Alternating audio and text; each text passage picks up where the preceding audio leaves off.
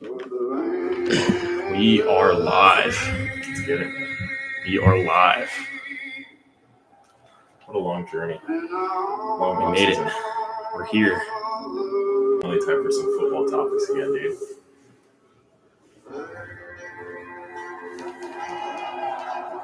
Can you talk in the mic? Yeah. Cowboys future All-Pro, Matthew Golden. We are live. We are live. We're live. We're live. Are we live? We're here. You want to do like an opening, Like an for intro? our 0 viewers right now, Like a just for the rewatch. like a what's going on, guys? Yeah. What's going on, guys? I'm Zach, I'm Levi. and this is Blitz and Gigs, the first ever live stream. Let's go. We're going to be checking out the draft for the next a lot of hours and giving you our live reaction. So, very exciting. Very excited to be here. It's been a long time coming. Yes, it has. We've been planning this out probably since January. I think pretty much since the off-season videos started, there were talks of a draft night live stream. Shout out Tyler Bursick for the idea. We're going to be calling Tyler later, as well as a handful of other friends of ours, fans of different teams, trying to get their takes on a handful of picks, and we're looking forward to it. For sure.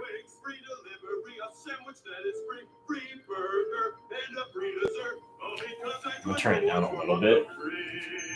Hopefully he won't notice when he comes back, Kids who have sensitive teeth but also want wider teeth, they have because it'll help our audio. one versus the other. Sensodyne Clinical White provides 2 shades. Well, I guess we got 10 minutes to kill. 24/7 sensitivity protection. Parents are gonna love to see What are maybe Sensodyne some- on the shelf. There's been some shocking reports to come out the last couple hours, specifically regarding Chicago, Jacksonville, the Giants. Is there any that you kind of want to touch on? Some surprising news that you've heard? Sure. I mean, to no one's surprise, I don't think the Giants are entirely satisfied with their draft position. If they had lost a few more games, they'd be taking Cam Ward right now 100%. Mhm. If they had won a few more games, they still would have moved off of Daniel Jones ideally, but there would have been less worry about getting a quarterback in this class, because I don't think Brian Dable's job would be in as grave a danger. Mhm. So shout out Joey Hines. I'm really just looking forward to seeing what the Giants do. I don't think 3 is a comfortable position for them. Mhm. Sure, you could draft Abdul Carter. He's going to be there. He's going to be the best player available.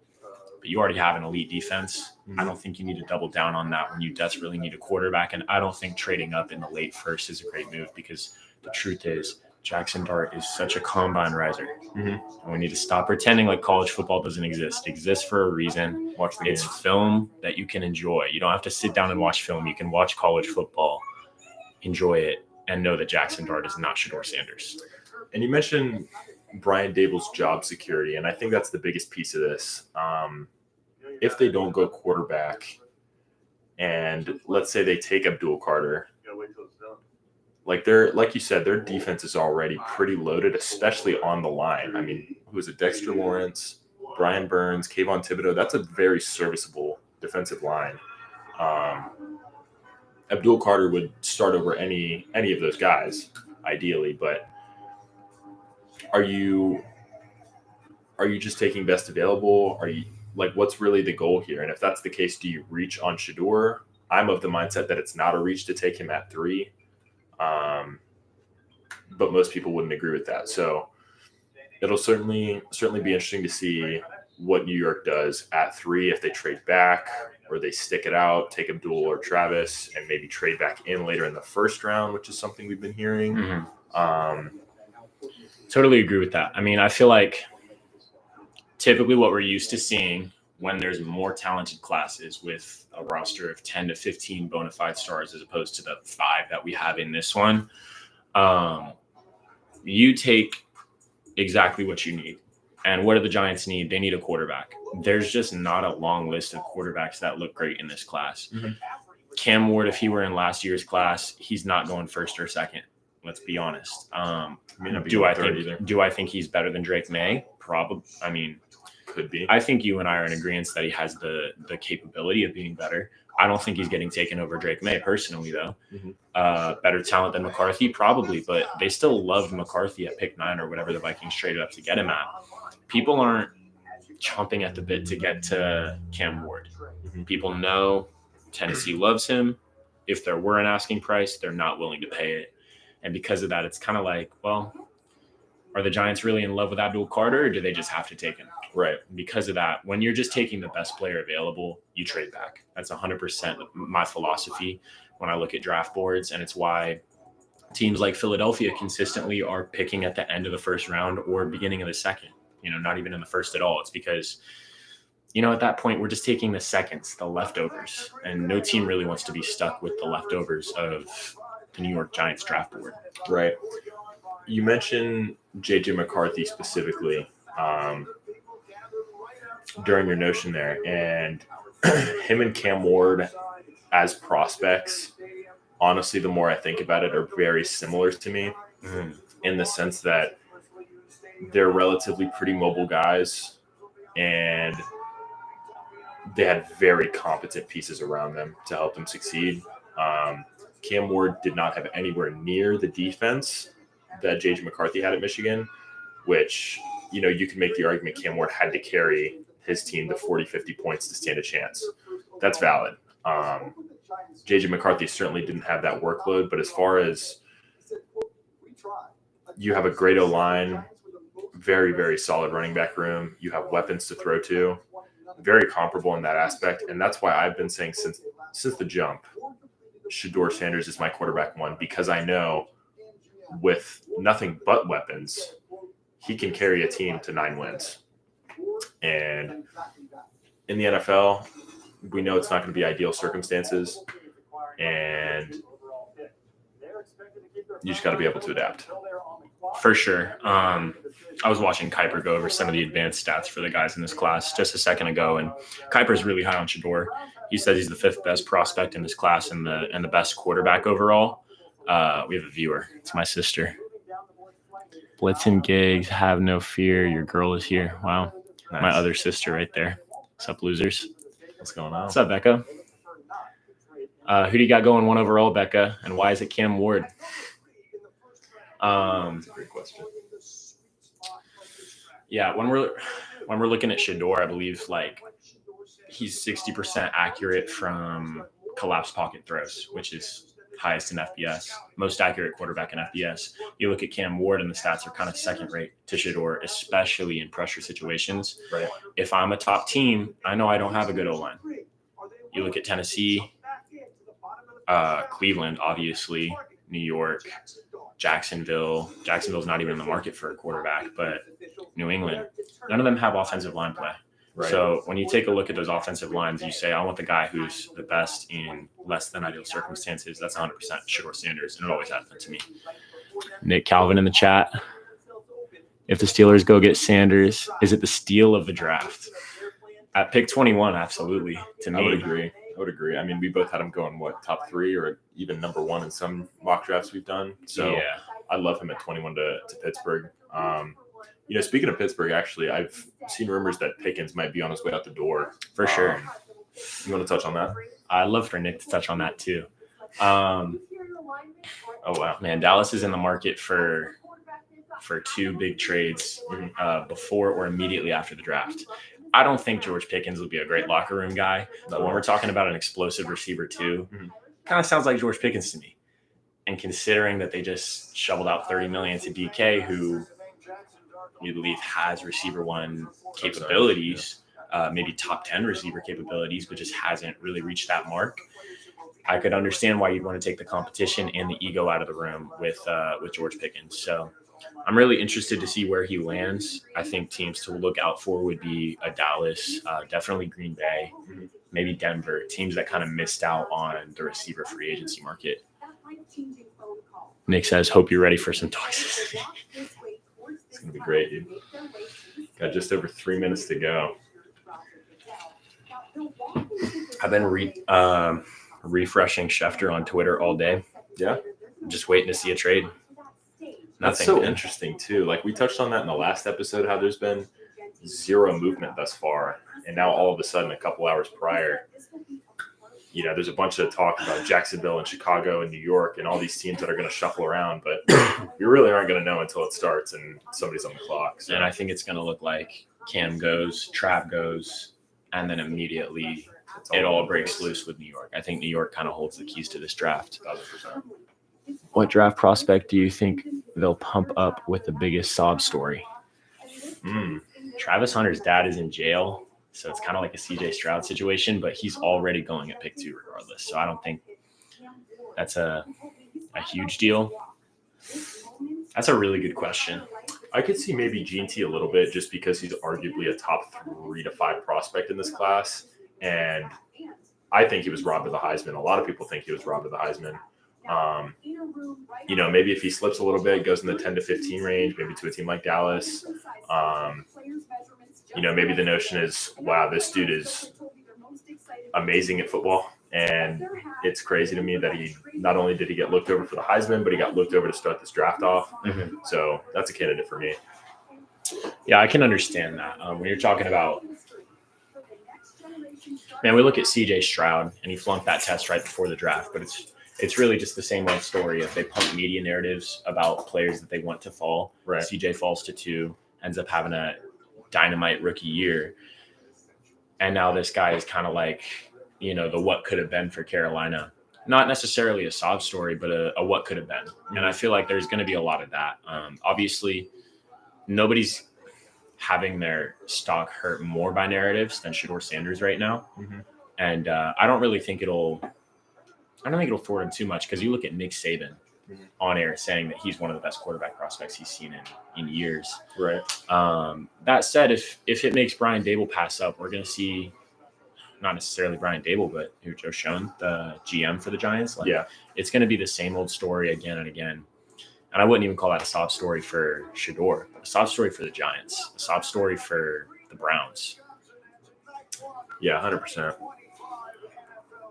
Which prospects do you think will be most likely to hug their moms first, and which which do you think have game and will hug their girlfriend first? Travis Hunter. Travis Hunter. Yes. Another question: who do you think has the best draft fit? Not Travis Hunter. The pink blazer and the black pants. Absolutely not. Carter, I believe it was Carter. Maybe Gene T had the diamond Crocs. Oh yeah, it was Gene T. Yeah, I was messing with that as well.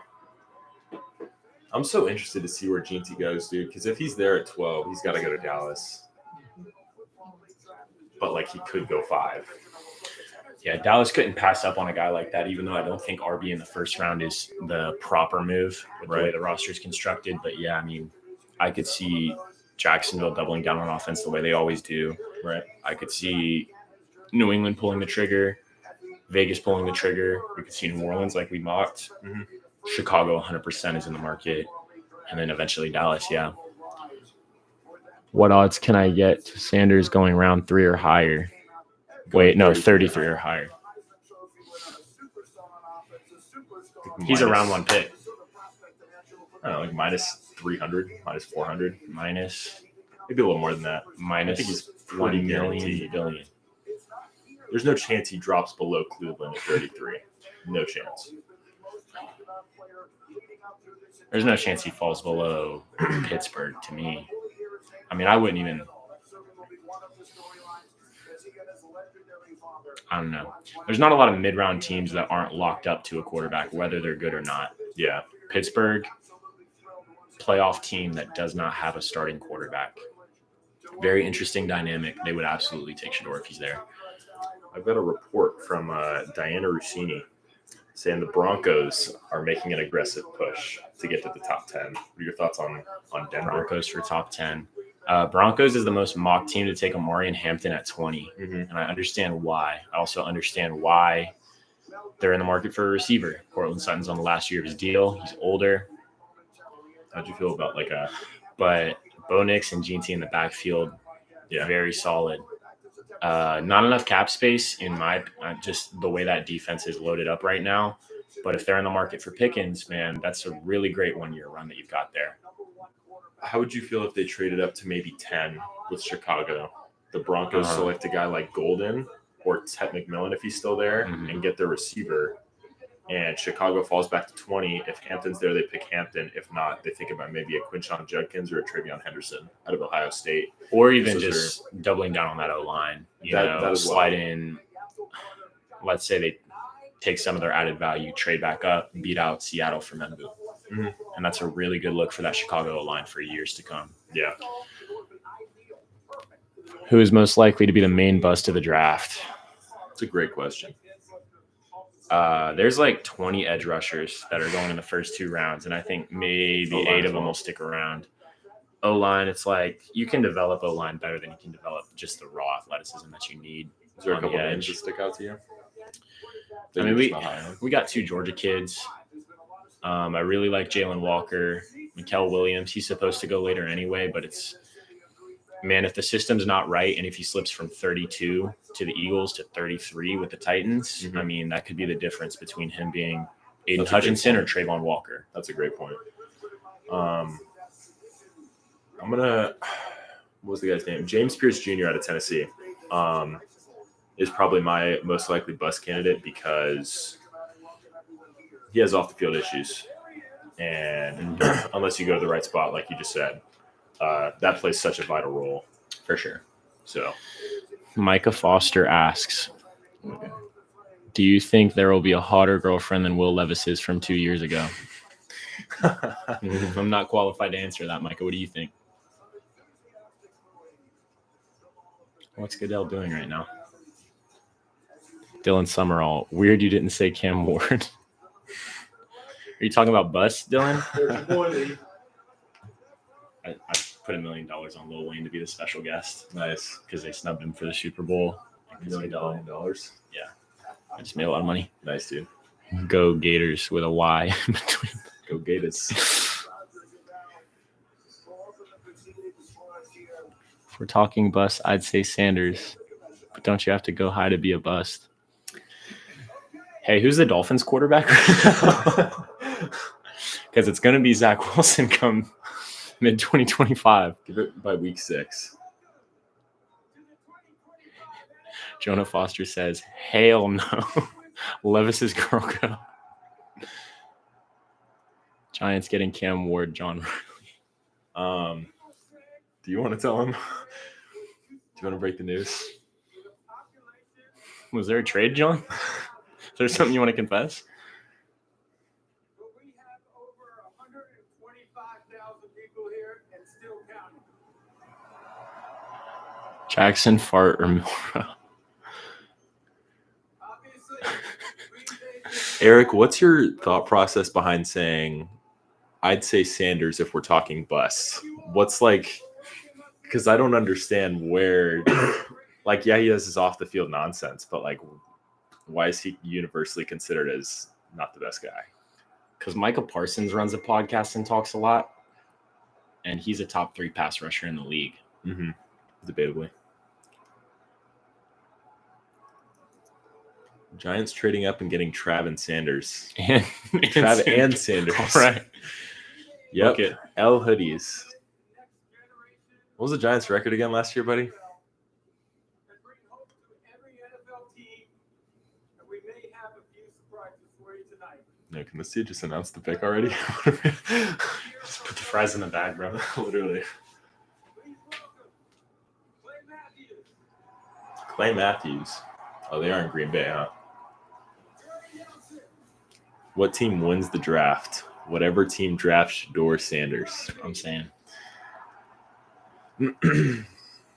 Bills Mafia is all I have. No. You're banned. You're banned. Where the mods at? Tell the mods to go get Rachel. Get her out of here. Is Pat McAfee show W or L? Pat McAfee's a W. Blitzing Giggs is a W. That's a better answer. Sanders giving off Bo Callahan vibe. Dude. Trav and Shiloh like him, so he's already a leg up on Bo. At least his teammates go to his birthday parties. That's right. He has a noodle is arm. insane. Not at all. Character issue. Coddled by daddy. and coached by Tom Brady, by the way. Just so you're aware. You do understand Hunter missed like 5-6 games last year due to injury, and he was still very productive. Highest completion percentage in collapse pocket situations. What's Cam going to do behind the Titans O-line that Shedeur can't? That's what I want to know, Eric. Cam Ward, first overall official pick is in. ESPN behind. I'm revising my answer to who's going to win the draft. Whoever takes Jimmy Horn. Jimmy Horn Jr. Jimmy Horn in the 5th round would feed in families. the 2nd round. Miami can always use more speed. How do we feel about Diddy being Bo Callahan's agent? Is this a pro Diddy podcast? Greatest agent of all time behind Drew Rosenhaus. Titans are on the clock. I wonder who they take here. This really shouldn't take that long. Picks should have been in already, and they're 20 seconds in. Yo, dart to the Titans first. No. This is important to note. Jonas TV is traditionally like 30 seconds ahead of us. Should say like Xavier Restrepo, number 3 to the Giants. Heart attack. Yeah, Eric, don't you think it takes pretty good O-line play to hit a downfield pass to Restrepo, who runs a 4.8 40? Most explosive offense in the league, and also the wheelchair league.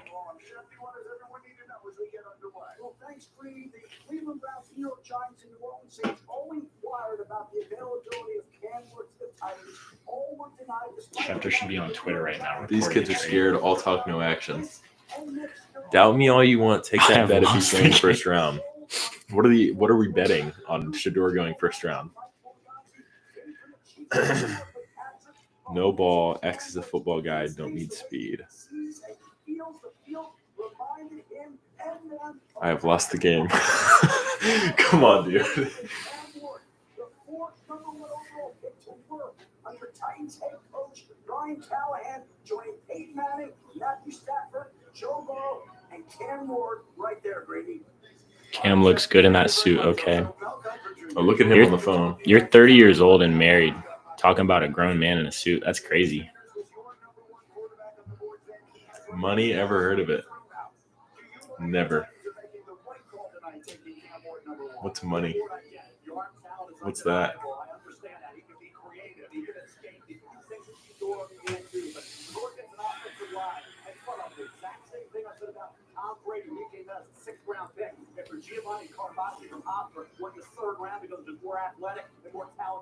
Broke boys for real, SMH.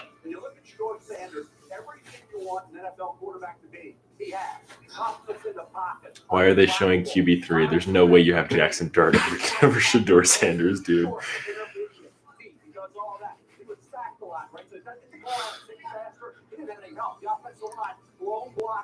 It's a draft.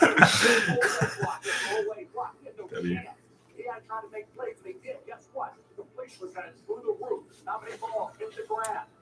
Y'all starting off 0 for 1. I got Cam going first. Cam's most definitely going first. Is he the best quarterback in this draft? Up for debate.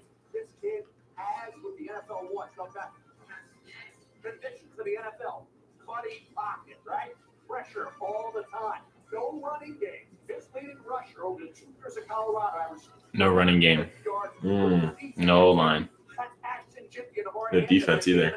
Same predicament as Cam. Shedeur and Trav alone. And Jimmy Horn. And Jimmy Horn. Thank you. Went 9-3, by the way. Watch this. Hey, no arm strength. Noodle arm. Running the opposite way. Come on. I'm just saying it takes a lot of arm strength to hold up that ice, okay? That's a great point. If Cam Ward is so good, how come he's never posted a spread pick?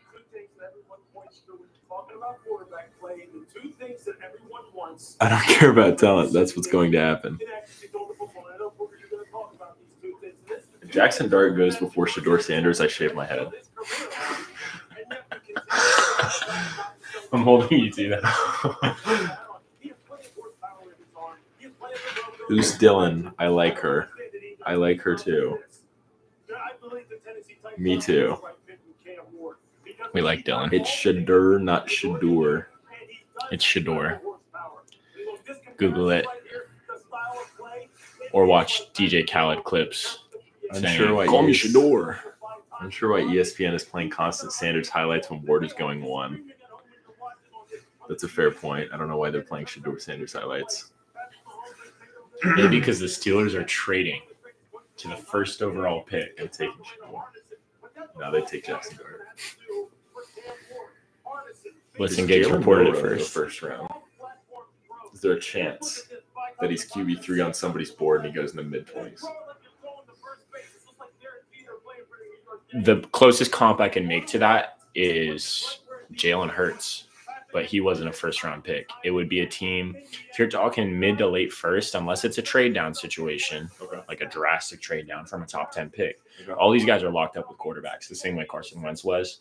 So it'd be picking a guy, kind of taking the confidence from whoever you have. It's got to be somebody you don't already have a great relationship with. Right. I don't really know who that would be, to be honest. I just don't think the needs enable. Titans pick is in. I don't think the needs enable for Milroe to go first.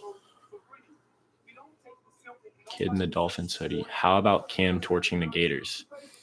The Gators are terrible, man. How about him torching the Gators? The Gators were also not a good team at the start of the season. If you take the end of season Gators and played the end of season Hurricanes, I think we'd probably agree that the Gators probably beat them, or at least it's a lot more competitive than whatever it was, 40-something to like 10. However bad they spanked them the first time. Tony Ferretti in the chat. Shout out the boy. Tony, stand up for your Gators so that we don't have to respond to Eric's spam and bait in our comments.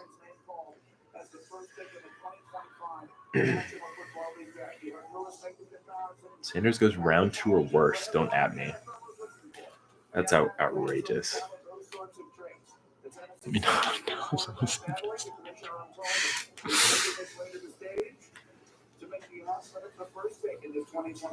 Commissioner's making his way to the stage. Time for the first pick.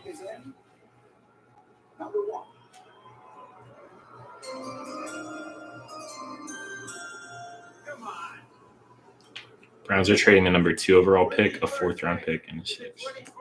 Shut up. That's not real. Cam Ward, first overall. Real quick, before we talk Cam Ward, according to ESPN sources and Adam Schefter, the Browns are trading the number 2 overall pick, a 4th, and a 6th to the Jags. The Jags are trading number 5, a 2nd-round pick, a 4th-round pick, and their 2026 first-round pick. Kind of heavy for 3 spots? I feel like the Browns could have got more for Trav. Because what's Cleveland getting at 5? Mason Graham. That's it. I'm not saying that Cleveland's getting a lot out of it, but I'm saying 2 firsts, a 2nd for 3 spots. Who's Cleveland's running back right now? Because they don't have Chubb. Jerome Ford. You think they're taking GT at 2? GT. Well, no. Now they're picking at 5. Oh. Yeah. Wait. Now they're picking at 5. Cleveland went from 2 to 5. Yeah. Okay. So GT at 5? It's certainly I a possibility. don't hate that. I mean, what's it going to be? Kenny Pickett and Gene T, Jerry Jeudy. That would be a competent enough offense. That's a crazy trade, dude. Off rip. You sound very confident for someone whose fantasy team finished 12th out of 10. Travis Hunter to the Jags at 2. So I think the Browns are treading water this year. $70 million cap hit is a bad beat. Bringing in Kenny Pickett and Joe Flacco is not going to help it. Can't draft. They're going to play. Deshaun's not playing, but Deshaun's getting paid. If you draft a quarterback, it's a really bad beat for that quarterback. Mm-hmm. And you're wasting Ashton Jeanty, Jerry Jeudy, get him extended. Get a receiver too sometime. Decent defense. I like it. Slow playing it. You'll have 2 high firsts next year because let's be honest, the Jags are not getting significantly better just because of Travis Hunter. Yeah, and I never understood the talk of them potentially going quarterback at 2. Like you said, with the Deshaun Watson contract situation, you don't draft. Like the whole point of getting a quarterback on the rookie deal is that you could build the roster around them. If you're paying Deshaun Watson all the money that you would use for that, there's no point in drafting a rookie quarterback. Why put him on a bad team where you can't be flexible with? So I totally agree with you. At 34 years old, Jacksonville's James Gladstone is the NFL's youngest general manager, and his first draft day trade, he has come out swinging. This was the guy who handed one of the best defensive classes we've seen for that LA team last year. Really made them a playoff contender. Now he's the youngest GM in the league.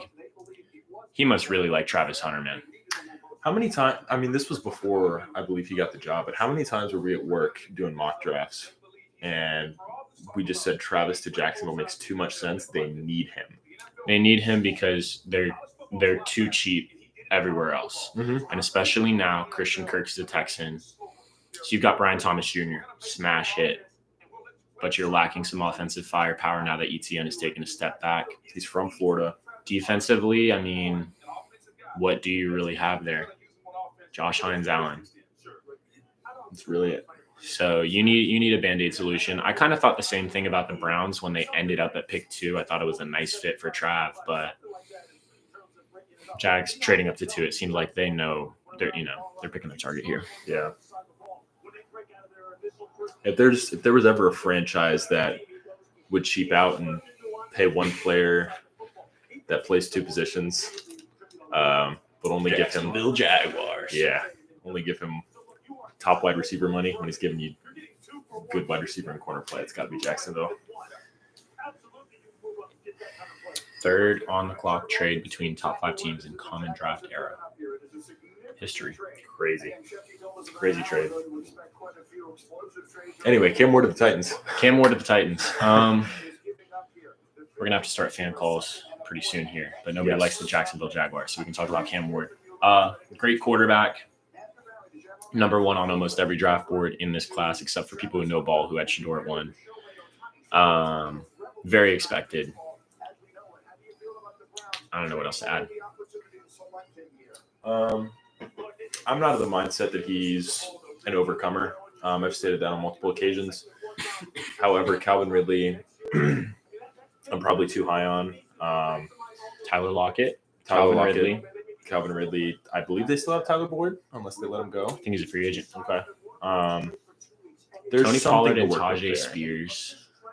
2 RB2s. That's something. Okay, front 7. Okay, front Jerry 7. Sneed. Right. There's some talent. It's not all young talent, but if they nail the rest of this draft, maybe go get Restrepo in the 3rd round for him. Somebody that he has chemistry with to instantly boost the offense. I think that's realistically what it's going to look like. And maybe Elijah Arroyo, also from Miami, the tight end. Even Martinez. If you're looking to really elevate the run game especially, either another guy in the mix. Spears is young, but Pollard's just a bad deal. Or, a tight end Arroyo could really elevate the guys you already have in the backfield. Right. Lucky for Cam Ward, he does play in the worst division in football.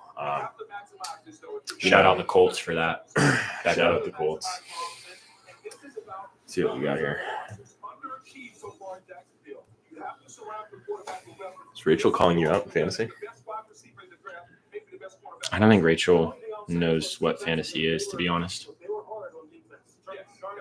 Miami is the worst home field in the country. Carson Beck only won with a loaded deck. Lagway and young talent should be growing by that time in the season. I'll put 100 on it, but don't flake on me. That's a bold. All right, Tone. Jags pick is in. I did not see Travis Hunter pick up his phone, but I don't think we really needed to. I think he just knows. How long ago did they take Trayvon Walker? Like 3 years ago? It was the year after Trevor Lawrence, so 2022. Yeah, no way they go edge rusher here. It's got to be Trav. And Walker's not a flat-out, never going to be a starter kind of bust. He's just a not first overall kind of guy. Yeah. Here we go. While we are here tonight to celebrate the young man entering the NFL. I'm honored to take a moment to recognize a player who's made a profound impact on and off the field. The Walter Payton NFL Man of the Year Award, presented by Nationwide, recognizes one player each year who best represents greatness and compassion both on and off the field and in the community. Tonight, we are proudly joined by the 2024 Walter Payton NFL Man of the Year, Travis at Derek 2. Armstead. It's a good take, Jonah.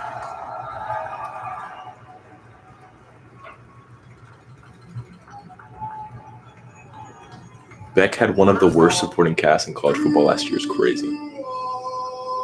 Played for Georgia, man. Come on, dude. What are we talking about? Duval. Lagway is so overhyped. It's crazy. Dylan, get him.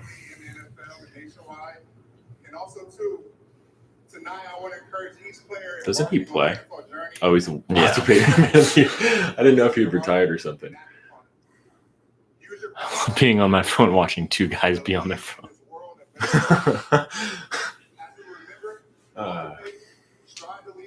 Must see TV.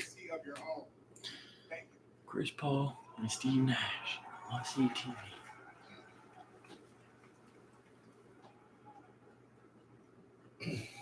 We have a trade. They keep talking about the Gators. To the Jacksonville Jaguars. And with the second pick in the 2025 NFL Draft, the Jacksonville Jaguars select Travis Hunter. Travis Hunter. That's the right pick. No question about it. She's not the right pick. Hey.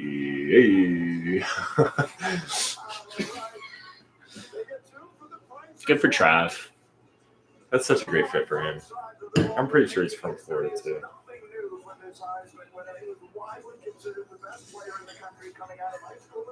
Real opportunity to solidify himself as a CB1.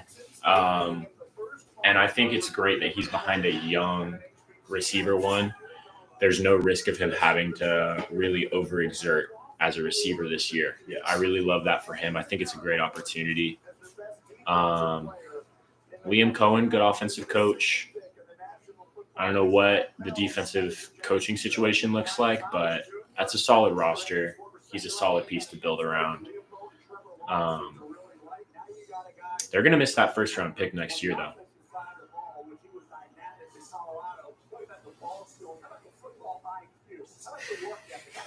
It's hilarious.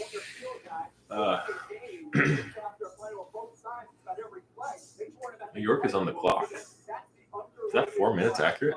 They already only have 4 minutes? Are we calling anybody? I don't have anybody. You can get Hines on the phone if you like. I don't have his number, and he doesn't. Joey Hines doesn't text me back because I keep pressing him to get an 8th man in the league. 6 foot 188. Remind you of anybody? Future number 2 pick in next year's draft. Same build as Trav, same age as Arch Manning. What could go wrong? Do you think Trav is a better corner or receiver? He's built more like a league corner, but he's also built like Ladd McConkey.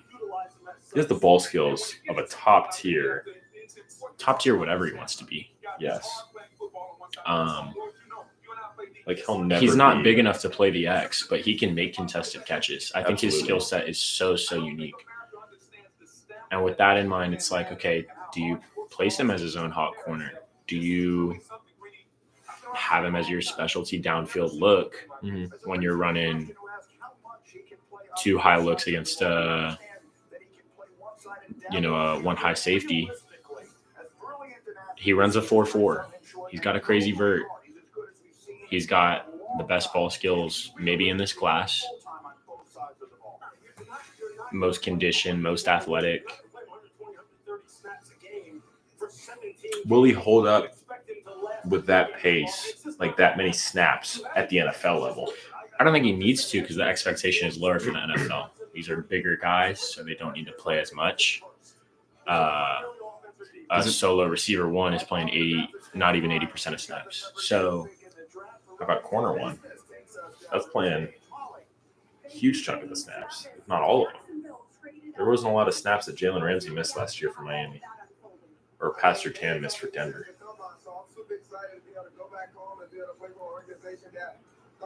Especially if corner is going to be like his primary position, it's going to be tough, dude. It's such an interesting thing. Spencer James 2.0. If you've ever watched All American. I watched like the first 2 seasons. The first player in the draft era to be announced at both positions, receiver and defensive back. Giants take Abdul Carter at pick 3, according to my league sources. I know ball. Pick is in. I really expected a trade down. Is it Shador or is it Abdul? This is probably the. I'm like here. 65-35. So Pat Surtain played 84.68% of his snaps for Denver last year. And even then, like they had Riley Moss, like another serviceable corner. But this is the best corner in the league. True. So if we're looking at Travis and he's taking some amount of offensive snaps, 70%, when he played 100 at Colorado, Mm-hmm. I think he can last. This is the first pick here with the Giants at 3 where not 100% sure. Not, they may have a leaning, but I'd say 65% Abdul Carter, 35% Shador Sanders. I'm going to say 1% Jackson Dart.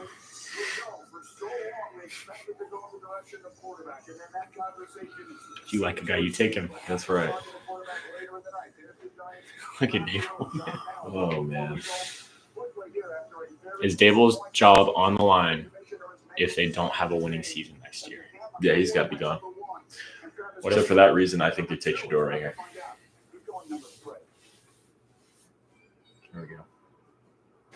With the third pick in the 2025 NFL Draft, the New York Giants select Abdul Carter. Okay. Abdul Carter. The mock is 100% right now, not team-wise because we didn't do trades, but position-wise. You can never have too many pass rushers. That's the mentality of the New York Giants. I wouldn't be shocked if they reach for Jackson Dart at the end of the first, or if they just take him at the top of the second. Pick 34, pick 35. It's not a bad look, but man, this is a really good defense and no offense to show for it. We're talking what the Cleveland Browns have been for so many years. And other than that one playoff game in like 2021, what have they really done? Russell Wilson could get this team to maybe 9 wins. You mean Jameis, right? You know what I just realized? With Cleveland trading back in the first round and potentially taking a running back, this is playing out exactly like draft day. It is. Except they didn't take an edge rusher. at They pick would 1. trade to 1 and then risk their entire future to threaten to take Jackson Dart, Yes. and then trade out of Jackson Dart to take Ashton Jeanty. And it's also Cleveland. Can you confirm the Dable Ozempic report? I've been saying that since last draft. It was impending. Interesting. He's looking for a rebrand. He's looking to save his job.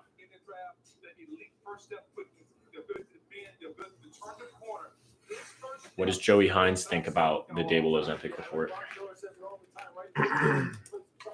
Find out on next week's episode because he doesn't answer his phone apparently. This guy can get off the rock. And here's the thing that impresses me the most about it. He flat out plays hard. Do you think Big Mike McCarthy's heard of it? Obviously. He asked the Penn State coaches prior to the 24th season to put him at defensive end. Could we get a wellness check on Joey Hines? I just want to see what he thinks about this. Because the truth is, the Giants have still never had a solid franchise quarterback. Amen. Stand on that to the day I die. Eli Manning is not a good quarterback.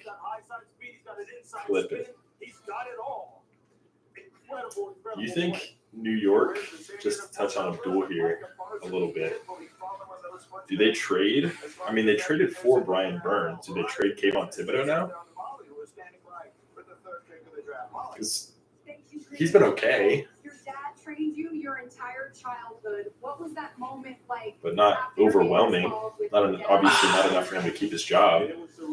Yeah, but like, is it worth a ton to you? Is that a substantial move for them, or are they really just thinking, man, if we had a system like Philly, this guy would eat too? Giants back to dominance in the NFC. Yeah. I think no matter if they got Trav or Abdul here, this confirms they will be a top 10 defense next year, no doubt.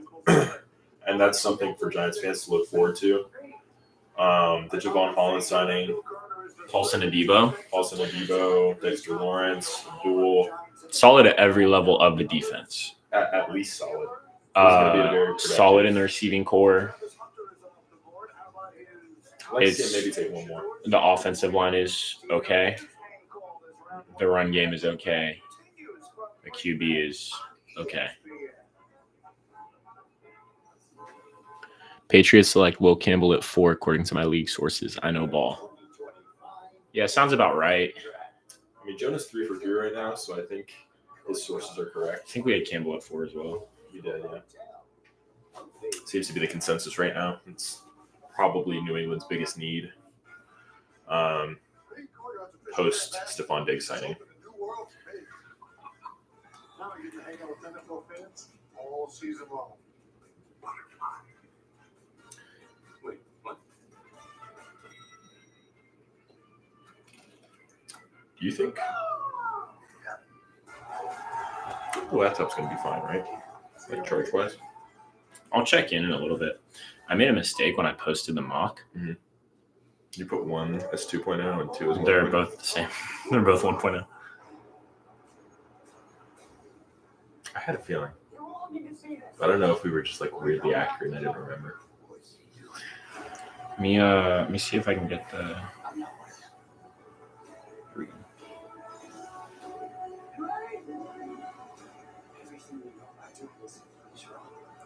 Teams picking in the top 10 expect the Jags to make a splash tonight from 2 hours ago.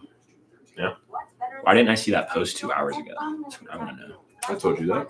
I told you they were trying to trade up and It was AT&T. it was hypothetical the same way. I mean, we expected the Jags, the Browns, the Giants to move around. Yeah, I saw Brees Hall on the trade block. We saw that a couple weeks ago, actually. Yeah. Dallas target potentially. I think the idea is, since we're not getting Gene T, since it's a reach to get Hampton, maybe trade for the backfield, draft everything else. Get the man some London Sky and a decisive win with the Lowe's app. In-store, online. I've got a buddy who's a Giants fan in the academy, and he thinks now that they have Abdul, they'll trade up high enough in the first round to double dip and take Shador. And if that's the case, I think absolutely the Giants would be the winners of the draft if they can land arguably the best prospect in general, and then in our opinion, the best quarterback, in most people's opinion, a top 2 quarterback in the draft. I would love that. That'd be, well, I would not love it as a Dallas fan. So that's all what you need to know about it. I mean, I was going to say it kind of solidifies Dallas finishing 4th in the division next year, in my let opinion. Shoddy cook, buddy. Let Shoddy cook. What's going on, Ryan? How you doing, buddy? Lions. Where is he? Get the news, the highlights. Zach looking lean. You know that's not my name. Z-A-C-K, this guy. Kill this guy. Everyone knows this draft's top 4 was locked. Show me your sources after this. Fair point. Position-wise, yeah. And I wouldn't Would you say Will Campbell's a lock at 4? Not necessarily. It's Patriots culture. He's not the number 4 prospect. It's a Patriots move to me. Where would you rank him as far as prospect goes? Like mid first, late first? Top 10 for sure. I think it's just expected to see an alignment top 10. And he's unanimously tackle 1 in this class. But I don't think he is unanimously tackle 1. I've heard people say Kelvin Banks and even Membu. I don't buy the hype on Membu personally. I'm more of a Banks and Campbell guy. he's got all the physicals and the stats to go with it. It's just competition. It's just conference play that makes Membu Well, slow. Mizzou's in the SEC, ain't it? I thought it was like he was a bad run blocker or something like that is what I've heard, but I could be. No sacks allowed, so maybe that's what it is. Because The New England Patriots select Will Campbell. Yep, Will Campbell, yeah. LSU. Good for them, man. That's going to be so annoying to go against. I think he's going to be a great player in the NFL, honestly. Chop Robinson fall off. I didn't think he was going to be as strong as he was last year anyway, so I wouldn't bet it. Miami has the potential to have a great edge rush group if Bradley Chubb and Jalen Phillips and Emmanuel Ogba were healthy, but they never are. So Chop Robinson was the only person who could get a sack on Miami last year. Pats take line or wide receiver, obviously. Banks is 1. Campbell has short arms. Wide receiver wouldn't make sense for the Pats anymore. I think they need one. I don't think they're drafting one until at least the 3rd round. Yeah, not at pick 4. There's not a receiver in this 2 class that warrants 3-year pick deals, 2 overpays and 3-year deals means you don't think you need to draft a guy. 4. Yeah. Cleveland at 5. Ashton Jeanty. That's what I'm leaning right now. What else is there? I mean, Shador, but I don't think they want to draft a quarterback with the current situation, just with the way the room looks. But they're trying to beat out Vegas, right? Right. That to me screams Jeanty or Shador. And with the rumors of him potentially going there and other people's mocks, weeks ago, with it being Cam 1, Shador at 2 to Cleveland, if you're Cleveland and you told them, if you're Cleveland and I told you, hey, you can trade back, get Jacksonville's 2nd, 4th, and 6th, or whatever they got, and still end up with Shador. And if that was your plan all along, I think you'd come out pretty nice. So Shador's definitely on the table. I'm probably still leaning GT as my favorite here, but I would agree. A lot of time for a trade, too. true. Could you see a receiver here maybe? I know you like Judy a lot, but I could see it. I think it's a reach. Even though receivers are supposed to go earlier than running backs in today's market, I just think it's a reach for a receiver. yeah. You're not talking about a generational prospect at receiver in this year's draft.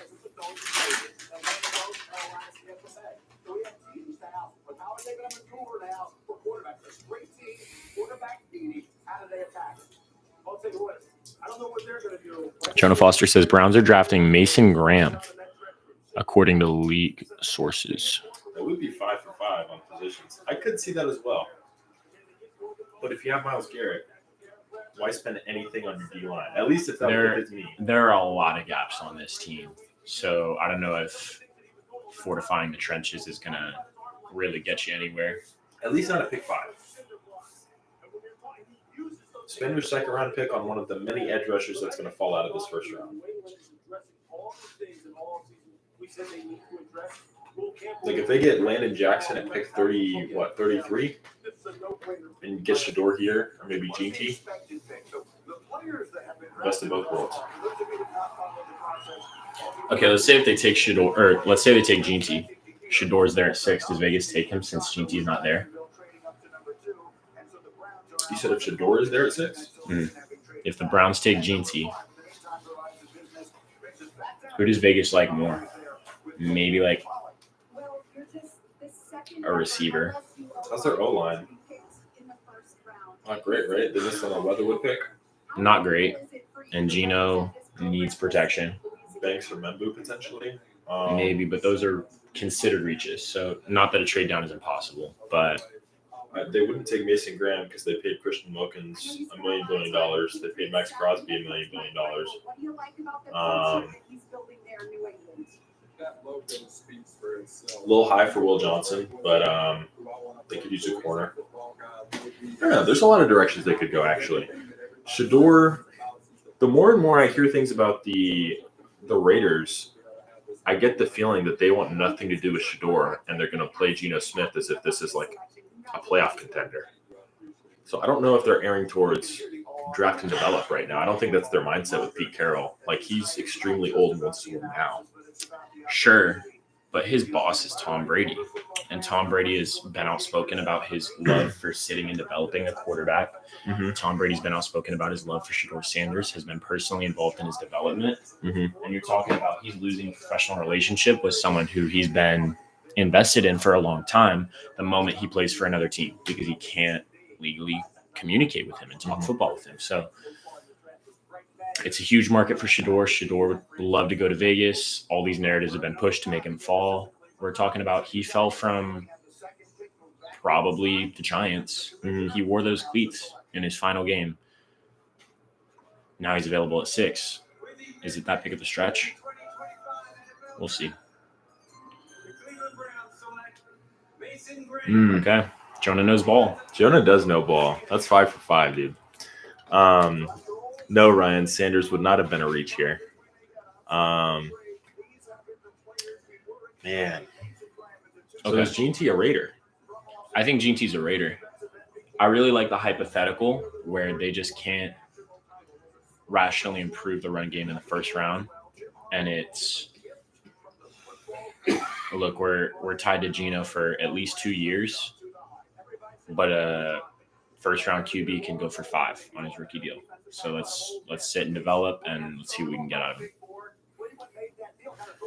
None of Sanders' teammates went to his birthday dinner confirmed. Not good, Jim. Why would the Browns? I just don't get why you're putting such high draft capital into your D line when you are putting such a large portion of your cap space into your D line. Like, that just makes you one dimensional to me. $40 million and the 5th overall pick. And then the rest of your money is going to Deshaun Watson. What else do you have? Nothing. They did lose E. Smith last year, who's 32 years old. I don't hate this pick for Cleveland. Also had Clowney a couple years back too. I see, but I'm okay with what they've been doing there though. Like, you bring in the older, experienced, situational pass rusher who's not going to put up Myles Garrett numbers, but because Myles is getting double teamed every time, you bring in a guy like Jadeveon Clowney or Zadarius Smith for a couple years, and they're extremely productive on the other side of the line. You don't need to spend the 5th pick. This is probably the first pick that I just disagree with, honestly. Jonas says Gene T at pick 6 for the Raiders. Well, if Jonah said it, then I'm inclined to agree yeah. because it's Gene T, but also because it's Jonah. I think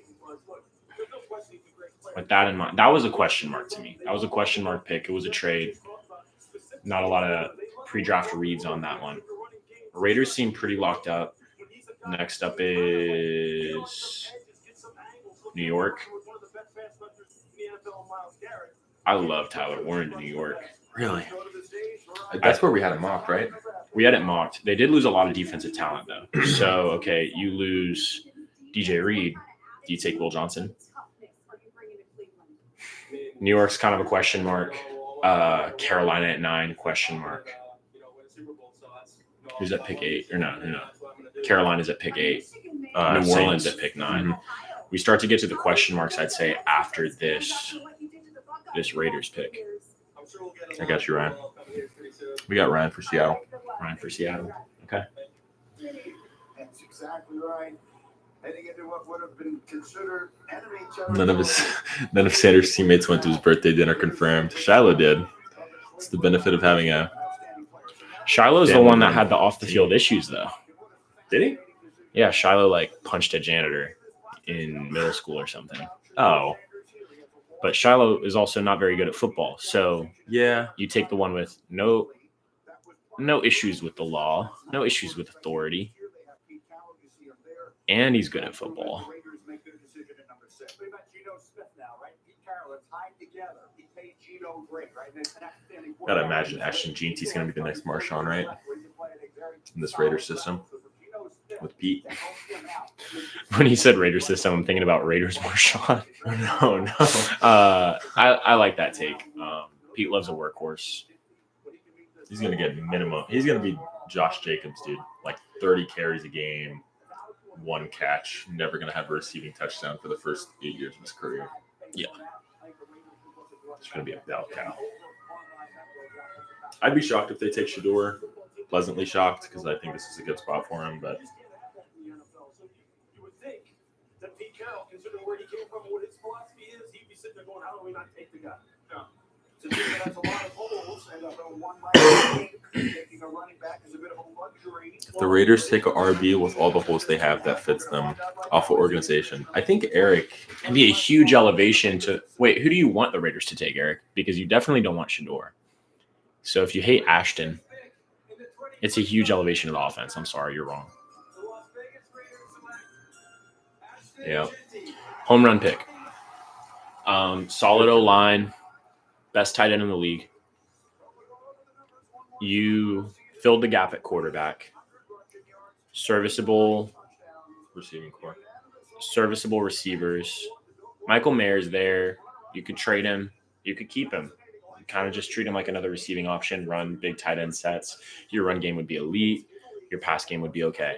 Your defense is really solid. Pete Carroll can get this team to 9-ish wins. Boom, boom, boom. Yeah, Jonah's killing it. Undersized. Jonah Why on this podcast. are running backs supposed to be 6'3", man? Derrick Henry's 1 of 1. Let Jeanty do his thing. He's 200 pounds. He's not undersized. He's not undersized. That's Emmett Smith. That's who he is. Graham says that's Emmett Smith, and it's his birthday, so he's right. Happy birthday, by the way. I forgot to say that. My bad. Listen, Pick 6, big guy. It's a generational prospect, man. Like what? Second best college rushing season of all time. I'm 6'4", 230, and if I meet Ashton Jeanty in the hole, he's pushing me through the mantle of the earth, okay? I don't think size matters if you're good at football. No one can tackle him. Doesn't matter his size. Great take, Nick Calvin. Nick Calvin, what a guy. Emmett played against Plummer. Speaking of, this is kind of a heartbreaking pick because I know in a perfect world, Jeanty's a Cowboy. Dude. I would love Jeanty to the Cowboys, but I also love the DeMarco Murray philosophy, which is the best O-line makes a mid-tier running back look like the best. Clip it. Omarion Hampton to the Cowboys at pick 12. I don't. It's I probably had, that gold. I had a nightmare about that the other day. Did you really? I did. You Because upset with that? I don't hate Hampton, but I would rather trade now. Pick 19 is all you need to get Hampton. Pick 20, I think he's gone. Okay. Pick 20, it's Denver. And Denver's, it's got to be a Mecca or Hampton. You can't improve the defense. They got Evan Ingram at tight end. Decent O-line. NFL comparison, Emmett Smith. This guy knows ball. Great man. take. What a take. The Jets are going to select star offensive lineman Armon Membu at pick 7. Reach of a pick if you ask me, but I know ball. That's a solid take, Jonah. Tyron Smith retired, and he was, all respect to the first ballot Hall of Famer O-lineman, he was lousy for them, but they needed him desperately. They do need tackle help, but I think when you bring in Justin Fields, you're saying this guy has legs. He never had tackle help in Chicago. He can find a way to make his first read to Garrett Wilson. He'll get him 1,400 yards. He can hand the ball off. We can't build the trenches yet. I don't know. I don't think the Jets are going to play it that smart. Aaron Glenn Culture and Jonah hasn't missed yet Armin Membu to the Jets at pick 7. Okay. I'm riding the wave. I like the way this guy thinks. Give me Tyler Warren. Warren is awesome, but I know ball. Okay. Can't argue with that, dude. Taking Warren at 7 is not stupid, Eric. It's just not. Maybe for the Jets it is. Maybe they have bigger needs now. Maybe they should take Will Johnson. I don't, but I've heard Warren is a top 10 prospect. a credible TikTok source that I follow claim that Tyler Warren is not that great of a prospect. And I'm not saying I necessarily agree with that. I haven't watched enough Tyler Warren film to really give you a good take on that. But I think 7's a little rich. 7's rich for Membu too. Yeah. But if you're telling me DC is going to pick a skill position guy in the top 7 picks, a DC like Aaron Glenn, I just don't see it. But this is a tough guy. This is a football guy. Yeah. This is not Travis Kelce. Mhm. It's not Brock Bowers either, but it's the same model of football. It's not. It shouldn't be a receiver. Even though, truth be told, I mean, they have Garrett Wilson, who hasn't reached his full form, and Alan Lazard. Shouldn't be a back. Of course not. Defensively, maybe a corner. I still like the front 7. It's probably just too early for like Jahad Campbell or one of those real glue guys on defense. Maybe, yeah. Um, Tight end isn't a top 10 position, to be honest. would you not take Brock Bowers in the top 10? Not only just that, name a contending team that doesn't have a good tight end. Okay, we're talking Super Bowl champion Philadelphia Eagles have Dallas Goedert. Mm-hmm. Super Bowl not champions Kansas City Chiefs, Travis Kelce, Hall of Famer tight end. We're talking Washington, who overpays expensive vets but still gets some value out of them. Zach Ertz. And they're low-key an exception to this. They're low-key an exception, but he's probably one of the top 8 talents on their team. Probably. Arguable. Top 8 production, yeah. We're talking the Niners, who have been contenders for the last 5 years. George Kittle's a huge part of that. The Ravens' seasons depend and fall short entirely because of tight end play.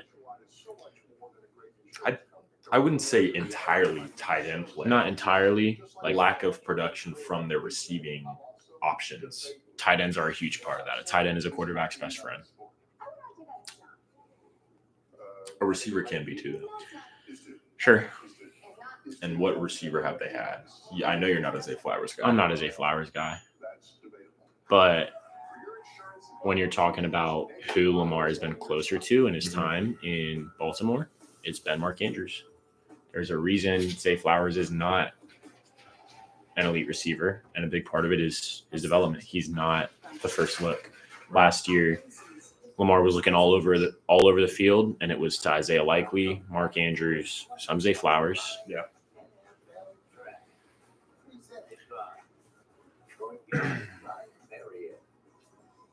Before they lost DJ Reed to the Lions, I really love Tyler Warren to the Jets.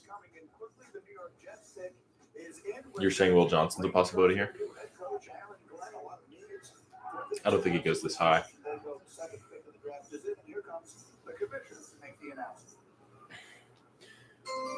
We had him really early in our initial mocks. Mm-hmm. But yeah, He was. he has slipped. The New York Jets select Armand Membu. Wow. Jonah. Missouri. Jonah's on a heater, dude.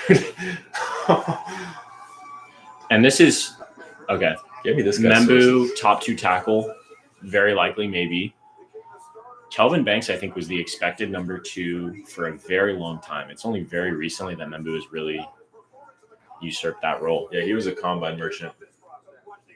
3 minutes for this Panthers pick. Jonah, who do you got? I'm going to run to the restroom really quick before this pick gets in. Yeah, you're good.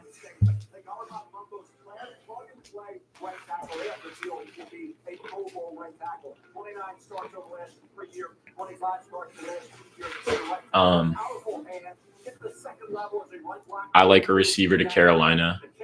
I don't love that they'd be taking receivers in back-to-back first rounds and the second round before that. Pick is in. It's not going to be O-line. Could be defense. Not a corner. Maybe a linebacker, but it's too early. So I think receiver is pretty likely. T-Mac is on a lot of draft boards the top receiver, but I don't think he'll pan out to be the top talent. I think T-Mac is the pick here, though.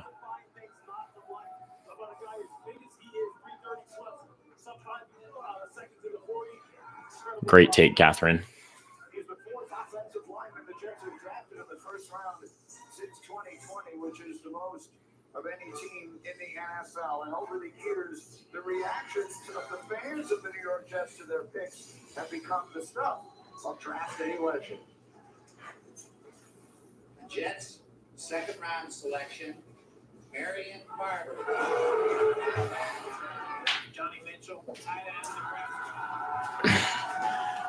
I talked to the people for a little bit. I'm saying T-Mac. I'm saying they overhauled the O-line last year.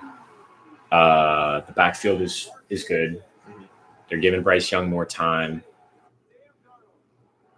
The defense, okay, J.C. Horn's a top corner, so you're not thinking Will Johnson here. It's too early for a linebacker. The D-line is serviceable, and I think it's too early for the next edge rusher. I get them confused. Either Jahad Campbell or Jalen Walker is attached to them so much in these mock drafts that I've seen. Panthers are selecting Tedero McMillan with the 8th overall pick. I like it. I think that's the right pick. Their defense does have some spots they need to fill, and I think it's Jahad Campbell. I think that's what I've been saying.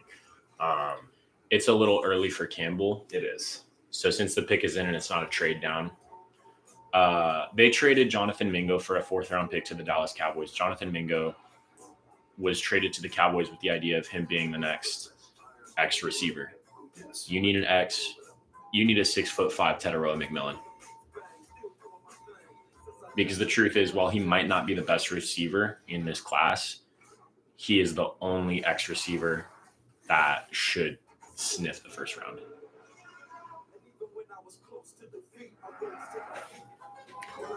It's Gronk. Tyler Warren is most definitely not Gronk.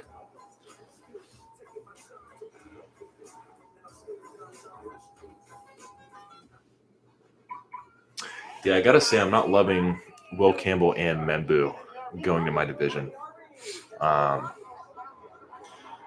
With our hospital room of edge rushers, that's not going to be fun. And your need for a tackle. Yeah, that too. 2 top 10 tackles thus far. New Orleans losing Ryan Ramczyk this week. Mm-hmm. Are they going for Kelvin Banks? Is Chicago without Gene T there? If we don't land Kelvin Banks, and especially if the James Daniel signing isn't good, which I'm really optimistic that it will be, that's concerning. Potentially trading down. I think if Malachi Starks or Will Johnson are not there, as well as Kelvin Banks, have to trade down. But I do think safety is our biggest hole right now because at least O-line, they have done some things in the offseason to address it. But get Bryce Young help. I agree.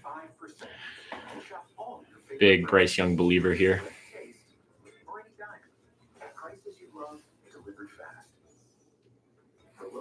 How do you feel about Shannon Sharp's controversy? Great question, Stephanie. This new information came out. There was an offer of $10 million for it to not hit court, and then after that, allegedly, Shannon's team decided that she was just in it for money. But it's like you offered her $10 million, so yeah, what are you concerned about getting out there? Innocent until proven guilty is my motto. Real believer in the American Procedural Constitution justice. here.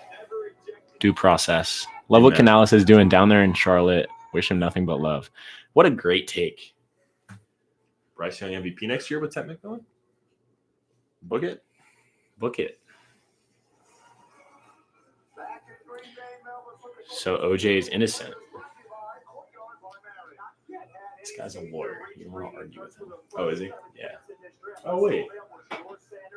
That name sounds really familiar. that's Trey's brother-in-law. I had a feeling it was. Mel's best available: Shador, Tyler Warren, Jalen Walker, Will Johnson, Colston Loveland. A little rich for Loveland for me. If we're not taking Warren top 10, most likely, because I don't think the Panthers could take him. But it wouldn't be New Orleans. They just signed Juwan Johnson to a long-term deal. Chicago, there have been talks about them wanting to kind of move off Cole Kmet, and I understand it. I don't. Why? Very down year last year. With a rookie quarterback, I think you expect him to just find his rhythm on the check down, the tight end. He found the checkdowns, but not to Cole Kmet. Valid. I didn't watch enough Bears film, but Nice. Dude, Jonah. 8 for 8 is ridiculous. this was not a no-brainer, but a very solid. This was the expected pick. Love It was that. the right pick. You got to remember his TV is ahead of ours. Yeah, but he's calling these like 2 minutes ahead. I know, Bull. We- just ahead. We might have to mute Jonas. Let's just talk New Orleans and get our picks in here. Or should we call Micah? Yeah, let's call Michael.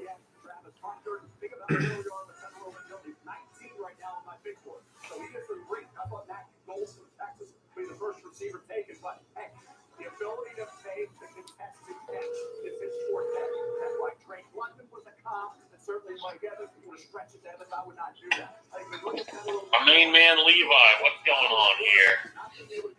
What's up, Micah? You're on Not much. you're on Blitz Yeah. Live, man. Blitz Live, what's up, Blitz? What's up, Gig? What's going on, man? Having a good old draft night. Waiting to see what the Saints do. Waiting to hear from my inside source here on how the Saints might move next. Yes, sir. So in our mock, let's see what we had. We had the Saints taking Gene T, who's obviously not available. Given that you still have Kamara locked up for another year or two, I wouldn't expect a running back. Mm-hmm. I wouldn't expect a receiver, even with the uncertainties around Shaheed and Olave's health. What are you expecting here? Yeah, well, we've heard a lot here and there. We've heard Will Johnson, the cornerback out of Michigan, before. We heard Shador for a while, and then his value plummeted for some reason. And then most recently, we've heard that the Saints might even reach on Dart at 9, which I think is a bit of a smoke screen. Personally, I think the Saints and the Giants will both be in a race to trade up to the middle of the first round to grab Dart. But this is big. This is big news. I'm just hearing now from my inside source, Jonah Foster, that the Saints will be taking offensive lineman Kelvin Banks with the 9th overall pick from the University of Texas. I gotta say, Now, I don't know if that's a lot, but Jonah's on fire right now, and I'm going to believe that rather than get my hopes up for an exciting skill position for now. I gotta say that's pretty heartbreaking to hear. As a Miami fan, I'd love for Banks to fall just a few more picks. And you mentioned Shador as well. Is there any possibility you think Shador gets taken here? Absolutely not at 9. I mean, his value has plummeted, and now people are saying late first round, early second round. I like to think that even though our organization is an absolute crapshoot, that we will not reach that far on that value. They possibly will circle back. Important to note here that if the Saints did take a first-round quarterback, which, like I said, I believe that they're going with the offensive lineman Kelvin Banks, but if they did take a quarterback at any point in the first round, it would be the first time since Archie Manning over 50 years ago. So we're just not a team that really likes to draft quarterbacks. But Kellen Moore, new offense, new team, new system, and really no solid quarterback. I wouldn't be surprised to see them make a play for a quarterback later on tonight or early on day 2. Amen to that. I'd love that. Yeah, Banks would be a solid option. Also, I mean, with the loss of Paulson and Depot, Will Johnson, not too much of a reach at pick 9. You brought in Justin Reed, so I really love that move at safety. I think that takes you out of the running for Malachi Starks. Saints culture has always been defense first, pretty much as long as I've been alive. So I wouldn't be shocked by the addition of Will Johnson, or I don't know. Interested to see where they go. I think, Sean Payton was a quarterback whisperer, but then we had Dennis Allen for so long in such a defensive system. And so now I think we're going to see it kind of swing the other way. And even though it's an offensive lineman, I think still drafting offensive talent early on in the draft is Kellen Moore kind of building what his identity will be. Micah, I know you mentioned you wouldn't be thrilled with a skill position pick here. Matt Golden is on the board. Chris Olave's future is uncertain. Would you be mad with a Matt Golden selection here? Mad's a strong word, but I don't think skill positions is where let's face it, we're a team that should be rebuilding, and we keep trying to reload, and the reload is never that great anyway. So I think going to positions like offensive linemen really works better for the long-term rebuild, where skill positions, you want young, quick, exciting guys, and our offense doesn't get to be built that way yet. That can happen a year or two from now.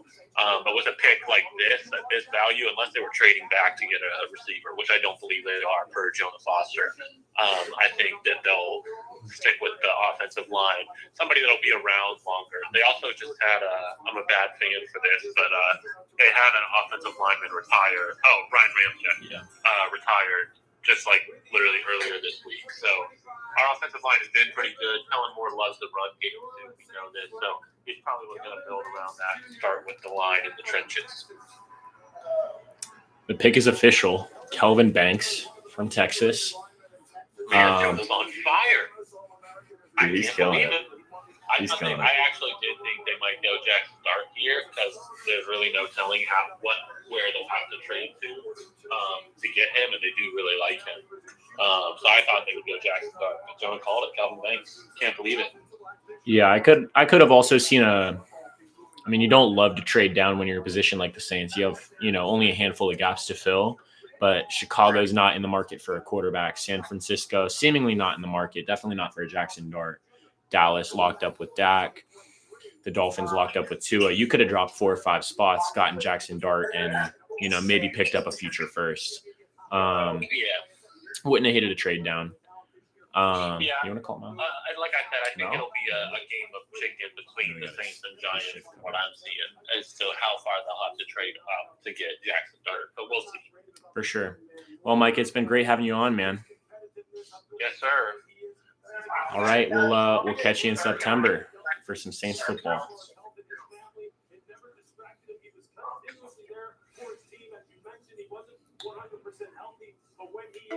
I don't know if he expected me to hang up or what. I know Mal is not busy right now. We'll see. He got his shift covered just to watch. Haven't heard from the boy in a minute. I want your thoughts on John's take right there. So obviously Saints the first part's wrong. Saints taking Shador, Bears taking O-line, 49ers trading with Giants. Ooh. 49ers is a great spot to trade down considering they just sold everything and maybe they want to restock on a lot of picks. It's steep for Dart. I'm Hello? interested in Shador again. What's going on, my guy? Nothing much, bro. We're live on the Blitz and Gigs live stream, man. We got the Bears pick coming up. We wanted to hear your thoughts. Genty's going. I really was big on Genty. Kelvin Banks is going. The T-Mac pick surprised me, so I honestly have no idea what the Bears are going to do here. Well, I don't want to see them draft Tyler Warren, though, because we have Cole Kmet. We just signed him to an extension. Yeah, I agree with you. I wouldn't love a tight end there either. Would this be a good trade down spot, you think?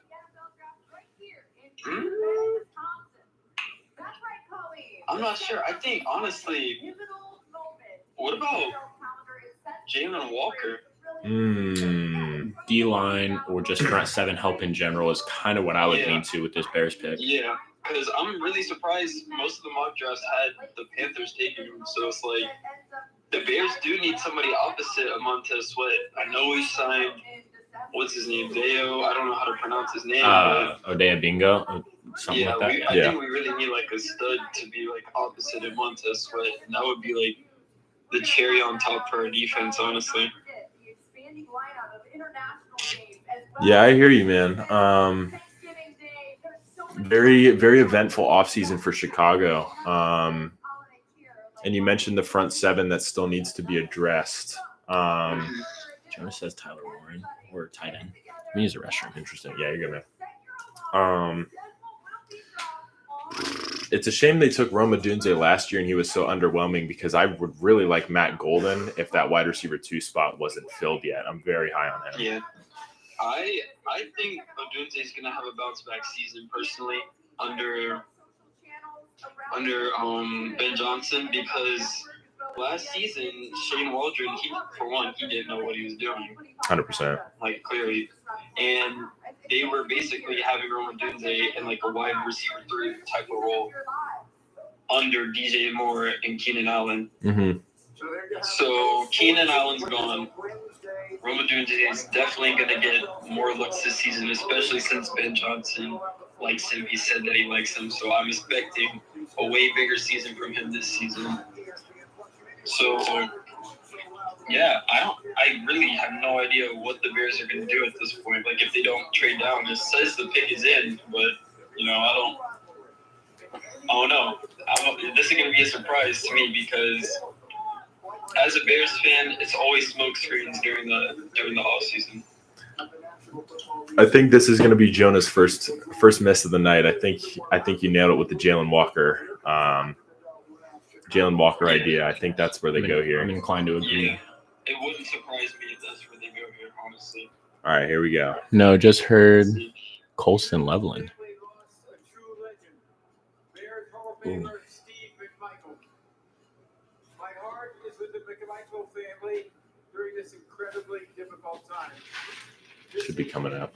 Please know that you are in our thoughts. If it's Loveland, then we know Jonas just like 4 or 5 minutes ahead. Has to be Because Loveland is not top going 10. at 10. No. His legacy will continue to inspire generations to come. And I don't know if I'm the lead from you guys too. Seems like a miss. Nothing the Bears are unfamiliar with. The pick is in when Jonas speaks. Walter Payton, running back, Jackson State.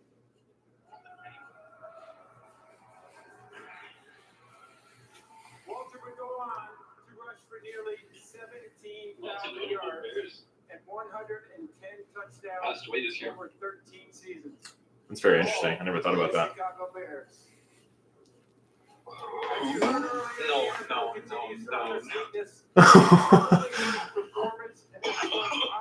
I don't think we're where you're at. Mal, have you seen the official pick yet? I just saw it right now. I said I think who? it's Colston Loveland. Oh, here we go. The Chicago Bears select Colston Loveland. Yo, Jonah. The jig is up. The jig is up. Yo, that's a crazy turn. All right, Ma, let's get Jonah out of the chat. Wow. Wrong pick. Wow. I think he's a better prospect than Warren. I'll give you guys that. But why tight end at pick 10? That doesn't make any sense to me. For Chicago. When you said they just signed Kmet to an extension? Yeah, what's Kmet's deal look like? And we Seems signed a tight end this offseason. Mel Kiper fears me. This guy is Mel Kiper. Let's see. We got his. Cole Kmet will be a pull up his free deal. agent in 2028. Okay. So 3 full years. Tremendous athlete. How would you grade this pick, Mal? A through F, all things considered. I mean, good prospect, not what we need. So I'm gonna go D-. D-. Wow. I'm not happy with this pick, bro. Maybe Are I you, understand. when you look at the Bears O-line, You see a lot of rentals in the interior, long-term guys on the exterior. This guy's a solid blocker. Do you maybe think this is just additional insurance to protect Caleb, especially on the outside where he always seems to have trouble? Yeah, I can see that. Also, Ben Johnson, not to cut you off, but like he makes Sam Laporta look great. Mhm. And Colston Loveland made JJ McCarthy, what was he, a top 10, top 15 first round pick? So that's something to consider as well. This guy does make the quarterbacks around him look great. The pick is in for the Niners, and Jonah has leaked it.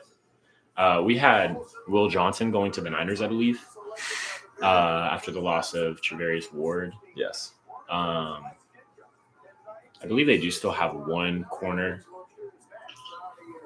on a long-term extension, as well as Mustafa, the safety. Mm-hmm. So their defensive back situation is not terrible. Their front seven needs help for sure. I don't hate that pick. I just think it's a reach for Williams. Yeah, I hear you. You take Walker first, right?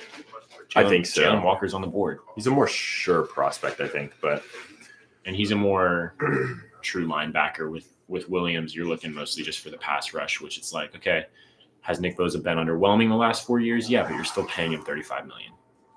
Up until this year, he was the highest paid non-quarterback, or tied for it. right. Well, Mal, we appreciate your Bears insight, and we'll talk to you soon, buddy. Hope all is well. A little bit. Yep. Hope y'all have a great rest of your live stream, bro. All right, big dog. I'll catch you. All right, I'll see you. See you, man. Wow. Biggest shock of the draft thus far, right? It's gotta Out of be. the trade. Gotta be. The trade, I mean, it was like those were the two teams that were in the market for Travis Hunter. I don't think this team was in the market at all for Colston Loveland. I almost wonder if it's a panic of, okay, Ginty didn't fall. There's not a defensive guy that we'd love to pull the trigger on. Yeah. But why not? I would be more upset, honestly, if it was Tyler Warren. Like, I know he was mocked to go higher, but still, this is. I don't know. He said it was a D-. I don't know if I'd go that far. Because, I mean, this guy will contribute. He will be a very solid contributor. Like, think about how lethal that offense is going to be, especially if they go like round 2 or round 3 running back. That could be a nasty offense. And it's bro. already such a nice defense, man. The defensive talent is there. Jalen Johnson, to me, is CB1 in the league. Additional talent in the secondary, probably a top 5 nickel corner in the league. Mm-hmm. You've got a great linebacking room. That's the one thing Eberflus was great at, was developing linebackers. Yeah. It's been the defensive line where there's a lot of concern. So I don't understand, even if it's a Walter Nolan or Kenneth Grant or an exterior guy, a Jalen Walker. I don't understand this pick at all. This is not your biggest need, and you're not far. No. You're not far from having an incredible roster. San Francisco's pick is in. Did you read Ryan's? What he said? It's like the 4th one or 5th one from the bottom. I bet Will Johnson To the. I'm glad he's not, because I think he's definitively going to be on the board for Miami. Him and it's going to be Will Johnson or Malachi Starks will be a Dolphin in about 15 to 20 minutes. And I feel bad that the Dolphins don't have a great option at tackle. I really do. I feel hear like, you. and I understand you made some moves there, but it's like you're trying to change the culture, right? You're trying to get rid of the exterior only spread offense, 30 screens a game. You need trench help badly. Yeah. This is what I'm talking about. This middle package is not interested in quarterbacks. So this is where I would really expect a Jackson Dart or Shador Sanders to slip. Because, I mean, other than, well, maybe Indy. I was going to say, Indy's the only one where it's like, if they just know Anthony Richardson's not the guy, maybe they do it, but they brought in Daniel Jones. Indy's So also it's- in the market for a tight end. Some have them looking for a receiving back, but you're not drafting a receiving back at pick 14. No. Defensively, they look incredible. They do. There are really no gaps that I can speak to on that defense. You have Shane Steichen, an offensive coach. I think Great roster, honestly. he should be asking for a change at quarterback and then trade Anthony Richardson to a team that's looking for a fresh start. Right. To a Cleveland, a team that's got nothing to lose. They brought in Kenny Pickett. Like, they'd take Anthony Richardson. He has way more upside, in theory. United States service members stationed at the Yokota Air Base in Japan. Hello from United States Forces Japan. I'm Sergeant Mitchell Johnson. I'm here with servicemen. So before this 49ers pick comes in, I want to make sure you have plenty of time to talk about Dallas here. You can kind of get a head start on that. All right. You want to give me like your mini board for Dallas as if you were in that green room right now? Who are some prospects that you're Expecting Yes. Matt Golden, first one. and foremost. Okay. I love Emeka Egbuka. I think he's the most surefire receiver for what you're asking for. I agree. OSU, he's got all the physicals, he's got all the stats, the intangibles. I love Emeka, but I think realistically that board looks like Matt Golden first and foremost. One. There's no 1B. He's just one. Okay. Other than that, I mean, I think Hampton's probably on that board. Really? Maybe, yeah. Just 'cause he is slated to be a mid-first kind of guy. Even if it takes a trade down, Miami's not taking him. Realistically, Indy's not taking him. Yeah. There we go. I don't love this pick. I don't either. I really would have loved the trade down there, or even Malachi Starks. Like, I just lost Hufanga. I see this guy falling in the 20s Yes. if you don't take him. Minute 30. For Dallas, Kuiper hasn't taken Omarion Hampton. The only team after Dallas that would really be threatening to me is Denver, who's also in the market for an Emeka Egbuka, Matt Golden, whoever. I don't think you need to be worried about a running back in round 1 right now. And given that the top 3 O-linemen are off the board, unless it's a trade down, Jerry usually trades down in the event of a best player available situation. I think it's got to be Matt Golden. Yes. It's not Membu. It's not Banks. We never had a shot at Campbell. Never had a shot at GT. It's too early for Hampton, and I wouldn't want to trade down for a skill position. Show me Matt Golden from Texas. I'm not looking at the screen until I see the pick. Okay. Even if it's not in real time. Are you reading it right now? No, I will. I won't say anything though. Did Will Johnson tear his ACL like last year, and I just didn't hear about that? Or am I think he might. I think he is coming off of an injury. I don't know if it's ACL, but he's still slated above Jahdae Barron, who I think might be the better prospect. He had a lower leg and a toe injury. If Johnson falls to Minnesota, we had a commenter on my Minnesota vid that said that he would sell his soul for Will Johnson to fall. Yeah. They might get one of these steals of the draft. To be Yeah. honest. Dude. In desperate need of a corner, and then your roster is bona fide at every level of other than quarterback. Top 5 roster definitively, no question. I think it's Matt Golden. I think you're right. That's a great pick for you guys. And I've seen the James Cook and Breece Hall rumors. If Jerry's somehow able to pull that off, I think you guys are looking real legit next year, honestly, offensively. If you pick up a back, then the rest of this draft is dedicated to the defense, and that's going to look like probably an edge rusher, probably a Jack Sawyer in round 2 or 3 out of Ohio State. Maybe a corner.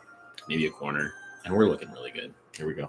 With the 12th pick in the 2025 NFL Draft, the Dallas Cowboys select Tyler Booker, guard, Alabama.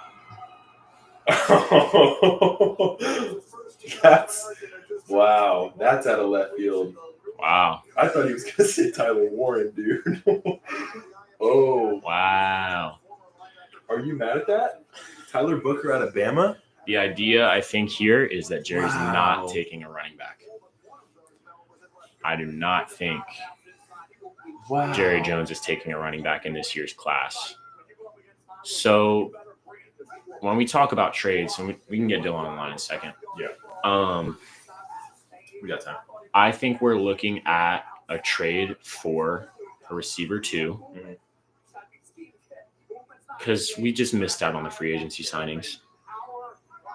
If that looks like George Pickens, so be it. If that looks like Brandon Ayuk, which is kind of just too late for that. I think the Niners have eaten too much of his cap this year, so be it.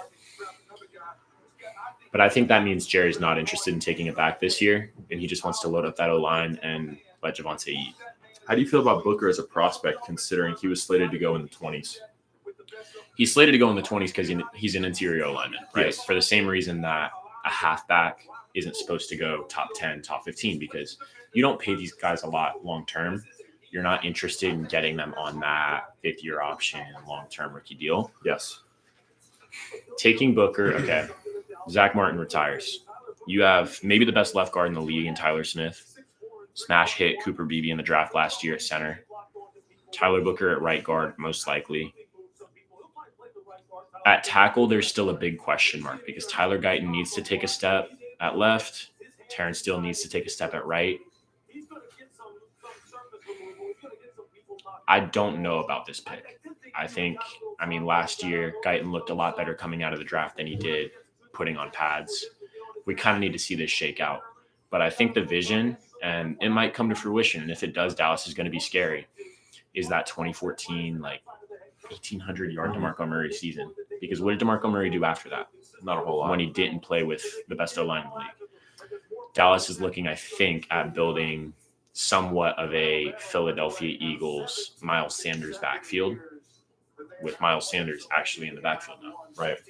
We're certainly going to come back to Dallas and touch more on that. I'm going to get Dylan on the line here. Sounds good. I'm going to start talking Miami. I think absolutely it has to be Malachi Starks 1 and Will Johnson 2. Dylan, what's going on, buddy?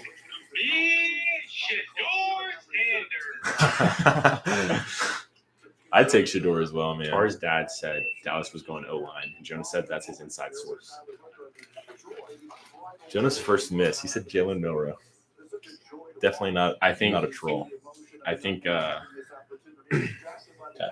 not a troll. What are we feeling here, buddy?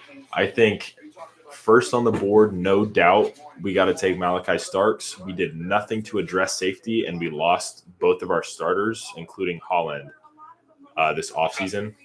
If for some reason we don't go Starks, Will Johnson is the only other acceptable pick, with Jalen Ramsey probably out the door. What say you? Okay, so to me, it's a bit of a toss-up with the cornerback position because obviously Will Johnson with his injury just kind of scares me, and I'm sick and tired of having just weak players on this team. I mean, That's valid. You and I both know that just everything, the chemistry and the culture with the Dolphins is just soft. Yep. Now, I don't know if Barron will come in and change that, but I know he's a strong dude, and there's a strong possibility for sure. So you're liking Jahdae Barron out of Texas at I do. corner. Okay. I love Jahdae Barron, Dylan. Will Johnson. You think he's the best corner in this draft? All things considered? Bend me over, ask me sideways, I say yeah. All right. We'll take it. In our off-season series, I had Barron as CB1. I love that. I think that's a great take, Dylan. You love it? I'm loving it. Thank you. The pick is in, Dylan. The pick is in? It's not going to be announced for another couple minutes, but Holy crap. I think we're talking too critical here too. I mean, we got to think about who our GM is. yeah, Like this is what we want, but who do you think well, we know Chris Greer doesn't take good O-linemen, especially high. So, Right. And considering Banks isn't there anymore, and surprisingly Tyler Booker just got picked to Dallas, I thought he was going in the 20s, but there's no way Miami goes line right now. There was Simmons or Dre Zabel. I don't know what Dallas is doing other than just selling. Yeah, you wouldn't know about O-line culture, Dylan.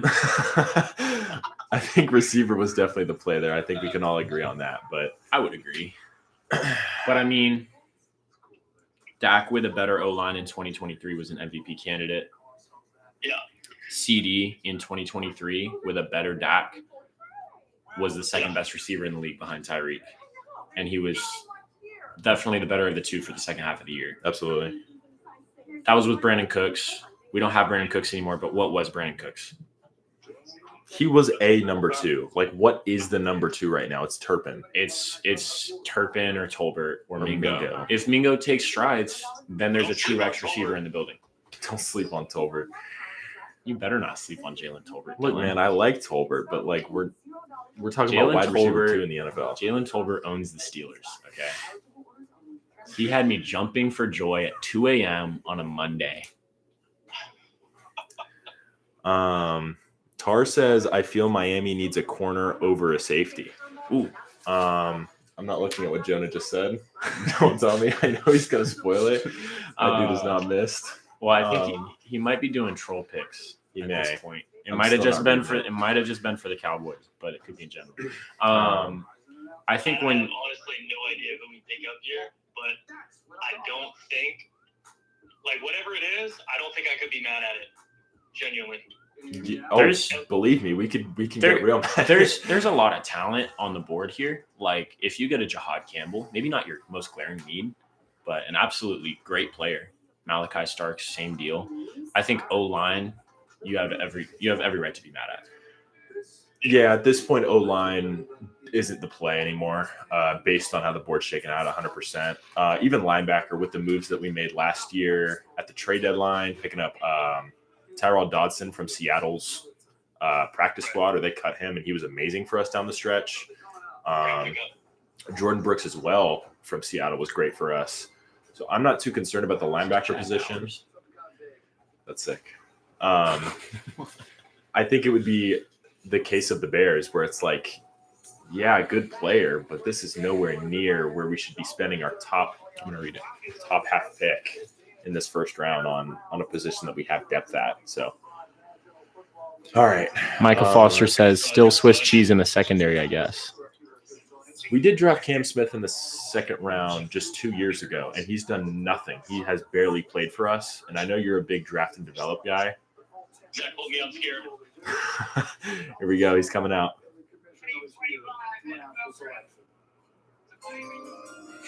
Don't say none. With the 13th pick in the 2025 NFL Draft, the Miami Dolphins select Kenneth Grant, defensive tackle. I'll let you know Jonah's not trolling. That was a real pick.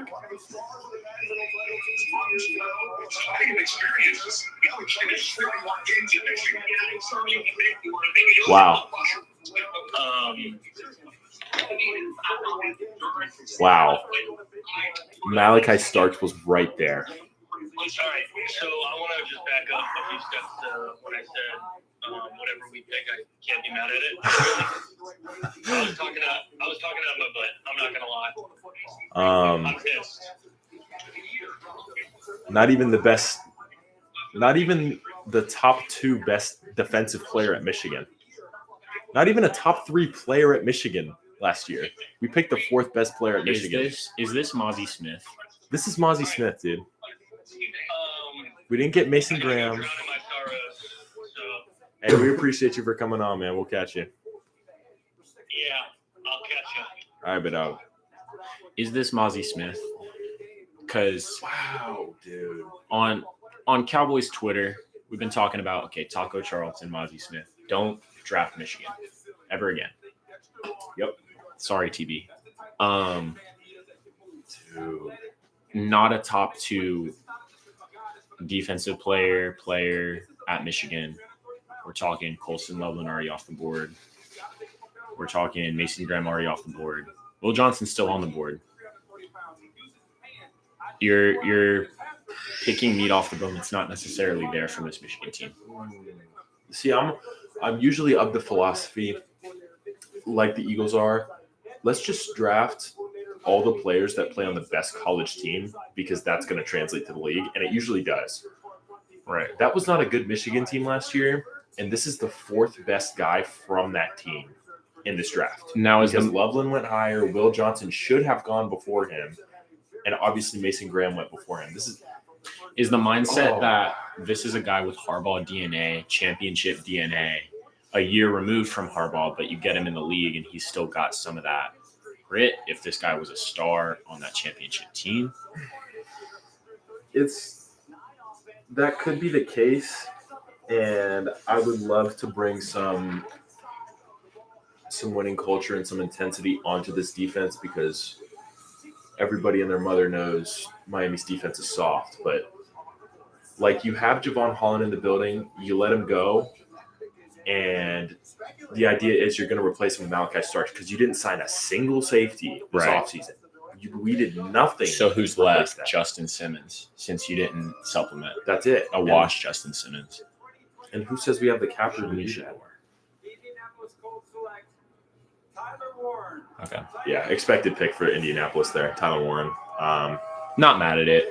We can get into it in just a second, but like, just quickly to wrap up, like, you let Javon Holland go in hopes that you get Starks, and you don't do that. Right. But like, you had Christian Wilkins in the building just 2 years ago, and you could have paid him. Mhm. This is just mismanagement. It's 100% mismanagement, and it's time and time again from Chris Greer, and it's so annoying. I think it's just being indecisive, to be honest. I think Miami flinched. I think they were really expecting maybe an offensive tackle to fall to them, or just not Malachi Starks. Like, they didn't do their homework on him because they thought he was out of the league. Mm-hmm. He falls, he's available, and I don't know. I can't get a read on Chris Greer with that one. Yeah, definitely a miss there. Moving on to Indy. Yes, Starks was right there, Jonah. I agree. Dad, the people want to know your take on the Dallas pick. On the Dallas pick, Yeah. I don't hate it. I don't love it. Is there a grade, A through F? It's a B minus. Okay. I still subscribe to the philosophy that until Tyler Guyton proves me otherwise, Jerry drafts great O-linemen. Valid. And if that's the case, this Dallas O-line will be top 5 this year. It took Tyler Smith a year to get it together. If Guyton makes the same strides that he does, Booker's going to look just fine on that interior. Yes. The way Cooper Beebe did. Yeah. What's your grade for the Tyler Booker pick? I think you could have traded back and gotten him. 100%. So with that in mind, I can't say it's an A by any means. I like the philosophy of we don't need an elite running back if we have an elite run protection scheme. Especially, we have an O-line coach as our new offensive coordinator, the best O-line coach in the league from Arizona last year, elevated James Conner's game through the roof. I'm right there, I think, with Graham on the B minus to B scale. I hear you. I think for Kenneth Grant, I'm going to go D. I'm going to go C minus. We did let Calais Campbell go and a couple other defensive pieces. It's not the worst pick in the world. Just had priorities. There were better picks to be made. But Tyler Warren pick, it was expected. We can get to Atlanta in just a second here. I'm not a big Tyler Warren guy. I know Jonas says that he's the best tight end prospect in the draft. I was high on him. I think it's high time to stop making excuses for Anthony Richardson. And I think Tony Ferretti, biggest Gators fan I know, agrees with me on that one. So let's see a quarterback pick in this year's draft. Right? Daniel Jones is not an answer. Daniel Jones has won a playoff game before with a worse team than this Colts team. That's the philosophy there. But in any case, are you really interested in signing Jones to a long-term deal when the mobile quarterback has an ACL tear and is a historically bad passer? I'm not mad at them not taking a quarterback there for that reason. I think Anthony Richardson comes out the gate, 50% completion percentage, get him out of there. Like, he's not your guy. You understand this is year 3. Week 2, you could pivot off. 100%. And Daniel Jones is competent enough. I'm not going to sit here and tell you he's a top 10 quarterback. I'm not going to tell you he's a top 20 quarterback when he's starting. But he's serviceable enough, like you said, to get that Giants roster into the second round of the playoffs. And Sure. with this Colts team in that division, He could do more. could absolutely win 10 games. Sure. Let's see a round 2 quarterback pick though, I wouldn't be mad at that. Even a if Milroe Milroe's pick, there, 100%. because Milroe, it's the same vision as Richardson, with a lot higher ceiling. And you restart the rookie quarterback contract. Of course. With Atlanta here at pick 15, how are you feeling? Defense, right? I mean, there's not an offensive line pick that makes sense, and even the ones that haven't made sense have been taken off the board. Yes. Who's is Jalen Walker still there? Jahad Campbell, one of the two. Both of them, because Michael Williams was taken by the Niners. Walker's still available. I think one of those two go here.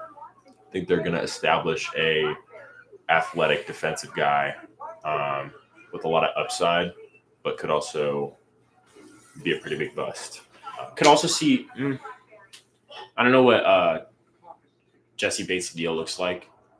I wouldn't hate Starks. I think it was a 3-year deal. Because you great pick for them as well. You brought in 2 safeties last year with the idea of just having a cover 2 nobody could get past, and it worked really well against explosive offenses like Baker Mayfield's Bucks. Yes. Probably what you're going to be facing with the Carolina Panthers this year.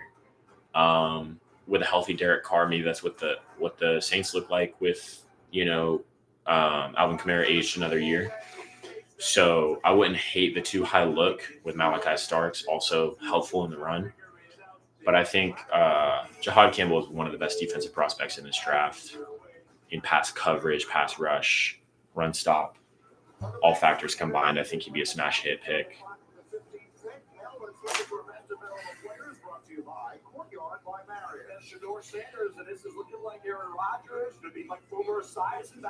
Jalen Walker.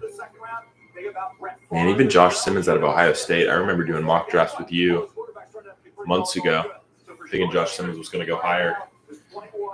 I'm surprised he didn't go before Booker, even to Miami at 13. That's surprising.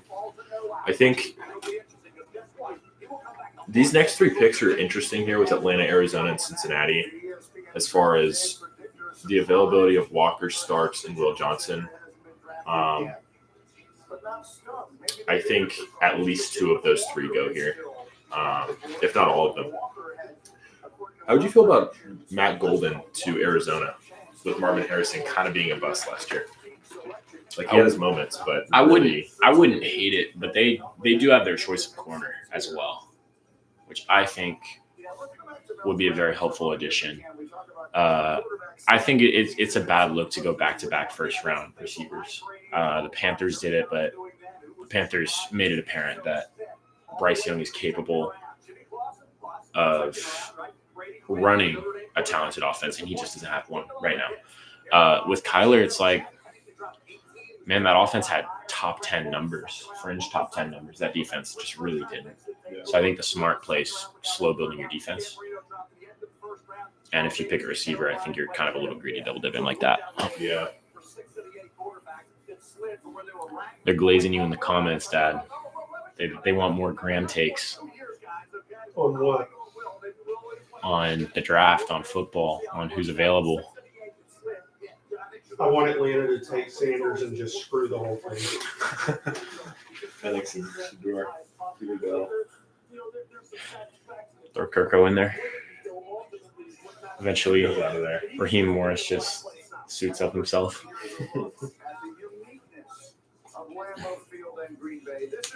I might have a potential Green Bay caller if Tyler's not. Interesting. Who you got? My buddy Ethan from Virginia. He's been texting me about the draft. I'm going to see if he wants to hop in. For sure, man. Which will this season be hosting the 69th consecutive season of Packers football, making it the longest continuously used stadium in the national. Atlanta has all the offensive pieces to get something done this year. I have them winning the NFC South. I know that was kind of controversial when we did that, but this draft has to be all defense if that pick is going to come to fruition. to catch our breath. Like I told the Roger Goodell, Yeah, I would agree. making his way to the stage now. Tampa has maintained their roster for some years now. Since the exit of Tom Brady, they plug in Baker, and everything kind of stays the same. You know, they add Bucky Irving, sure. They add Yaya Diaby, sure. But there's a lot of aging talent elsewhere. Atlanta has more of an ability to shake up. The Atlanta Falcons select Jalen Walker. Yeah. Okay. Well, that one coming. Good pick. I'm happy with that for them. The Matt Judon thing was so bad last year. So bad. They need some talent on the edge. They had the worst pass rush in football last year, didn't they? They were like bottom three. Down there, which was shocking. The Falcons free agency had me convinced they were a top team. And truth be told, I think if Kirk hit the ground running and just maintained consistent production all year, the defense might have looked a lot better. Right. It's the idea behind the 2023 Cowboys and Dolphins. You have an explosive big play defense that just needs consistency on offense for it to thrive. And the Falcons didn't have that. Their defense looked really good for flashes and really bad for most of the year. Right. I think Penix can elevate that offense for sure. Drake London is a freak at receiver. Darnell Mooney, one of the best deep ball receivers in the league. Maybe Kyle Pitts will take a jump. Elite backfield duo. Defense is the move for sure. Jalen Walker. Can't be mad at it. He's a Georgia kid too. I think that's got to play into it. Tar said Joe Flacco better than Anthony Richardson. I don't know why they are still going with AR. What are your thoughts on that? I don't recall what Flacco's numbers were like as a starter last year. Really bad. A commenter pointed out to me that Anthony Richardson has a winning record, which is like 6-5 or something. Yeah. Not enough starts. And a winning record meaning he's one game shy of a losing record too. They do need to move off AR. But for one last ride, getting him his entire wish list on offense, I don't hate it. A year 3 quarterback who's about to play probably is like 15th game. Like he has not had enough time for you to definitively say that he's done.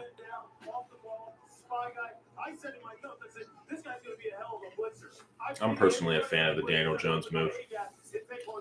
It'll be a competitive division next year for sure. Gives them a chance. It raises their floor on offense. I'll say that. Because the Anthony Richardson floor compared to the Daniel Jones floor is drastically different, in my opinion. I would agree. But when we're talking about the 2 worst passer rating starters in the league last year, going against, the Texans defense, that scares me a lot. Going against the Jags defense, Travis Hunter's there. The Titans, L'Jarius Sneed, these are not bad secondaries that I think you want to tempt by having those really risky passers out there. And especially in the Texans division, man. You want the 2 most fragile quarterbacks in the league right now.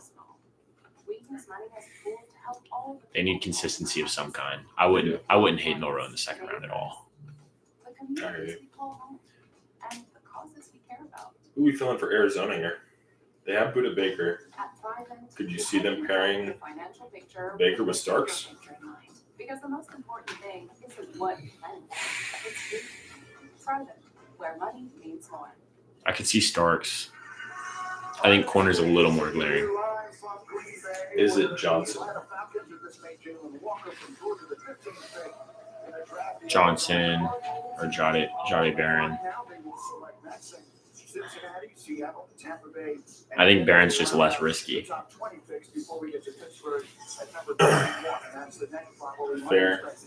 A quarterback. Mel, how about Arizona and what we should expect from the Cardinals here at 16? Well, we talked about Calais Campbell going back there. So you look at the defensive tackle, you think about a guy like Jahdae Barron or Will Johnson, quarterback there, being very versatile. Then Matthew Gold, that speed on. Matthew Gold ran 14 times. What they do for a heck of a year. To go with 2 guys. Eric said, I'm out again once and for all. Sanders isn't going first round, and we'll see it in the morning. It's starting to look more and more likely. I'll give you that. If Pittsburgh doesn't take him at 21, it's going to get really scary for Shedeur. I'm holding out hope that a quality team trades up for him. But it's getting scary for sure. Pittsburgh is the most likely destination. That seems to be the thing. Helping these young quarterbacks. Look what they did in Carolina. They went got a receiver. Help the young quarterback. Look what they did in Chicago. We got him a tight end. You got to help him, whether it's the weapons on the outside or protection up front. Yeah, look, Donovan Gadding, the head coach down there. There's been a ton of talk about LA being in the market for a quarterback to sit for a few years behind Matt Stafford. I would love Shedeur there. Shedeur being the best arm in this class, sitting behind Stafford for maybe a singular year. Because I don't think the details of that restructure ever came out, which to me indicates that it's probably just a 1 year like club option or a tender. With that in mind, could they be looking to move off of Stafford this year? They just need the right guy to hand the reins to. And if they have the ability to, they'd trade down with Philadelphia. Shedeur would be great in LA too. It just fits him. Huge market. Oh, Okay. A little early for us, right? We had him in the 20s. A little early. Mostly just coming from Ole Miss. I like it though. Walter Nolan out of Ole Miss. A lot of trench talent in this first half of the first round. D-line and O-line are definitely the strengths of this group. Last year, we saw a lot of top-end receiver talent, a lot of quarterback talent. This year's totally opposite. And we're talking like 5 top 10 quarterbacks last year.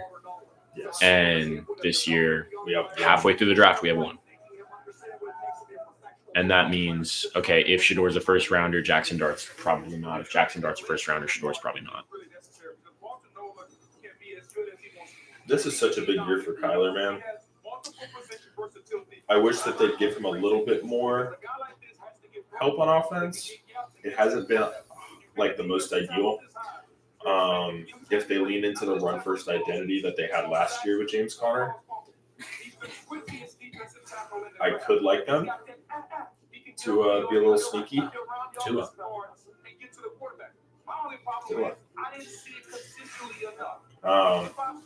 Yeah, but he'll fill a positional need for them for sure. Looking forward here to Cincinnati at 17, who's on the clock. Show me Jahad Campbell. Show me anything that can play defense. Show me Malachi Starks. Malachi Starks would be so good for them. You amend for the Jesse Bates slip up. I think his comp is Jesse Bates. I Like, don't- he does everything. I don't think there's a pass rusher that could supplement Trey Hendrickson right here. No. You need to retain Trey Hendrickson and bring in Starks, and every other pick is still defense. And figure it out. You're gonna have to make a playoff run with gaps because you're not getting that 2021 team back. No. And we've had conversations before about how talented that 2021 team truly was. Their defense was very nice before they paid Burrow and Chase and other guys. So, And I mean, they're just now getting around to paying Chase. right. So can we talk Right. about that? The fact that Burrow's contract alone is all it took to up Chase and Higgins Price, lose Tyler Boyd, lose Joe Mixon, lose Jesse Bates, lose Eli Apple, lose every piece of your defense other than Hendrickson. Okay, Bengals pick is in. I love Jahad Campbell. I would love it.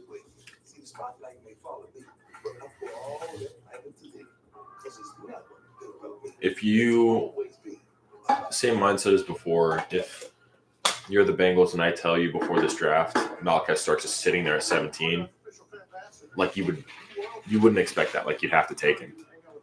He's maybe a top 6 or 7 prospect in this draft. You talking Starks? I'm sorry. Starks, yes. I think you got to take him here. Starks is I think it's a miracle that he slipped to 17 Yes.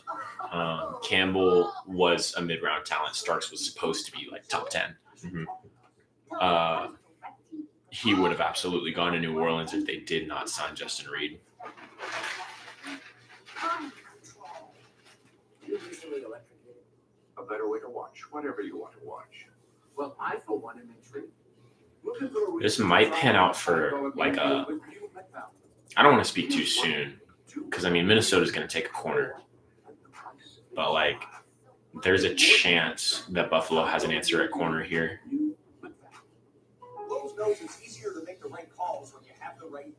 There's a lot of shocks here. Okay. And with that in mind, I mean, the Chiefs have a chance at a premium receiver. Maybe not the O-line help that, we kind of wanted for them. But, as you mocked a receiver in the mock draft, like, I'm not to knock Luther Burden, but what if Emeka's there? What if Matt Golden's there? Very well could be. And That's right. this Chiefs draft changes tone entirely. Get the news, the highlights, and more access with a subscription to NFL Plus. The picks, the moves, I'd like to point out about Dallas, we've used all in one place, all year long. 4, let's just say 3 first-round picks on O-line in the last 4 years. It's the simplest way of putting it. You can add in Cooper Beebe in the 3rd last year.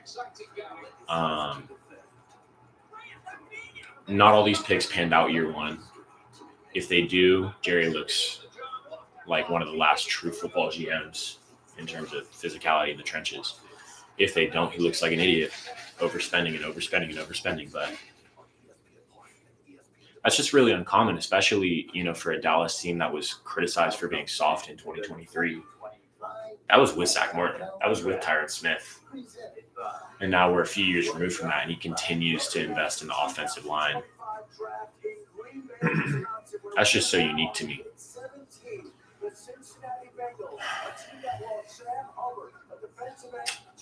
Yeah, you make a good point there.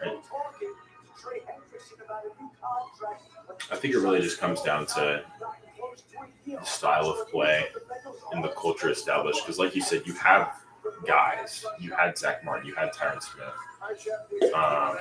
You had Micah Parsons on that team. But yet they're still known as soft up front.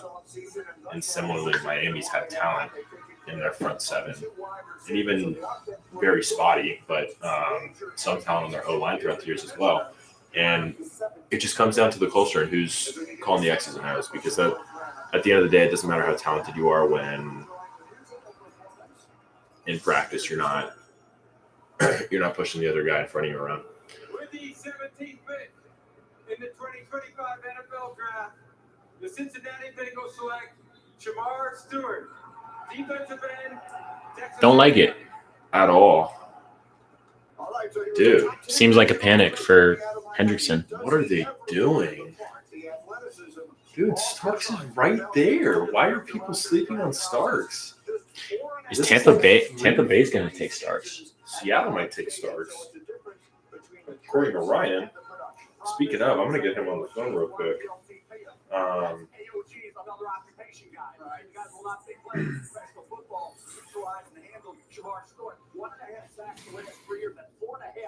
Tar says, I'm so happy about this pick. Wow, dude. What a terrible Let's show the decision. film against Florida. That's not what I want to see.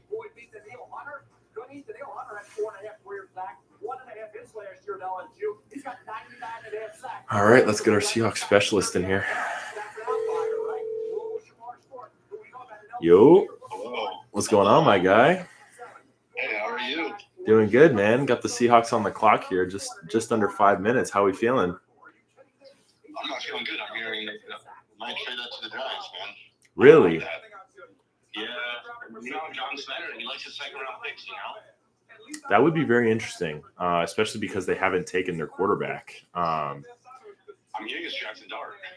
That's also interesting in and of itself. But Some guys trying to talk to me. Hello? I think it's important to talk about for Seattle. Yeah, They can't take a line right here. absolutely not. No. So a trade down makes a lot of sense.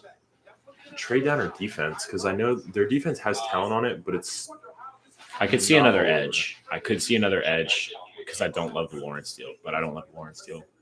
Yeah. Obviously because it's Lawrence, but Ooh, okay, you receiver like as the well. receiver. You did like the receiver. So tell me about your secondary, because that's what I'm most interested in right now, is the fact that Starks. Tar, the Vikings are definitely taking a corner. So you might get seconds, but they're 2 first-round guys. Evan Warrior, yeah. You had Starks as a top 5 prospect in this draft, correct? I think actually is. Why not? I mean, he's down here and he's very instinctual. He's like a Derwin James. Maybe not as physical. Maybe he is. But I think he's a Derwin James. And you know how I like my physical safeties. I was a big fan of 100%, dude. So he didn't really pan out. Happens. So could you give me your top 2 or 3 most likely picks here for Seattle if they do indeed keep the pick? Okay, maybe Starks. Who's left on edge? Who's any edge players still? What's the one you like? Jalen Walker? Walker's gone. Campbell. Jahad Campbell. He's a linebacker. though. Jahad Campbell's more off ball. Okay. They just take Shamar Stewart. Scourton out of Texas. Nick A&M. Scourton's there. Mike Green's there. James Pierce is there. Those, I think, are the 3 that are really there. Boy, I'm Maybe off a it. receiver, like I said, but boy, I'm off it. Lennon It Jackson. might be, Mhm. but there's no offensive line that I like in this draft. Not at 18 now. If Ezraku. Ezraku too. A lot of good edges left, but more pass rush guys. And I feel like you need more of a run stopper, don't you? No, I think Byron Murphy fills that role pretty well, honestly. And then we also have Leonard, right? yeah. Okay. It's Leonard Williams. So I think we can wait till next year because Kenneth Grant and the 2 Michigan guys are off the board, and those are the 2 big guys that you can put in the middle. So Right. So You do make a good point. You do make a good point about Kenneth Grant. One of Miami's issues is how soft they are, like we mentioned, and how they get pushed around specifically in the run game, and he will help with that. I will say that. That sucks. I know how that was for the past 4 years, getting pushed around. 100%, yeah. Yeah. So yo, I'm gonna kill my freak out. Yeah, don't say nothing. It hasn't popped up yet, chill. I think it's going to be, based on that, I think it's going to be O-line. I think it's going to be Greg Zabel. Yo, dude. Yo, who is that? Yeah, I think you're right. Which I don't even hate that pick. It's just you could get better value. All right, he's walking up to the podium for us, Ryan. We'll get your reaction in just a second. Bo Callahan. Bo Callahan. Here we go. In the 2025 NFL Draft, the Seattle Seahawks select Greg Zabel. Yeah, good call, Levi. So I did a little bit of scouting on him. When we did our offseason series for TikTok, Ryan. And I will say he is extremely versatile. He's the most versatile lineman in this class. He'll be able to play guard and center interchangeably at a very high level. And So you need a bona fide interior lineman. I don't think you're looking to reposition a tackle in a tackle-heavy class. So I would understand trading down for this guy. I wouldn't say that Tampa definitely wouldn't take him, though. They have a great line. They have two good tackles. They missed on their first-round center last year. It was a flat-out miss. I will say in regards to the Greg Zabel pick, I think he was the best guard in this class. I would have taken him over Booker 1,000% based on the research that I have done. But I love him. I love him for Seattle, honestly, Ryan. I know you're probably not stoked about it. You could have had Igbuka or Golden or whoever else that would have been flashier, but I like the pick for you guys. I wanted Starks and I wanted to draft the whole line for the next 2 rounds. We have 2 second-round picks. I hear you. Generational player. literally a generational player, and then maybe get the line set. Yeah, I hear you. But unless I'm Nick MMR, I can't say the name for some freaking reason, but if he falls in the second round, I think you should trade for him. I really think we need safety. Kobe Bryant's not going to replace safety. I mean, since Starks hasn't even been picked yet, there's honestly a solid chance he does. So I'd keep your hopes up. Yeah. I could trade out, but I don't see Seattle making a move like that for safety after what happened. So. Yeah. Well, we appreciate your insight, brother. I'll be in touch with you. And yes, sir. All right, buddy. We'll see you. All right, you boys have a good night. You too, man. See ya. I can get Jonah on the line for the Bucks here. Awesome.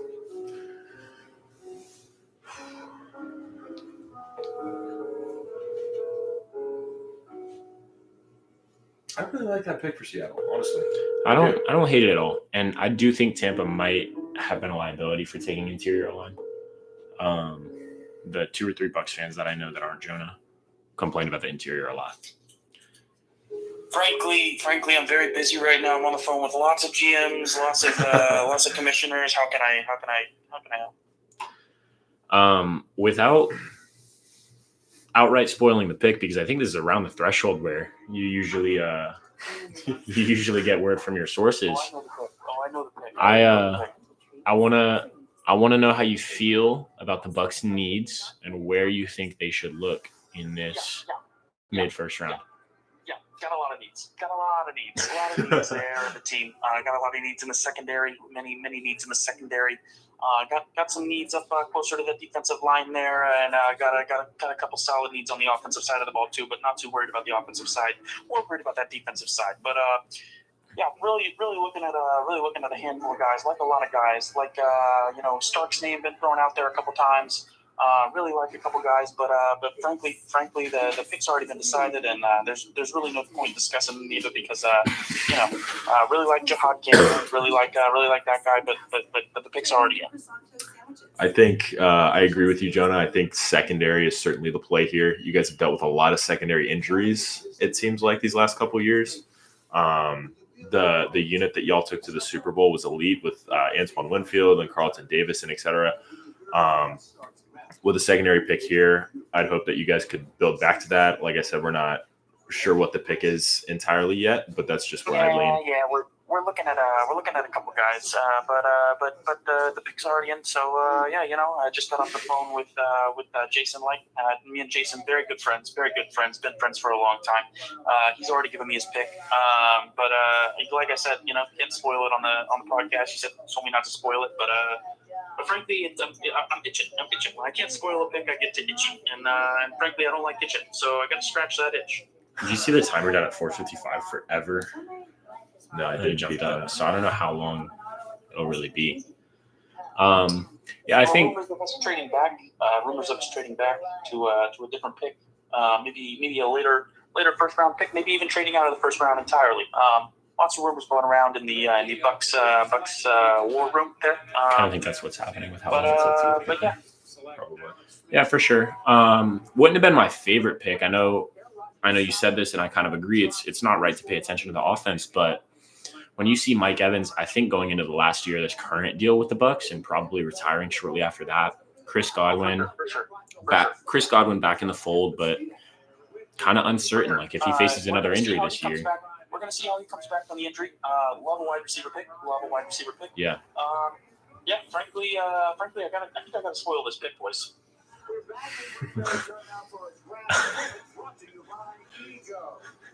I'm going to break the news right here, boys. Just got off the phone with Jason. All right, we'll take Jason. Frankly, just got off the phone with the head coach. Just got off the phone with everybody. They were all in the war room. They told me they're real worried about Mike Evans retiring soon. He's got probably 2, maybe 3 years left tops. Baker's going to need some targets. So the Buccaneers are going to be drafting Emeka Egbuka with the 19th pick. Okay. 19th pick, Ohio State. I like that pick. I feel like him falling to 19, I think he definitely would have gone to Denver if he were there. maybe the best receiver in this class, if not second best, behind Golden. Yeah, Todd that's Bowles loves to draft defense. I get it. Every once in a while, you get to take an offensive weapon, and frankly, this guy's got weapons. He's fast. He's real fast. He's real quick. He runs routes real sharp routes. He's a real burner. For sure, and he's got great hands. Great hands. Love the guy's hands. That'll put you. No diddy. That'll put you in a much better cap situation as well when the Mike Evans deal is. Speaking of cap situation, why would you sign Chris Godwin if you were going to draft a receiver? We're not going to talk about it. We're going to talk about it on this because tonight is about Emeka Egbuka. It's not about Chris Godwin, and frankly, we're moving on. We're looking at the positive side of things. Cap is an imaginary number. Ask any Saints fan about that from the last 10 years. Cap is not a real number, so salary cap, no need to worry about it. The Bucks team, I believe, is maybe bottom 3 in cap right now. So I could also see maybe you're looking at shipping out. I mean, I know he's a culture guy, he's a glue guy. Maybe you're looking at shipping out Mike Evans or Chris Godwin for your current deals with them. Now you're talking crazy. We're not going to ship out Mike Evans. Mike Evans is a buck for life. That's why we signed him. All right. We could have let him walk. We could have not paid him, but we paid Mike, and that was the right thing to do. We gave him the bag. Chris Godwin, look, he injured himself on the field fighting for us. We like our guys. We get our guys. We like our guys. We like our Jalen McMillans. We like our Emeka Egbukas now. These guys are going to tear it up. Mike Evans is not receiving for 1,000 yards. Big Ten guys now. For crazy to say, it's Big Ten, Washington, Big Ten. The 2 Big Ten guys are going to be tearing up the field, along with Penn State alum Chris Godwin. So, Jonah, I got one final question for you. Yeah. Me and Levi are big fans of Egbuka and thought he was arguably the best wide receiver in this draft. Do you maybe in the future, look back and think, wow, we could have had Golden and we just chose the wrong guy? Similarly to how the Bears or the Cardinals selected the wrong receiver in the first round last year. See, so you never look back. We never look back. And frankly, I will never have an issue with picking a guy that is that performs well on the field. Golden Schlolden. Frankly, I'm looking at Egbuka because he is a elite level wide receiver. He was a performer on the field, obviously. And a national championship winner. He has a ring already, and frankly, we're going to put another one on his finger this season. Looking forward to great things from this young man. Absolutely. Understood. All right. That's going to be all for this Bucks pick. We appreciate you tuning in. No problem, guys. And go Bucks, and raise the flags. And it's been a real pleasure watching the draft with you guys, and frankly, just being able to break these picks with y'all. And Adam Schefter and Mel Kiper, they fear me. I'm a feared man. All right, have a good night. Good to have you, man. In regards to trade talks for a Bucks receiver, yeah, Evans is the culture guy. I think out of respect, you have to keep him there. But there were talks about Godwin finding a deal somewhere else anyway. Mm-hmm. And who's to say that they were not planning on having Emeka or Matt Golden available at pick 19? Because to be honest, we weren't expecting both of those guys being there. No. Maybe one of them. And so with that in mind, it might look like, okay, well, Green Bay still wants a receiver 1. Mm-hmm. They'd take Chris Godwin right now. Absolutely. They'd take his deal. He took a hometown discount to stay in Tampa Bay. It's going to be hard to trade that. I don't know if there's a no trade clause. I doubt he would waive it if he took a hometown discount, right? But with that in mind, there's too much attention to the offense, in my opinion, for this team to really thrive just on Todd Bowles' play calling alone on defense. Totally agree. And your linebacker, what's his name? Campbell, right? Jahad Campbell. He's still on the board. Mm-hmm. Levante David's old. Could have drafted his replacement. Could have drafted Starks. Could have drafted Johnson or Barron. Seems to be a common theme these last 10 picks or so.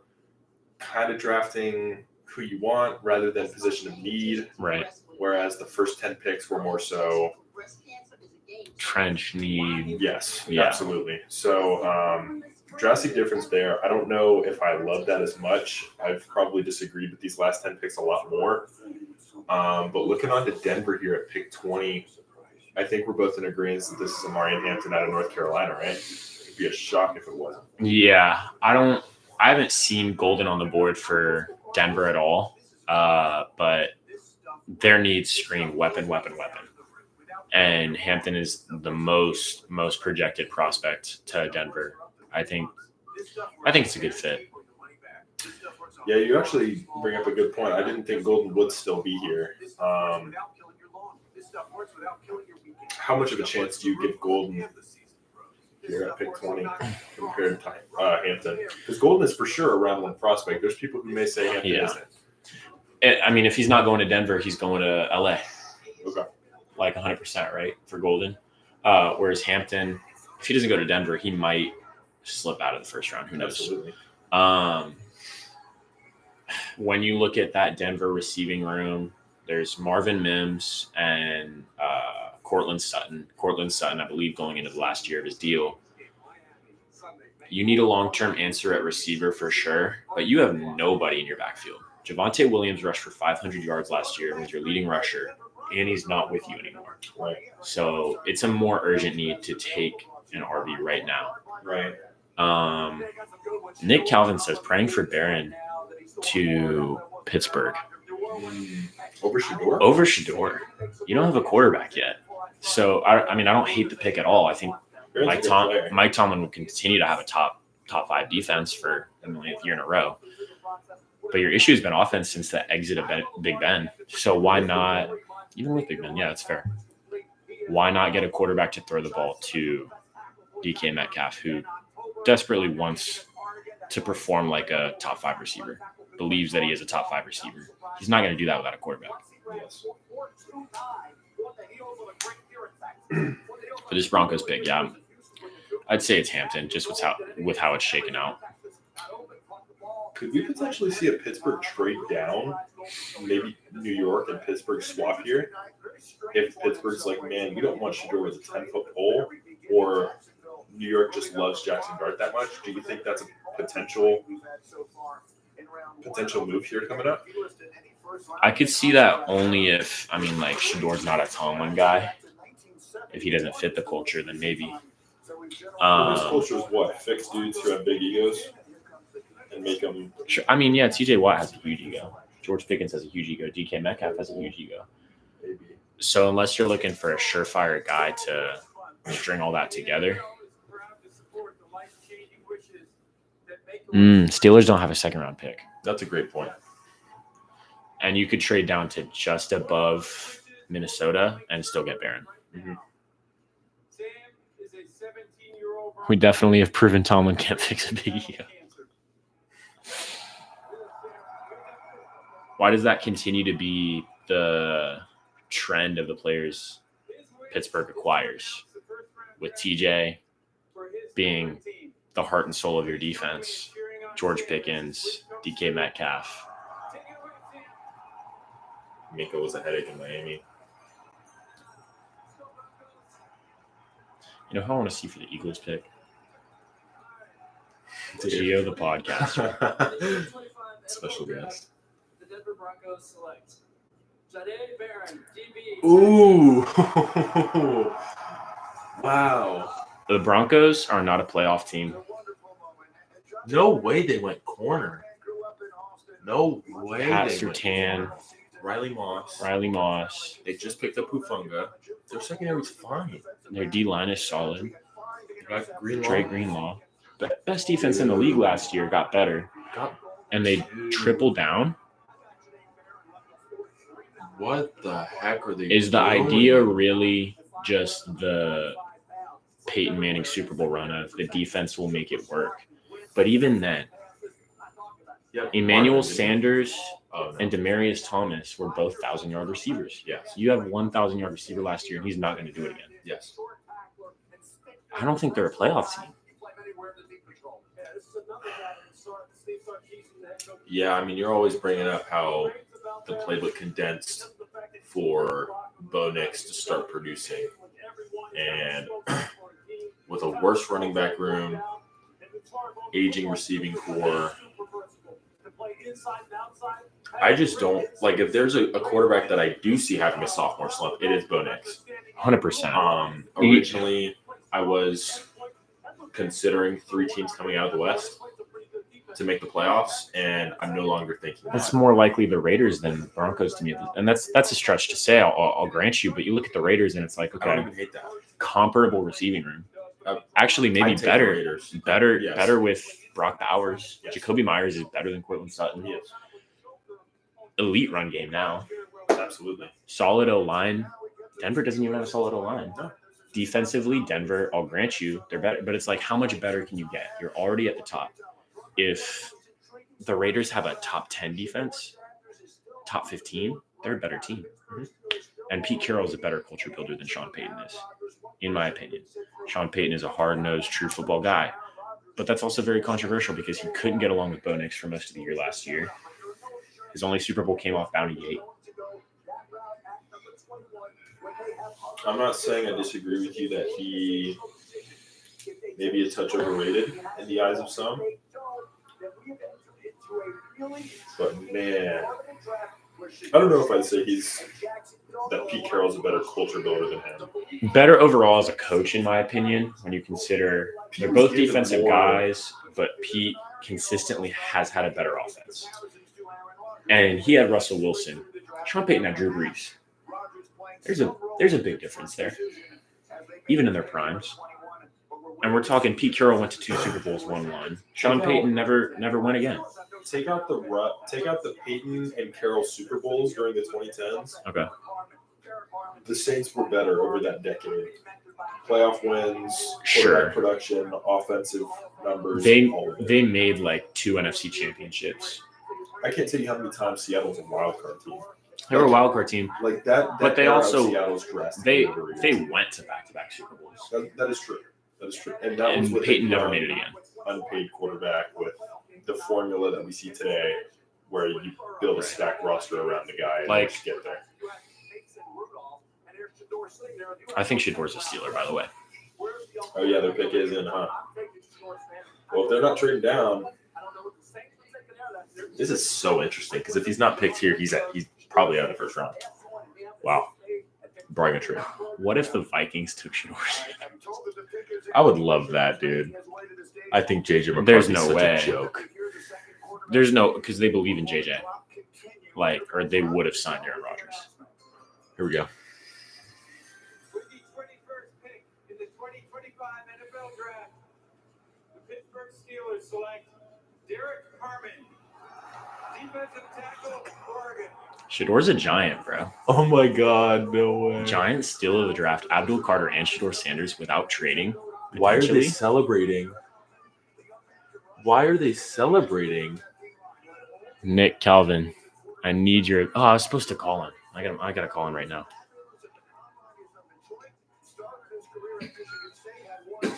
Dude, he was supposed to be like round 1 to 2 projection, like late round 1.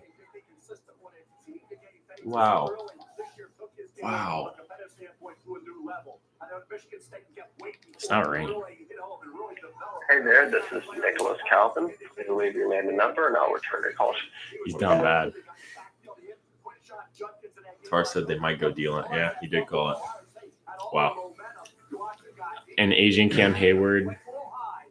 I don't love it, dude. TJ Watt coming up on the last year of his deal. But this is not a first round talent.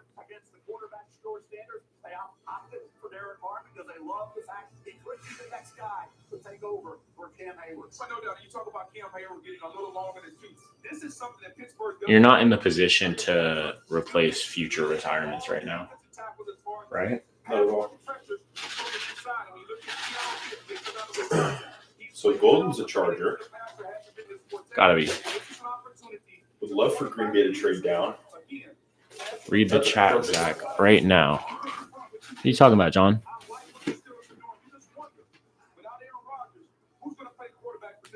Okay, we got Nick. Nick, talk to me, man.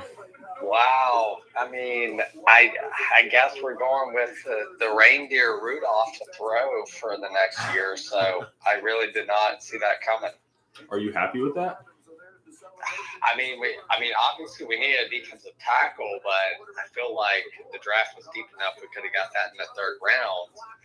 I mean, I feel like I wasn't in love with Sanders or Dart at 21, but I feel like they're both decent enough. I mean, I know Zach was in love with Shedeur for the best quarterback, but should have done something. Are you maybe considering that they believe Dart will be there in the second?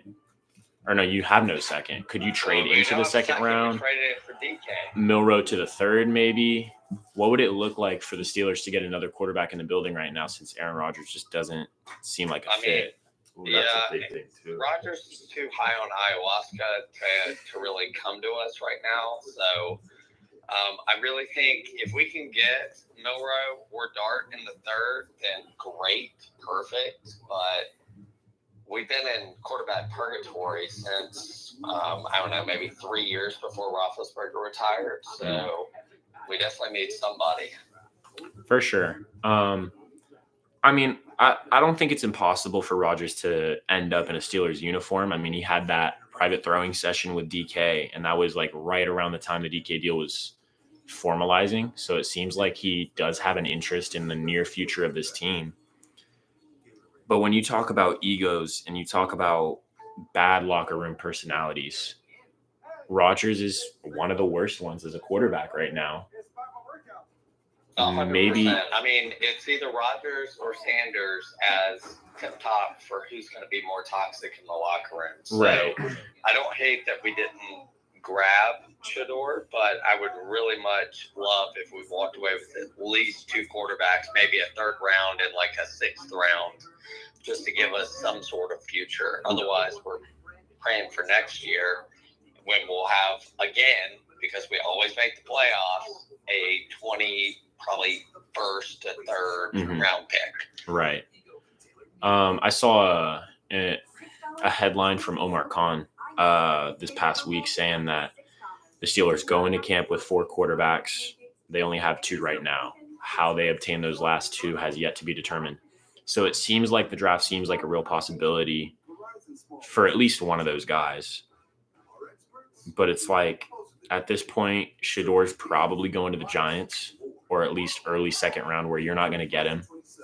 So it's Jackson Dart if he's there. But, I mean, there are other quarterback needy teams. I mean, we're talking about the Browns, the Giants, the Saints, the Rams. The Saints don't have a great future. The stupid Browns, I mean, they have a high second round. So there's a lot of competition nowadays. Right. All these teams have to conveniently dodge one of these quarterbacks for him to fall even to the second, where you can't get him without a trade. So no, I mean, and yeah, I don't think we're trading into the second. I think we're stuck with whoever's left in the mid third, which is not great. Maybe Milroe just because his hands are small, but we'll see. We will see. In any case, the question of who's going to be throwing the ball to DK is still a question mark. So I'm interested to see the way the next day of the draft goes. I know, but I gotta say, DK and Pickens, I mean, that's a pretty good wide receiver class. So I hate that we lost Najee, but we have a pretty good future as far as offense if we can find that quarterback. So we got the skill players ready. We just got to get that one person. 100%. They'll be a fun team to watch. For sure. Yeah. All right. Thanks for having me on the pod. All right. Thanks for coming on, man. Yeah. Good luck the rest of the night. Bye. Yeah. You know, we didn't even talk about Harmon. Wait, what's his name? Derek Harmon. Derek Harmon. What is there to talk about? I got my Packers calling too. What's up? Yo, what's up, Ethan? Dude, I'm low-key stressing that they're gonna pick Matthew Golden right now, bro.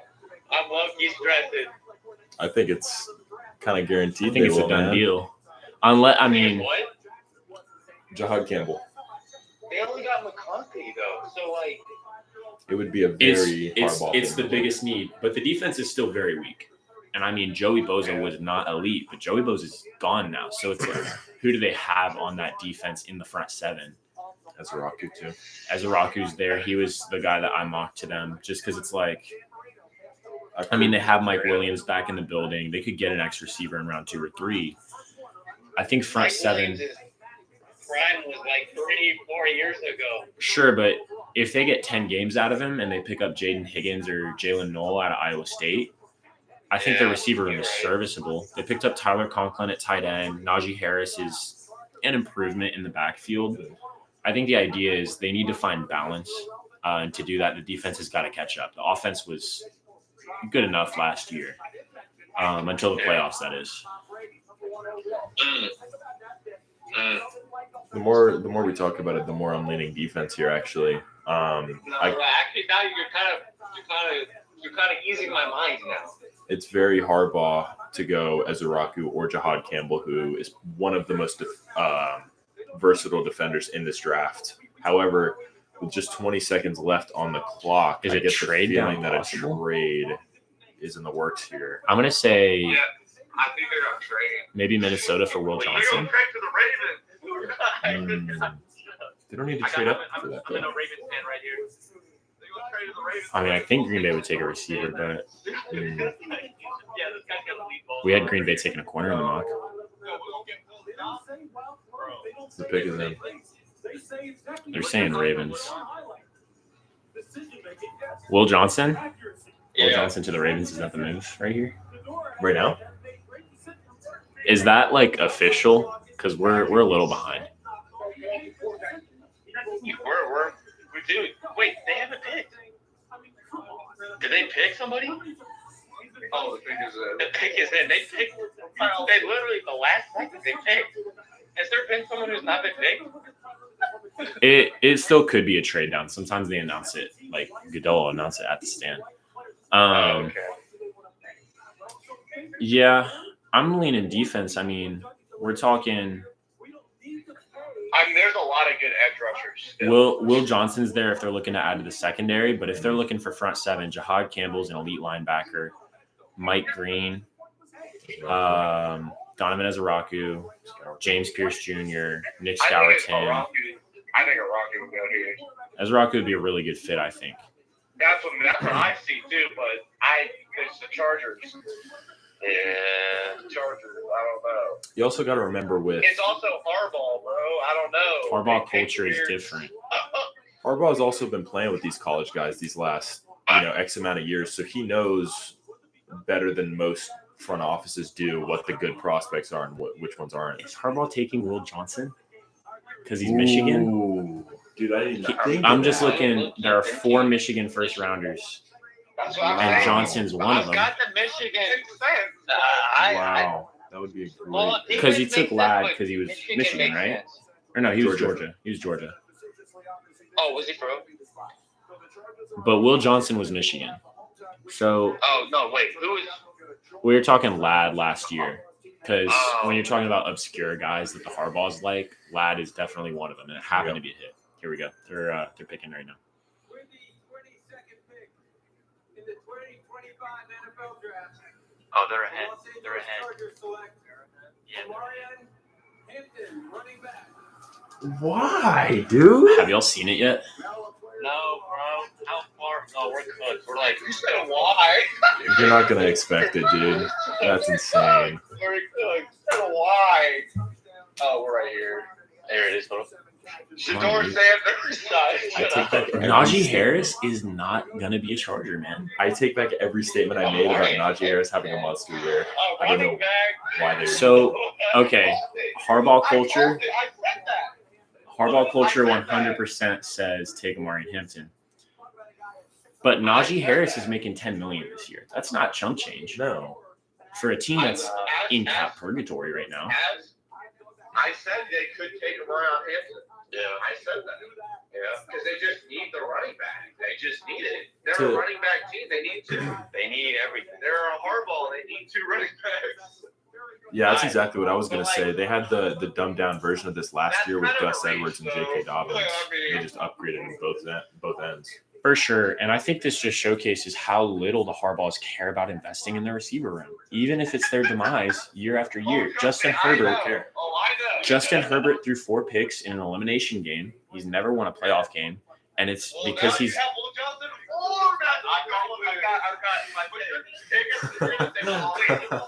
Please don't. Hey, who do you guys think is gonna go to Green Bay? I think Ezaraku. That's such a Green Bay That's pick. great. Green Bay's gonna take like a round 4 receiver and think that it's the solution, man. Bro, I swear. We'll give him 600 That's yards. what you guys like That's to do. there. No, it's so dumb though. 'Cause Are then you still end up with a sold bunch of, on the like, Chargers as the division champ? We have zero. I was we have really zero wide receiver ones hoping right for now. a receiver. Zero. Division They're is all kind of like- lost right now. They're all threes. Maybe I one, still two. like Jalen Noel or Jaden Higgins, somebody to fill the X when Mike Williams is out. If they take one in round 2, I'll be like, okay, I'm still about it. But if they just neglect receiver, And I don't know. receivers are really falling right now too. We're talking about like,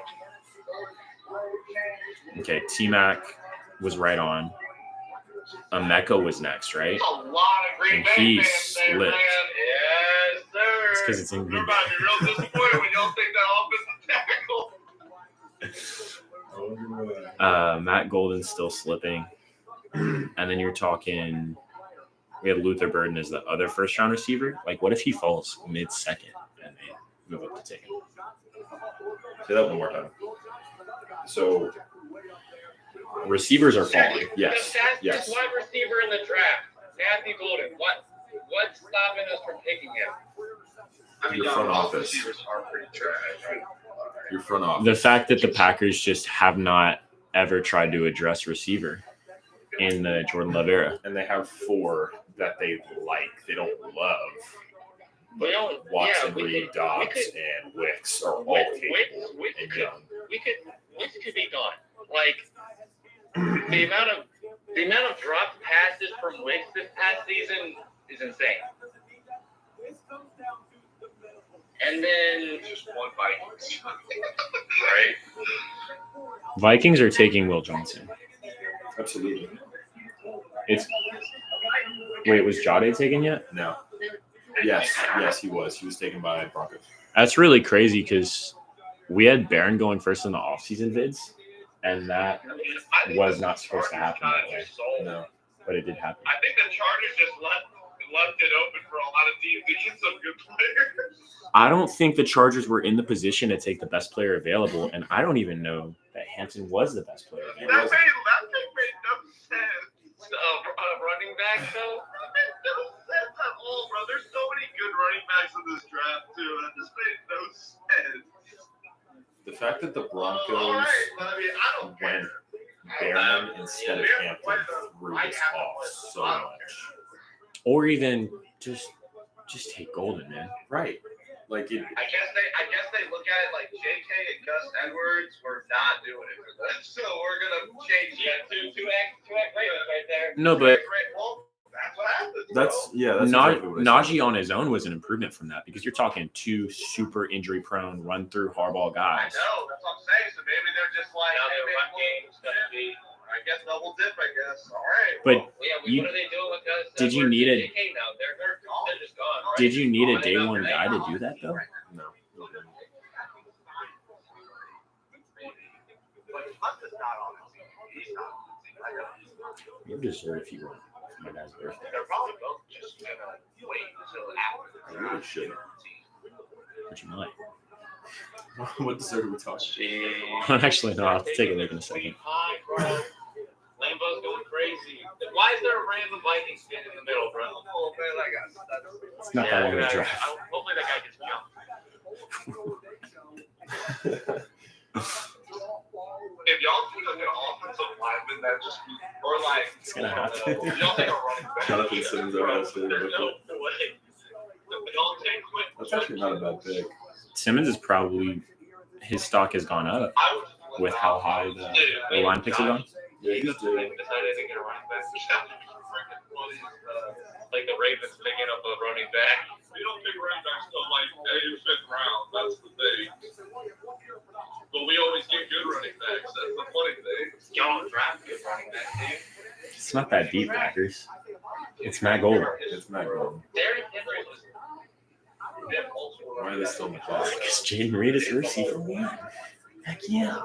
And the next week it'll be Romeo Dobbs. And then the week after it'll be Christian Watson. Who's back The week after, Jordan Love is going to throw 5 picks. When he gets hurt, Malik Willis carries us for 3 weeks. I don't understand.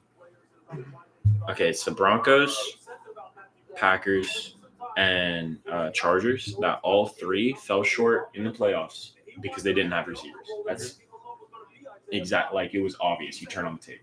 Good regular season teams, not great. Terrible in the playoffs because they don't have receivers. None of them did anything to address it. No. Not a single. Barring this pick. Yes. Yeah, I don't know why I'm counting getting it wrong. But History even if says it's you're right. trading for George Pickens or DK or signing or Steph Diggs, they didn't sign anybody. Why are you counting on the draft when there are other guys that you can draft? Because imagine if they could take Will Johnson right now and steal him from Minnesota. Okay, I'll go on mute till you react. No, they're at least 20.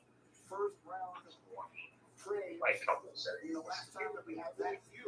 The pick is in now.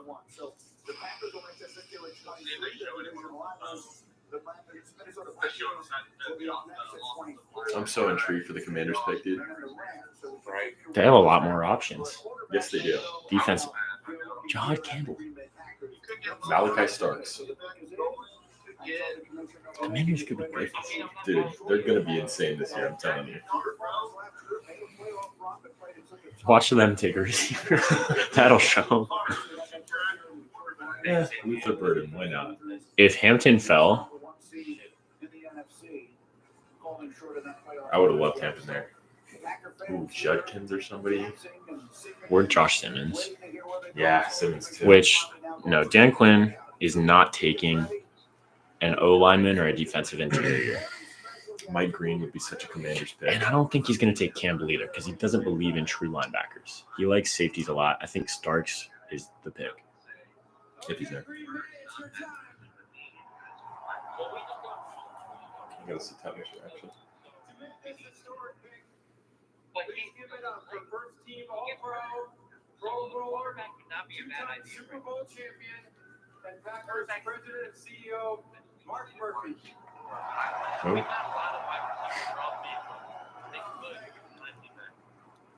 Thank you, Roger. I'm not mad. How about this atmosphere? It's unbelievable.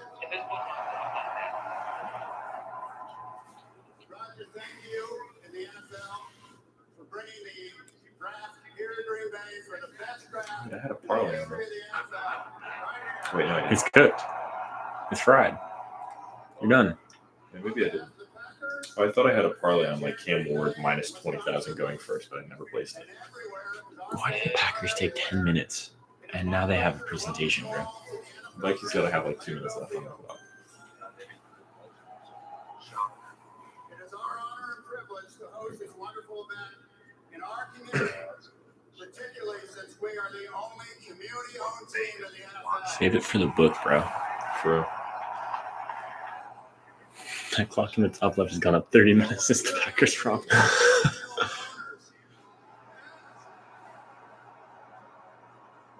also have the best owners in the NFL.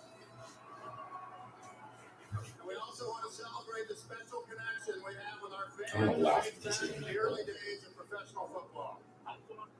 With the 23rd pick in the 2025 NFL Draft, the 13-time world champion Green Bay Packers. You know how many Super Bowls that is? Since Not 13. 2002. Draft a wide receiver. Let's go. Matthew Golden, wide receiver. Good pick. It did not take 10 minutes. It did not need that long. Great pick. Great pick. They're gonna have a million wide receiver threes. They're going to trade out of somebody. Probably Wicks or Yes! Dobbs. They heard wide receiver. Yes! Yes! Yes! Yes! I think that's the right pick. Yeah, congrats, man. That was a good pick. Yes! Let's go! All right.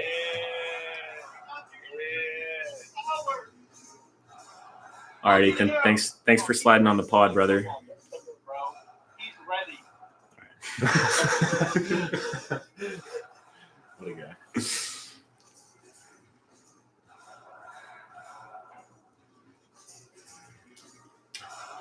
Run to the restroom real quick before Minnesota hops in. And I'm gonna check the dessert situation.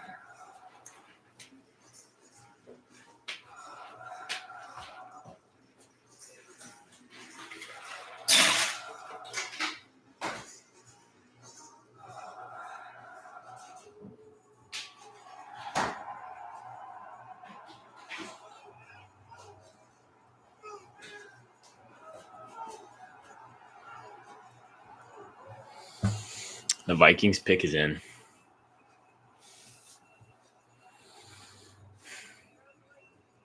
Desperately searching for a corner, and Will Johnson's there. I think it's 1,000,000% Will Johnson. If it's not Will Johnson, they're not making it out of the division. They might be a wild card.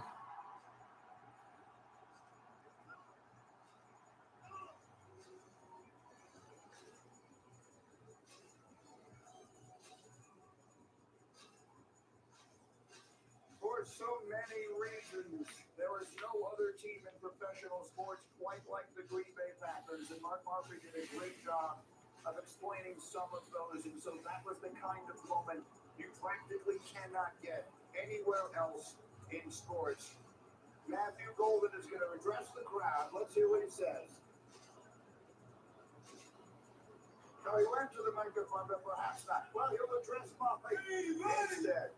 It's time, baby. I am not going to bring that energy, man. I'm glad to be here. It's a blessing. Green Bay on 3. Hey, let me get a Green Bay on 3. 1, 2, 3. It's 1,000,000% Will Johnson of the Vikings. That's the discourse right now. It's just gotta be. Okay. It's the only glaring need on their roster. Say what you will about JJ McCarthy. Not Rebel. What is it like to stand here in front of all these Packers fans? Do you go for the potential guy, which is Rebel, or do you go for the injury liability but proven guy? There's also the possibility it's not as glaring as corner, but Starks is there and Harrison Smith is old. We're getting to the teams that are really good and they're just old. So I wouldn't hate that pick. But look at the Vikings depth chart. Well, you mentioned the Combine's 4.29. That opened a lot of eyes. 58 catches, 9 touchdowns. And at corner they have Ambry Thomas, who you've never heard of. Jeff Okudah is his backup, who's generational bust. Isaiah Rodgers, you've never heard of. These guys are graded incredibly low. Johnson, I think, is the prospect of a lifetime falling to Minnesota at 24. Like, he's not supposed to be there. Yeah, and it's the same thing with Starks. And if corner's a bigger need than safety, I guess you're right. Their RB room looks fantastic to me. I love Jones and Mason. Yeah, Mason looks Jefferson, Addison, and Naylor. Solid receiver room. Great tight end. Good O-line. Good D-line. Good, not great linebacking room. In the secondary, Blake Cashman is really good in Magna franchise. Sure is. You're talking Harrison Smith and Theo Jackson. Theo Jackson's not great, so even if it looks like Malachi gets some reps opposite as he develops, and then, yeah, I wouldn't hate safety. It's got to be in the secondary. So to me, it would probably go Johnson, then Starks, then Rebel. Yeah. I think, with that being said, Houston at 25, no doubt in my mind, is Josh Simmons out of Ohio State. No question. There's not a first-round receiver other than maybe Burden. But do you take Burden over Josh Simmons based on how your line looks? I don't think you do. I'd take Simmons. But I don't know that that's the Houston way, just with how weak their lines looked. What got them there? The decisions that they might make tonight. Select Donovan Jackson, guard, Ohio State.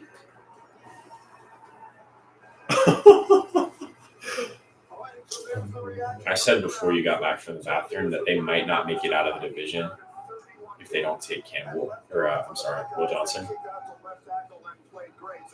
Like at best, 7 seed, 6 seed. I'm gonna do you one better. You think they missed the playoffs outright? I think they missed the playoffs outright, and so does Detroit. Shador. Or is it Dart because LA's next? Number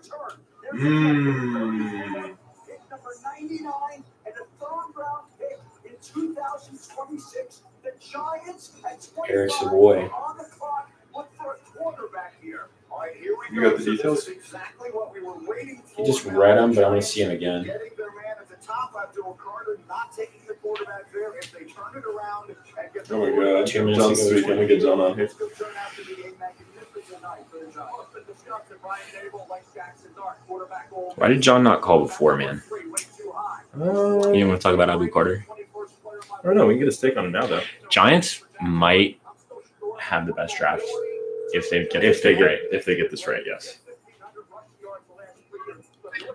John, buddy, what's going on, What is going on, man? bro? You called your shot. Okay, it's 2/3. 2/3 in their first. So you guys gave up two-thirds. One this year, one next. So your third this year, your third next, And this year's second. and this year's second. That's not a ton of value for Minnesota. Not at all. Minnesota doesn't have a second this year for what it's worth. No, that's a big recoup for them. John, if you guys draft Jackson Dart here, that's gonna make or break your draft. I'm so serious.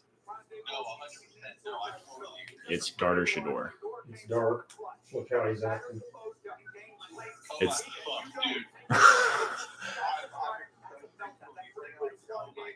John, you're gonna draft Jackson Dart.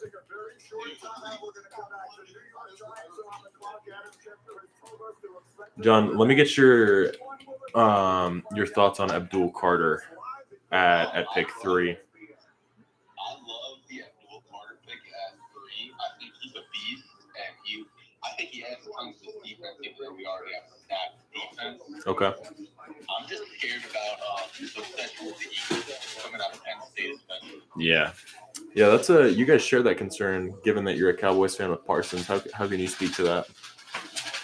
Yeah, I mean, with Parsons coming out of Penn State, he's made it clear he's a Cowboys culture guy. He's really trying to take that leadership position this year. Not holding out and kind of taking that stance against DeMarcus Lawrence, who's flaming his old team.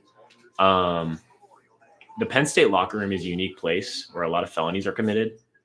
And I don't think it'll be a huge tell of whether or not he'll be a performer of New York, because I think he will perform for New York. But you are going to start to wonder and worry about his commitment long term. This whole talk that I've seen on Eagles Twitter, and this is Eagles Twitter just feeling themselves a little bit off the Super Bowl win, is that they're going to sign Carter as soon as the Giants don't want to pay him after his rookie deal. That's the kind of thing that I would expect with a player like this. I agree with that as well. Oh man, I put it out there. I'm still freaking the fuck out. Keep it PG, big dog. Keep it PG. I'm still freaking the freak out right now that we're on the clock right now. Yeah, that's honestly crazy that you called it, that you guys were gonna get Abdul and trade back in. It's honestly gonna all pay off if you take Shador here. I 100% agree. My thing is, I didn't expect Joe to actually bite on the trade. My thing is, who did they trade with? Houston. Wow, that's a great trade. So you're about 10 picks from now, you gave that pick up, and then your third and a third next year. That's honestly great value. And third this year, plus a third next year for a first this year. Yeah, I mean, put that in franchise terms, like that's a really good trade given the hit rate on it. So the only thing that I wish is that with our second or one of our thirds, we could still take him with one of our thirds that we have from traded Simmons last year, but I wish wish we took Scatabo, so we had like a very dynamic running back room. Tyrone Tracy was serviceable last year. I would love for you guys to draft a running back, and you guys don't have a second or third round pick, huh?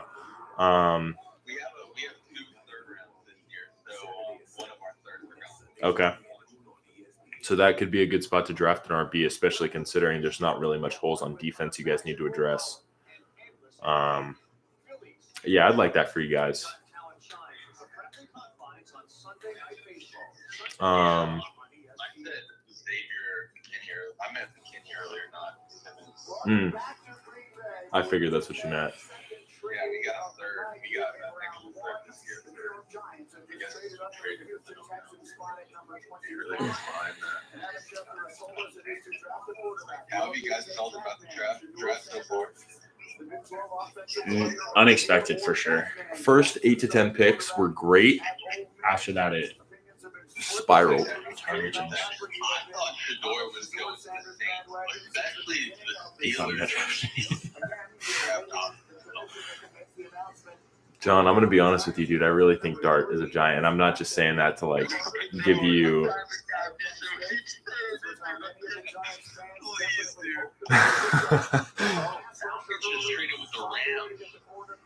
Falcons? Falcons with the Rams. Who are the Falcons in the market for? Jod.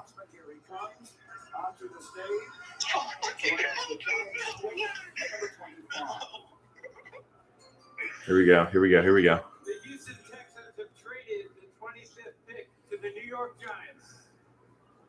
With the You have it on 25th mute in pick case she's in the on. 2025 NFL Draft, the New York Giants select Jackson Dart, quarterback. John, did you see it?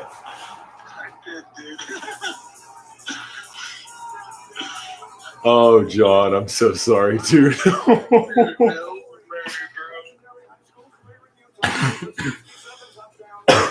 a senior, he went to USC, started 3 games, and transferred to Ole Miss. Started 38 John, give me your honest thoughts on this with Shador Sanders on the board. I think 100% of fumbles Shador not being taken over Dart.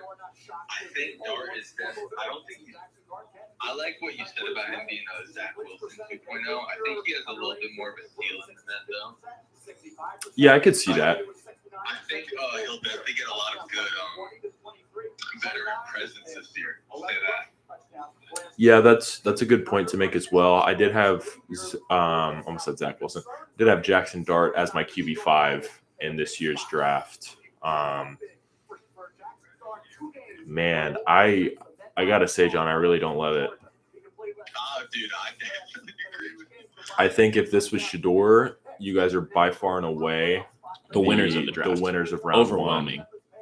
one. Honestly, the fact that you guys didn't have to give up too much to move back into this first round, it's not the end of the world. I'm just not high enough on Jackson Dart to say, low risk, high reward. There's a pretty big risk here. I definitely agree. I think a great way to put it is, I feel like when Zach Wilson was starting out compared to when Jackson Dart started out, he didn't have as much of a veteran presence that not only will uplift him spirit-wise, but also has won Super Bowl, with Russell Wilson being there. But, Yeah. I think that the ceiling for Jackson Dart being under that veteran presence compared to Shador would have been much more of a bigger gap. Right. Final thoughts here. I will say he played in the SEC, which is a good sign that he's played tough competition. He's played against a lot of 5-star guys, the NFL caliber guys, but he did. Another thing I mentioned in my quarterback rankings was that he played in a Lane Kiffin system that isn't adaptable to the pros. Does that worry you at all? He's going from a college system that was very friendly to him, and now it's not going to be super easy moving to the NFL. I would say it would worry me more if we went from him being the starter to him honestly being QB3. I think a great way to put it is I think if the Giants didn't take a QB this year, they would have definitely not trying to tank, but they have the hardest schedule this year. But two, I think they definitely would have been worse just to go for Arch Manning next year. I think at least this is just me being delusional. I hope they go for as many wins as they can, which why wouldn't they? But they make a good push this year to have a fully developed team going into the next season. Yeah, you make a great point there about Arch Manning. That pretty much seals y'all's sweepstakes on him before it even really gets started. So, the fantasy of potentially getting your third Manning in the building is gone.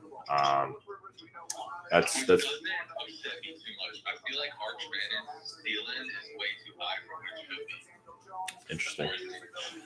It's higher than Jackson Dart, but I all right, buddy. Appreciate you hopping on. Dude, I appreciate the invite. I'm so blessed right now. Of course, dude. Have fun with Jackson Dart and good luck next year. Dude, thanks, man. See you, buddy. Dude, I have a question. Yeah. before you hang up. What's up? How do you feel about the Dolphins not taking Shador? They weren't really in the market for Shador, given they just paid Tua millions and millions of dollars. But Who do you think Shador falls to is my question now. Cleveland, top around two, unless somebody trades out. One more question, unfortunately. How do you feel about that Jaguars trade with the Browns? Loved it. I think you forecasted this with the original. I think it I was did. so out of the blue. I think Browns got a good deal for them getting another first round next year, but I think Jags got a good deal getting Travis Hunter. That's a great pickup for them. Yeah, and honestly, looking back in hindsight, I think that Travis Hunter move, I think that's going to haunt the Browns for a long time, similar to how them trading back instead of drafting Julio Jones a little over a decade ago did that as well. So very happy for Jacksonville. I think that was one of the most exciting parts of this first round for sure. But Yeah. all right. Well, I appreciate the insight. That's all good. All right, buddy. Appreciate you for jumping on. I'll see you. Chris, have a good one. See you.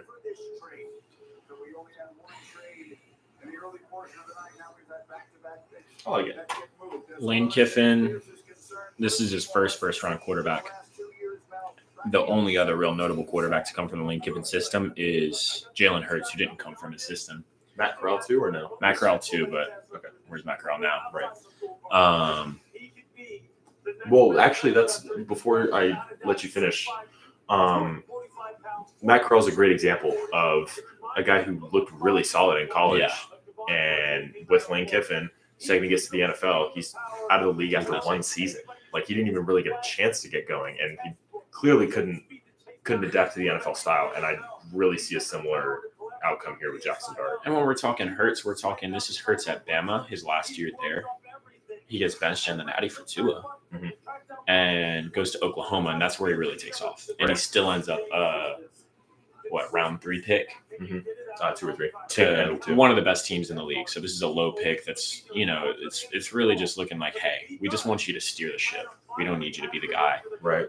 And Jalen hasn't panned out to be the most elite passer. He doesn't make the best reads. He's pretty consistently just an athlete.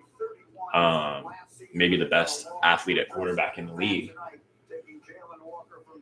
But yeah, nothing about a Lane Kiffin quarterback really excites me for this Giants team. And I think it's still going to be Russell Wilson for the majority of the year, I think. I think this has got to be a long-term play for it to work out. That said, if Dable's concerned about keeping his job, like a rookie quarterback is a good person to kind of put the blame on if things don't work out. But is he even going to see the field this year? This is QB3 we're talking about. So is the vision Michael Penix minus the long-term deal for Kirk Cousins? Yes. Russell Wilson is a 1-year, easy to pivot off guy. Yes. This is like if they planned out the Michael Penix pick. Yes. Okay. I don't hate that. It doesn't make sense because Dable is on the hot seat, and with a bad year from Russ, which is bound to happen. Nothing excites me. That's correct. Nothing excites me about Jackson Dart to the Giants when Shador's there.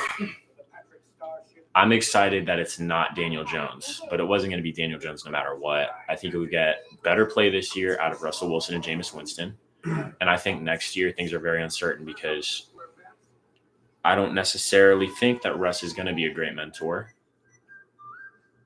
or Jameis because they've never really been in that position. I've never seen the fruit of that. Can't believe we passed on Shedeur. I totally agree with that. Going to be one of the biggest what ifs for the Giants. It smells very Daniel Jones-ish. I would agree. That's a great take by my dad. It smells very Daniel Jones-ish. Combine riser. I'm sorry, John. This is a mess, dude. A better way to watch whatever you want to watch. Well, I for one am intrigued.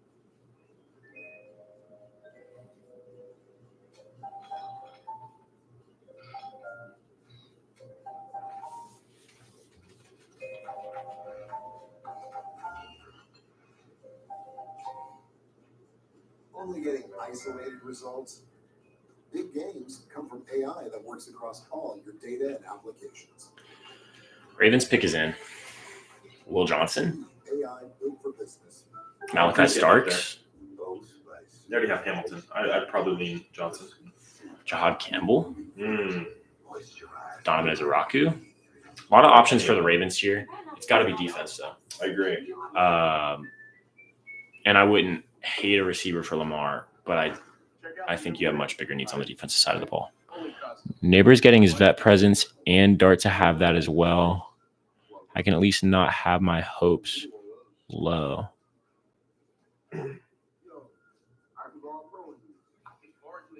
Plus a young defense, I think 2 years, maybe 3, make a good push.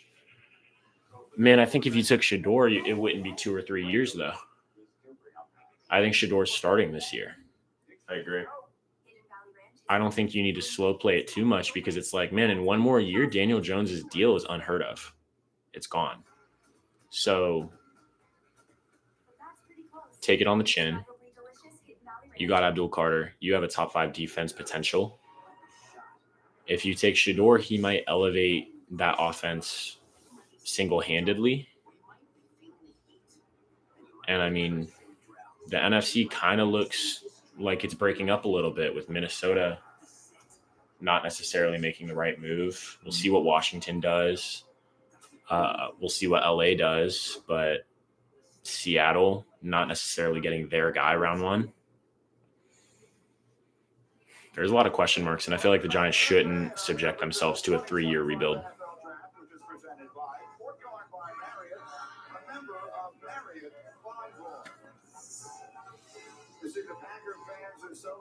Shedeur's such a steal, bro.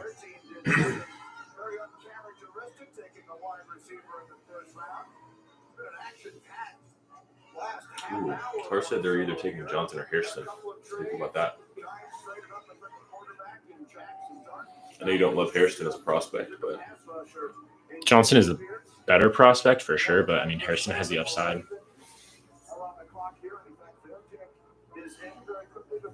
Put Xavier Worthy on defense. Give him 20 more pounds to work with. It's okay.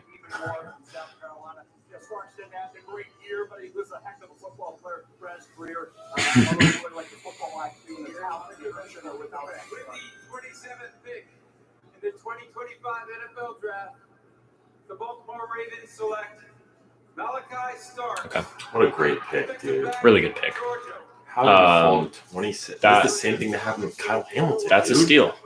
That's a steal. That's a big addition for a really regressed Ravens defense. They were really special a few years ago under Mike McDonald.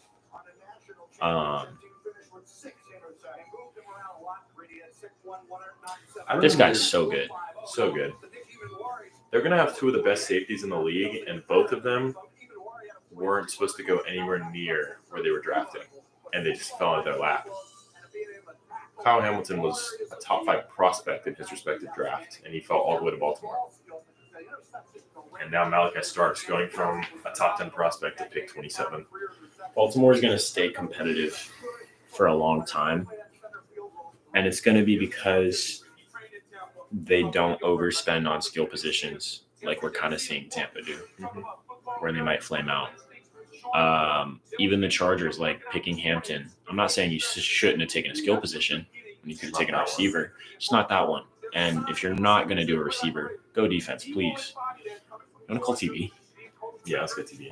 He said he's going to be on the way back from Michigan tonight, so he will be up. Nice.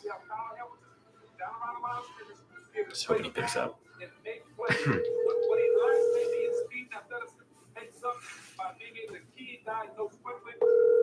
true football player that has very high football character. He's got to see the key. He was getting Baltimore and some of this safety stuff, right? TB. Hey, what's up? Yo, man. The Lions are on the clock. Oh, dude, awesome. Mr. Bursik, we got you live on the Blitz and Gigs live stream right now. How we feeling? Dude, I am honored. I am honored. This really is a life-defining moment for me right now. Well, Mr. Bursik, I want to hear your thoughts on the Lions and what direction they could go here. Maybe some top prospects you're thinking about. Yeah, man. So I just touched down right after I saw the Steelers pass on Shedeur. He hasn't been taken yet, has he? Correct. All right. So this is what I think. The Lions are going to snag Shedeur, not because they need him, because Jared Goff is like a franchise quarterback for probably, I mean, let's be safe here, conservative, the next 50 years. Okay. And then they're going to take Shedeur and they're going to make a play with one of the other teams that's going to be really desperate. And then I think that they're going to trade for a lot of other picks here and end up picking up some like actual competent guys that are going to come in and get Jared Goff that MVP trophy that he deserves. So draft Shedeur at 28 and then trade with Jacksonville for Travis Hunter straight up is what I'm hearing. Yeah, I think that's a really safe bet. And I mean, I think Jacksonville's going for it. I'm inclined to agree with you. TB, did you hear about the trade that occurred just moments ago? For the New York Giants.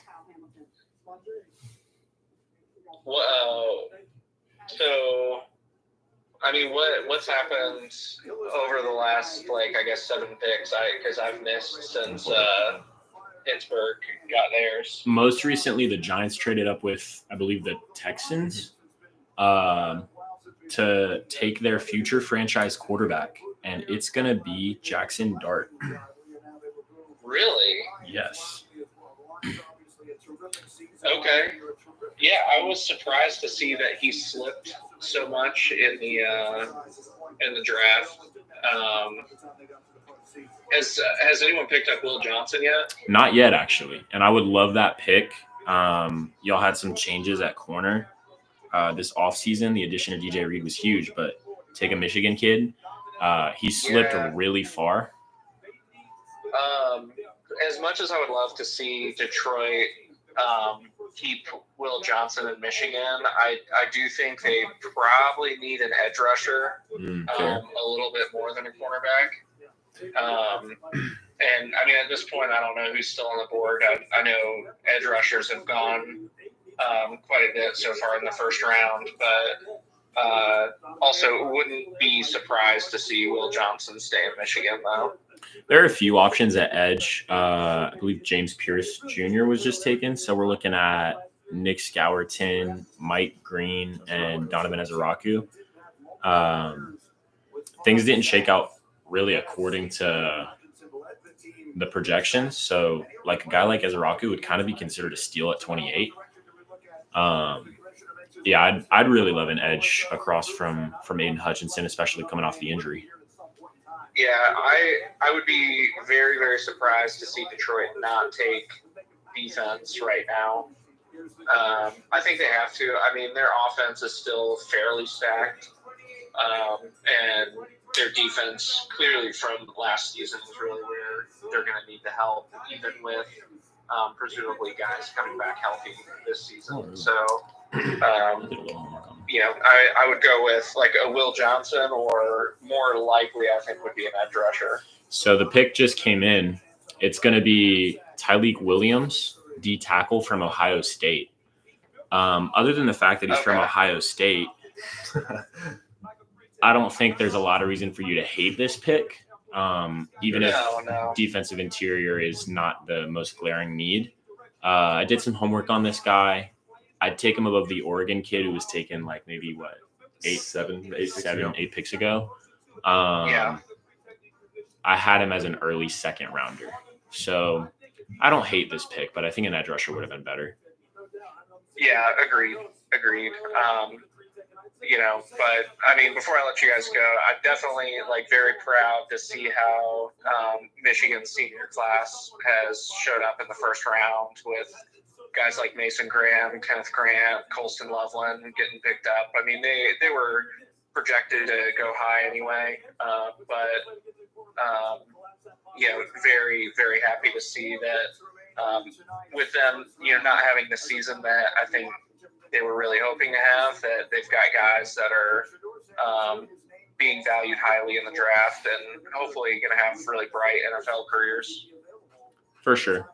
And that's exactly what I'd say, especially for like Colston Loveland. I don't know if you're aware, but he jumped Tyler Warren and he ended up being the first tight end taken. A lot of shock value from this Michigan senior class. So I think there's a lot of pride to be taken in the blue. Absolutely, man. Those Michigan men getting it done.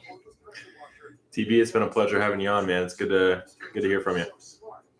I am very appreciative for the opportunity, and when this episode goes platinum, if you just want to send me like a certificate or something, I'll frame it in my house. Absolutely. Sounds good. Man. All right, guys. Have a good night. All right, you too. Bye. What a guy. Kenneth Grant, future All-Pro. Tyleek Williams, man. A little early, but I like it. He'll fit nice there. He'll be a really nice run stuffer. Yeah. Who are we thinking here for Washington? The board is wide open for defense, man. Top corner is going to be Mike Sanderson right now, who was a miss in last year's draft. And then Marshawn Lattimore, I think, is on the last year of his deal. Okay. So a corner would be a nice pickup, given that Johnson has fallen so far. They also traded that one guy, didn't they? The super skinny one? Forbes? Traded for him. No, they sent him to LA. Yeah, couldn't tell you. But defensively, I mean, Bobby Wagner's not going to play forever. Jahad Campbell's there. I would love Jahad Campbell to Washington. A corner would be nice. Of course, I know your name. You lost Dante Fowler, who was your top edge. What's his name? What's your name? A lot of edges on the board, but everybody seems to not buy into it. So Could you just tell me? I think the board's wide open. I don't think there's a way for Washington to miss here necessarily. Yeah, honestly, when you brought up Jahad Campbell's name, he stuck out as the guy that could be the answer to Washington's defensive miscues, specifically last year and honestly in recent years. They need just a guy who's going to fly around and do everything for them. And Jahad Campbell fills that role. He can be an edge rusher. You said he's an outside linebacker. He can play in coverage. I've heard a lot of good things about him. I think he does have some off-the-field issues, if I'm not mistaken. But at this point in the draft, if you're Washington and you need to not let, 60 points scored on you in the NFC Championship game? Something ridiculous like that? That just can't go unanswered, especially when it was like 6 rushing touchdowns. Yeah, certainly not. The only other move I would be – there's a lot of ways they could go here, honestly. Jahad Campbell would be my number one choice, though. I wouldn't hit a running back either, but they could get one next round. I would be opposed to offense in general at this point. I think the running back market is going to start to dwindle starting in the second round. But there are going to be some options assuming they have their second, and I think they do, at their second round pick. I think you got to help your defense. You already had a top 10 offense. Right. And you've already made moves and strides in the offense this offseason. That is true. So We're back to the Washington Commanders making the next selection, number 29, after a magnificent season led by their young quarterback, Jay Really picked up Kinlaw. in the NFC Championship game, and then now making all of these additions that we see here during the offseason, most notably Deebo Samuel. Yeah, nothing crazy defensively, huh? Age. Just a lot of age. Mhm.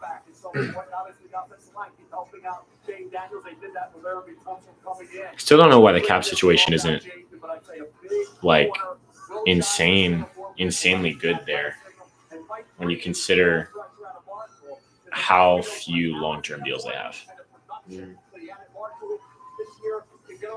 A lot of it is just 1 year, guys that want to stay in the building. It's going to come down to making some tough cuts from the GM, I guess, huh?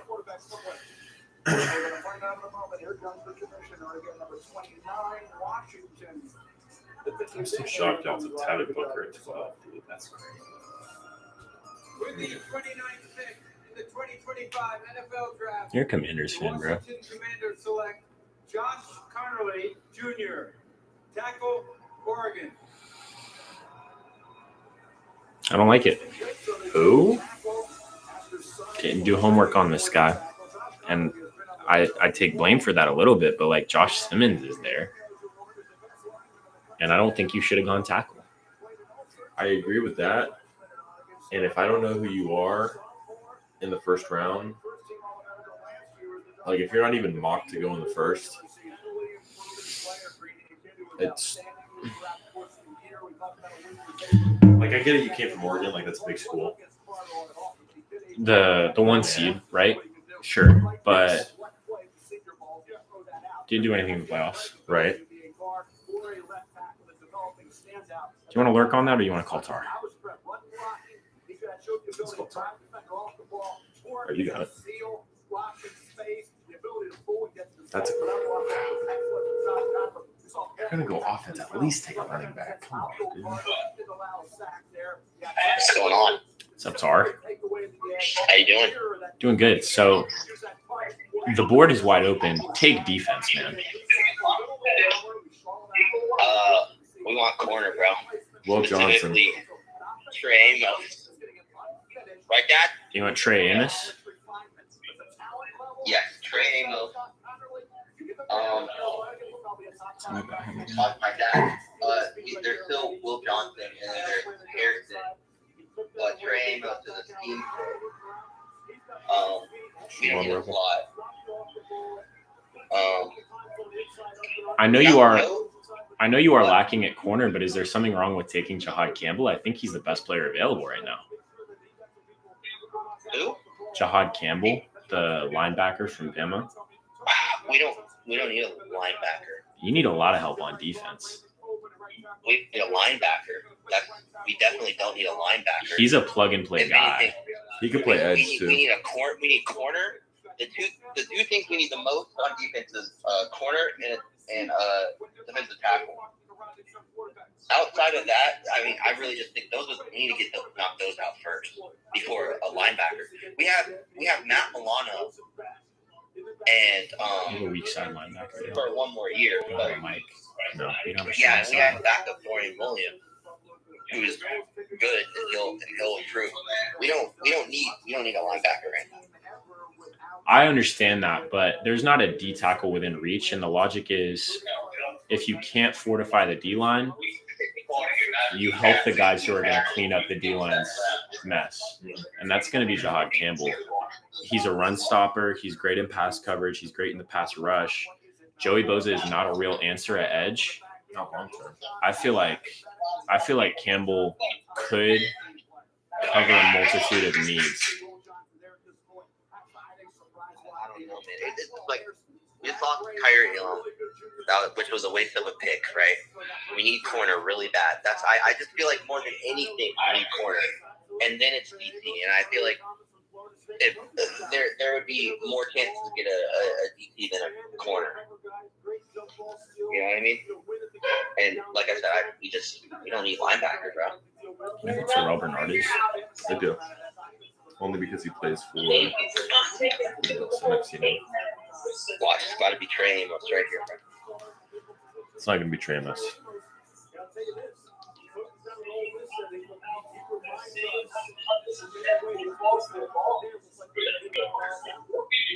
signing Trey White to me means they're not picking a corner. Because I know the Bills. What if Will Johnson falls out of first? How far down does he fall? Does Kansas City take him? Does Philly take him? Because Philly lost Slay. They got Harry. Will Johnson. Philly needs front seven more, but they don't need anything. They just want really badly. If Philly gets Jahad Campbell, the Cowboys are never winning a game again.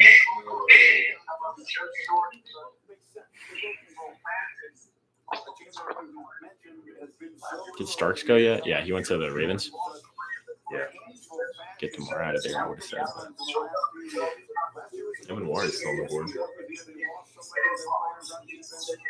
Yeah, D tackle would be nice, but there's not a pick here. Too many D tackles have been taken already. So you're looking at corner. But I don't think they want a corner. Or at least they didn't think Will Johnson would fall. What? But watch him take a receiver. Watch him take Luther Burden.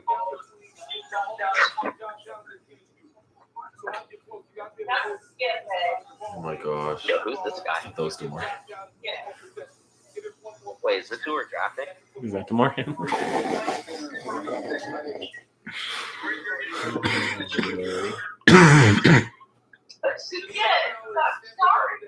I think I like this pick.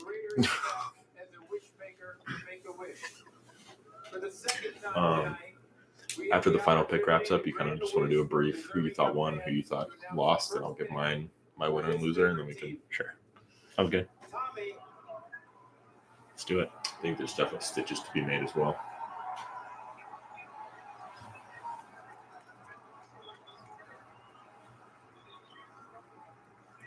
Tommy is a 16-year-old living with a neuromuscular disorder.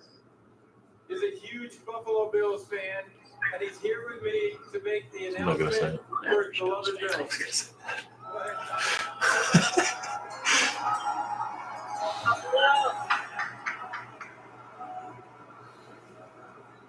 Let's go, Buffalo!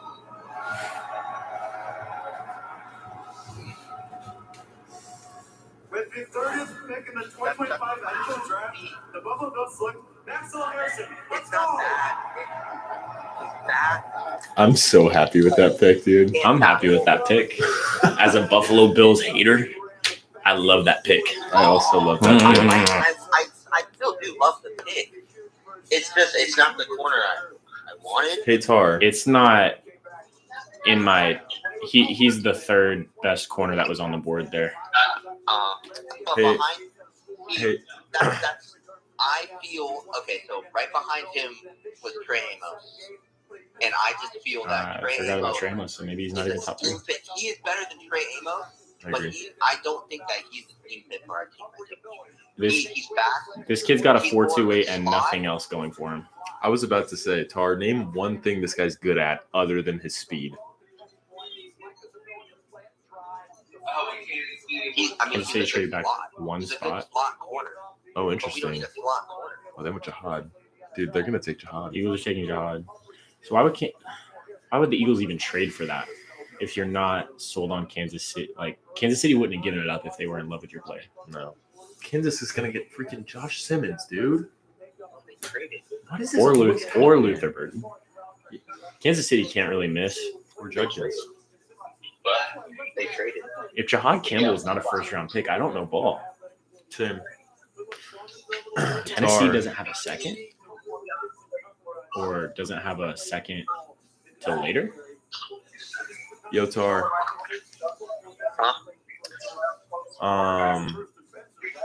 I gotta say, as division rivals, I'm very happy with this pick. I'm happy with the pick. I thought the Jets and I'm Patriots happy. had great It's picks. not the corner I wanted. He's still good though. I don't know how you don't go Will Johnson there. 5'11", 180. He takes the ball away. He is an interception. Everybody knows Kentucky football players don't do good in the NFL. Ask Will Levis. There's never been a good player from Kentucky Ever. in the history. I'm gonna look that up actually. Everybody knows the Bills don't draft good first round corners. Ask Kyer. Okay, bro. Okay, bro. All right. Well, this is gonna break the drought. All right. It's been real, Tar. Dang, huh? It's been real. It's been real, man. Thanks for jumping on, buddy. Good to hear your voice. Too, man. All right, later, man. Tim Couch. You know what they call him, Tim Couch.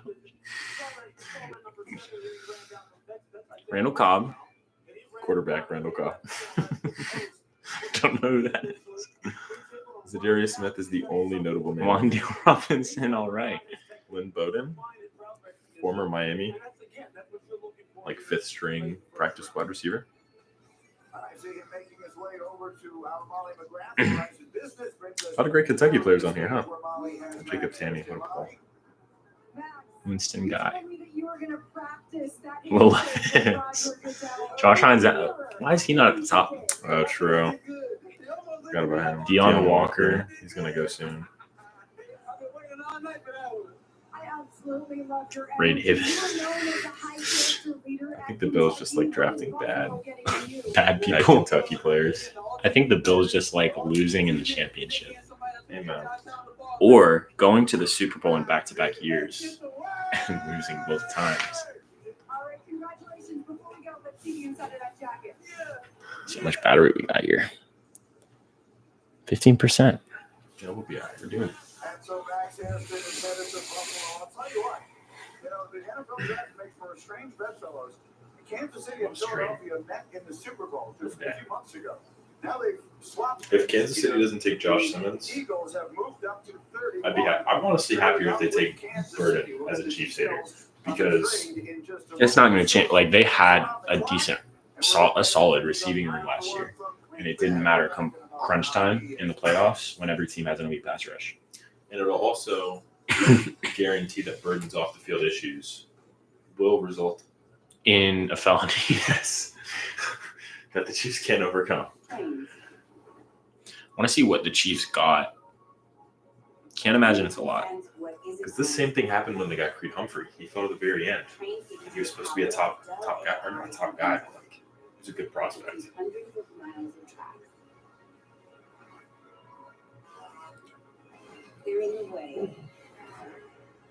Number 32 and number 164,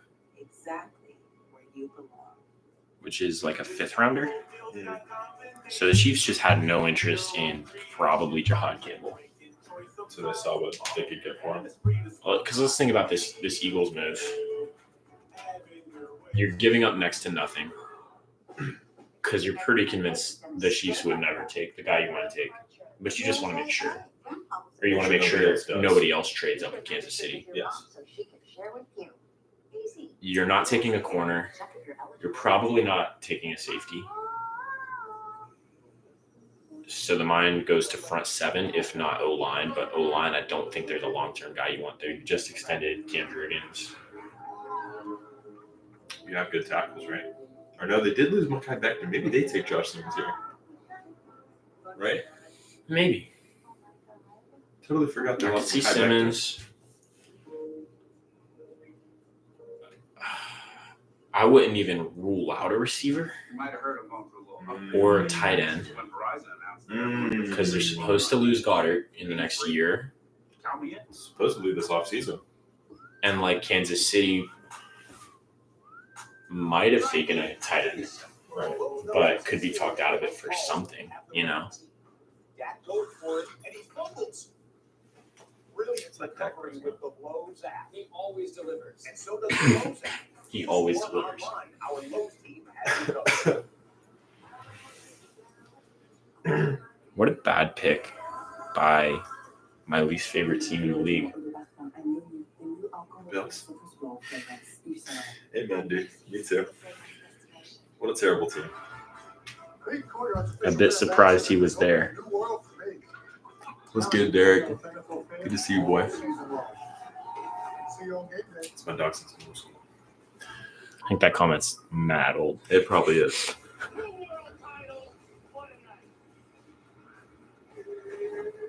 So is Rap saying that he should have been taken earlier? So that's how it reads. Saying, yeah. Wrong. Brian Dable announced at his press conference that Russ will be our starter. Away game was traveling to Germany, France. That was where I started building my passion for football. Draft night is going to be everything. I think Jackson Dart is going to be sealing Kenny Pickett for Zach Wilson. Is that rude? I think Is that valid? I have Zach Wilson above Kenny Pickett. See, but Kenny Pickett at least Zach Wilson went 7-9 with a bad Jets team. But Kenny Pickett went 10-7 with a good Steelers team. It did nothing to help contribute. So that means that Kenny Pickett is worse than Zach Wilson, right? I guess that's fair. I think it's in part. It's kind of like Bryce Young. Like as soon as I started seeing clips of him smiling on the bench, I'm like, I know this kid's gonna be all right. Zach Wilson had a real attitude adjustment in Denver, and I love him for it. And I think if he gets the opportunity to play in Miami, he could earn a job somewhere. I could see him. The Philadelphia Eagles select Jahad Campbell. Oh, it's over. Eagles run the NFC. It's back-to-back. years. That's back to back. How was he there at 31? Book it, dude.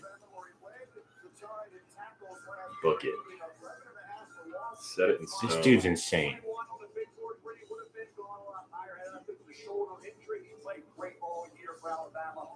Wow. Dude, we've been calling his name for 20 picks now.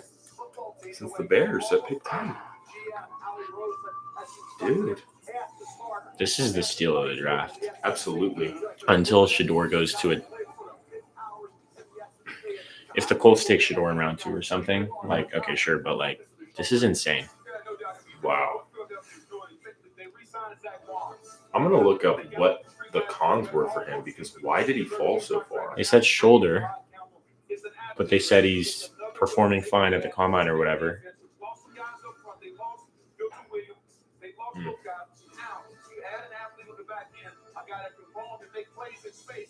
And this isn't just the Georgia backwash anymore. This is just the best people from the best programs.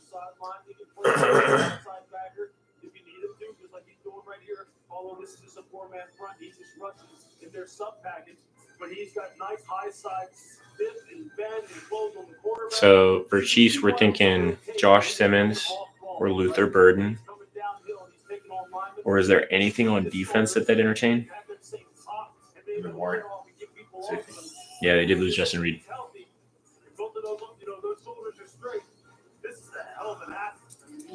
Good for Campbell, man. I'm glad he gets to go to the winner. So, dude, their linebackers, Vaughn, Nolan Smith, and Kobe Dean, John Campbell. That's ridiculous. He'll probably play more edge rusher for them, to be honest. Right? So they have Carter and who else? Dean's more on the edge. Okay. But yeah, I mean, I would anticipate they'd run like 3-4. I think they already do. Because Carter's just so strong in the middle that if you load the edge, it would be. This is a freaky good team, man. Since he took over in December of 2015, and he is standing by now. And when I say he, John Campbell is standing by with Molly. Verizon Business takes us down to the stage. Molly. Jahad, the defending Super Bowl champs just traded up for you. How will you repay their belief in you? I'm going to give him 110%. I would have traded up to 20 for him. Absolutely. You told me that this week felt teams like like the an Chargers, experience. What is it like standing up here Commanders. as a member of the He is an ultimate, like, Swiss Army knife. When you're talking, yeah. Commanders, Chargers, or even Falcons, Niners, any team that's got multiple of those guys, I would have taken him to the Bills. Yeah, me too. Like I would have understood Will Johnson more than the kid they took, but one spot. A lot of people might Campbell's ask, so good. why would you trade up one spot? Well, I think it's to block another team from potentially coming up, Wow. especially when it only costs you a fifth I'm round stunned, draft pick and you've got 20 picks in the next 2 rounds to use as ammunition. And now they get a player who, as Mel mentioned, could have gone from 12 to 15. He did have surgery on one of his shoulders. He's going to need surgery on another shoulder, potentially after the season. He's got a knee issue as well, but the talent is undeniable, Greedy. No question about it. And that's just the thing is, like, with this Eagles defense as loaded as it is, he doesn't need to start. No. Have him take limited snaps or come in and ball out, then give him surgery and a full offseason to recover, and then he's good. Like, not a lot of teams are in position to take the risk because they can't live without him. You can't live without that first round pick. But you shouldn't let the Eagles get him. Washington shouldn't let the Eagles get him. I'm over the moon if I'm an Eagles fan. Here's the thing I say about the Chiefs. The only time Patrick Mahomes has lost a Super Bowl. What a colossal mistake by Washington at 29. This has to be some form of protection. Terrible. No, I was just going to say, this is feedback over John. Draft a no-name tackle When he was healthy, the end of last year, and let one of the best prospects in the draft fall to your division rival who spanked you in the conference championship. He just coming off the Here's the commissioner to announce the final pick of round 1 of this year's drafting in Green Bay. With the 32nd pick in the 2025 NFL Draft, the Kansas City Chiefs select Josh Simmons. As expected. Saw that coming. Great pick for them. Yeah, you got to start somewhere with that offensive line exterior. And there's a lot of time to get weapons. You've got another year, Travis Kelce. Rashee Rice's court date is not set. Xavier Worthy's court date is not set. Your backfield looks okay with Pacheco. I don't know if Kareem Hunt's still in the building, but I think he's probably very affordable. Your defense is still your defense. I think Spags is going to call a top 10 defense no matter what. Losing Justin Reed is going to hurt. There's 6 rounds left to find a guy for Spags to coach up to be a replacement. I think you had to go O-line. I like this pick. I know there are a lot of questions around Josh Simmons, but we've seen guys who are nowhere near first-round talent being taken because they don't want to take the risk with Simmons. It's like, what's Simmons' floor? 3rd round? Right. And he's worth it over whoever Washington got. I mean, you take a look at how bad the tackle play specifically was from Kansas City. Not just last year, but the last couple. PFF-wise had them graded some of the worst tackles in football. So with that being said, I think that was a smart move. So with that concluding the first round, I do want to make note real quick of some guys who we anticipated that fell out. Obviously, Will Johnson comes to mind. He was supposed to be a top 10 pick, and it's probably going to be drafted sometime in the 2nd round. Same thing with Shador. Shador, another huge name that was supposed to be drafted early. Luther Burden fell out of the 1st round. Let's take a look at our mocks and see. Evan Worry, who Mike Green wasn't necessary. Yeah, Evan Worry, Mike Green. We got Siobhan Rebel, Donovan Ezraku, Nick Scourton. These are all solid defensive pieces that were supposed to fall in the mid-1st to early 2nd. Atlanta Jackson. Jahdae Barron. You say Siobhan Rebel? Or wait, no, No, Barron got taken. Johnson didn't. Siobhan Rebel. Just insane. I mean, I feel like there were so many passes that just didn't need to be made there. There's not that many question marks in this draft. This first round group is like, this is not a super high talent draft, so the mid rounds are more supposed to stick to projections. Mm-hmm. We kind of know what to expect from everybody. So with that being said, I want to get a recap of the whole round. So yeah, we that's a good can idea. kind of go through maybe your one or two top winners of the draft and a loser or two. You want to go first? You want me to? I mean, I'll just open it up and say the Eagles currently have the steal of the draft. Giving up a 5th-round pick to move up the one spot that might not have been necessary, but just secured that you get probably a top 3 defensive player in this draft. I'd say it's Abdul Carter, Travis Hunter, if you want to qualify him as defense, maybe Mason Grant, and then it's Campbell's so good. He's a Swiss Army knife, pass coverage, pass rush, run defense. You take an already loaded Philly defense, but not best in the league. This is not like the Broncos overspending and taking Jahdae Barron when they have an elite pass defense already. It's like this is a really solid defense that might have just become the best in the league. Vic Fangio is going to love this kid. I'm going to hate him as a Cowboys fan. Absolutely.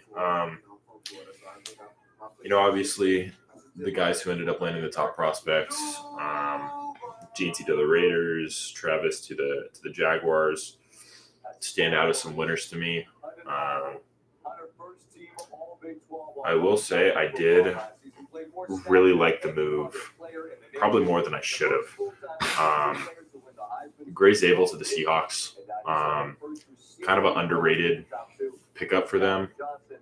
Ryan's been telling me, my buddy Ryan has been telling me since sophomore year of high school, the Seahawks O-line is terrible. And they've done very little to address it. And when they have, oftentimes they've been misses. And I really like the versatility of bringing in a guy like Zabel. I've done a good bit of research on him. He's very versatile. He can play either guard spot, can play center very well. Really physical guy. They have the tackles right, or at least one tackle right in Seattle. So that'll help bring some continuity there, help Sam Darnold and Kenneth Walker kind of expand that offense into something that could be great. I'd love to see them draft a receiver as well early on in the 2nd or 3rd round. But that was the team. I really like their selection. Late round one as well. Got a loser, sir? I mean, I think the Bills are in contention for it. Mm-hmm. There were just better options, even at corner, but all over the defense. I think I'm gonna point the finger at most of these late round guys because early round it might not have shaken out exactly how we expected, but there's reasons for it and there's an understandable line of logic. But with Washington, nobody's heard of this tackle even sniffing the 1st round, maybe not even the 2nd. Yep. Your defense needs desperate help. You've addressed the O-line briefly in this offseason. I think you need to sort out the defense, and you need to not be relying on a 35-year-old Bobby Wagner who is applying to be the next commissioner of the league. I mean, there's just no way that you can tell me that Zach Ertz, Bobby Wagner, and Marshawn Lattimore are the future of a team behind a 24-year-old quarterback. For sure. These guys are all in their mid to late 30s. Get a solid linebacker in there. Just get a pass rusher. You lost Dante Fowler. He's 32. There were better picks there for sure. Yeah, I totally agree with you, man. They were high up on my board as well as far as teams that just made the wrong selection there. I have 2 teams that stick out to me as well for losers thus far in the 1st round. First off, this team's a little tough because I love their first selection and the New York Giants, but you're going to trade back into the 1st round, give up a 2nd and 2/3, which isn't all that much in the grand scheme of things. QB1 is still sitting on the board, and at least on my big board, QB1's sitting right there, and you take QB5. That's inexcusable. I don't think a lot of people in the media are high on Jackson Dart. I know he had a good combine or whatever. That doesn't impress me, to be honest. And I think Abdul Carter is going to be a superstar, but if you don't get the quarterback right, it doesn't really matter how good your roster is. This was a really solid defense last year. unless you address the quarterback room, it's not going to get better. And they did address the quarterback room. Russell Wilson's there. Jameis Winston's there. You do not have a franchise quarterback in the building. I'm not going to believe that you do until I see Jackson Dart go 12-5. Absolutely. And that's not going to happen. Right. Not for 2 or 3 years. It's at best. I do want to say the other team that I thought totally whiffed is the Denver Broncos. Great prospect. Jahdae Barron, I think, is phenomenal. Certainly arguable as the best corner in this class. I prefer Will Johnson. I think you prefer Barron. Great player. I think he'll translate to the NFL very nicely. But as far as positional need, awful. Makes no awful. sense. Made zero sense. You've been rumored to get Amarian Hampton for months now, it seems like. If not him, Golden is sitting on the board. You need a receiver. Cortland Sutton's old. You have nothing else. Bo Nix didn't needs make any help. sense. Absolutely. He's clearly a limited quarterback who got his playbook shortened in order to get the best production out of him, which was a 7 or 10 point performance in the playoffs against Buffalo. It was pretty awful. So if you're not going to go offense, I just disagreed in that spot. And the fact that you drafted Riley Moss last year, you already have the best corner in football with Patrick Surtain, made zero sense to me. I don't understand why you triple down on a position that you're already strong at. Absolutely. I think it really all started to break apart in that mid to late first round. And what really set it over the edge to me, LA taking Amarian Hampton. Absolutely. I think it put everybody in a panic mode about what is LA not seeing in these defensive prospects. I think Philly was wise enough to say, no, we've done our homework. You all can panic because Harbaugh doesn't like Jahad Campbell, doesn't like James Pierce Jr. But when LA doesn't go defense and doesn't go receiver, what are they doing? What do they see about Amarian Hampton that says this guy's going to be generational? So we're going to put him behind a $10 million running back. And everybody's going to see how smart, like, it makes no sense to me. Absolutely. And he wasn't even universally considered as the RB2 in this class. I understand the 2 running back system that the Harbaughs like to run. It was very successful for Ben Johnson in Detroit. In Atlanta, other teams tend to use it. It seems to be a successful way to run the ball nowadays. Yes, you're upgrading, going from Gus Edwards and J.K. Dobbins to the tandem of Najee Harris and Amarian Hampton. However, you made so many moves at O-line that Najee Harris by himself would have gone for 1,400 minimum. Absolutely, he would have been one of the top rushers in football next year. And once again, Matthew Golden was sitting right there. And if you're not confident in taking a receiver, if that's not your MO, Jim Harbaugh, trade back. Go get the package that Houston got from the Giants. Go get something similar to that, and then go get your running back, because there's plenty of second and third round guys that can do exactly what Amarian Hampton did. Hampton was not guaranteed to be a first round pick either. There's a world where the Chargers go receiver. They take Matt Golden. And because of that, who ended up taking Golden? Green Bay. Green Bay takes right after Luther Burden. And that's the end of the story for receivers in this class, or in this first round. Hampton slips to the second, realistically. The Browns take him if they don't take Shador. Hampton was not a guaranteed first. It was based on positional need, and they were not a team that needed him. Absolutely.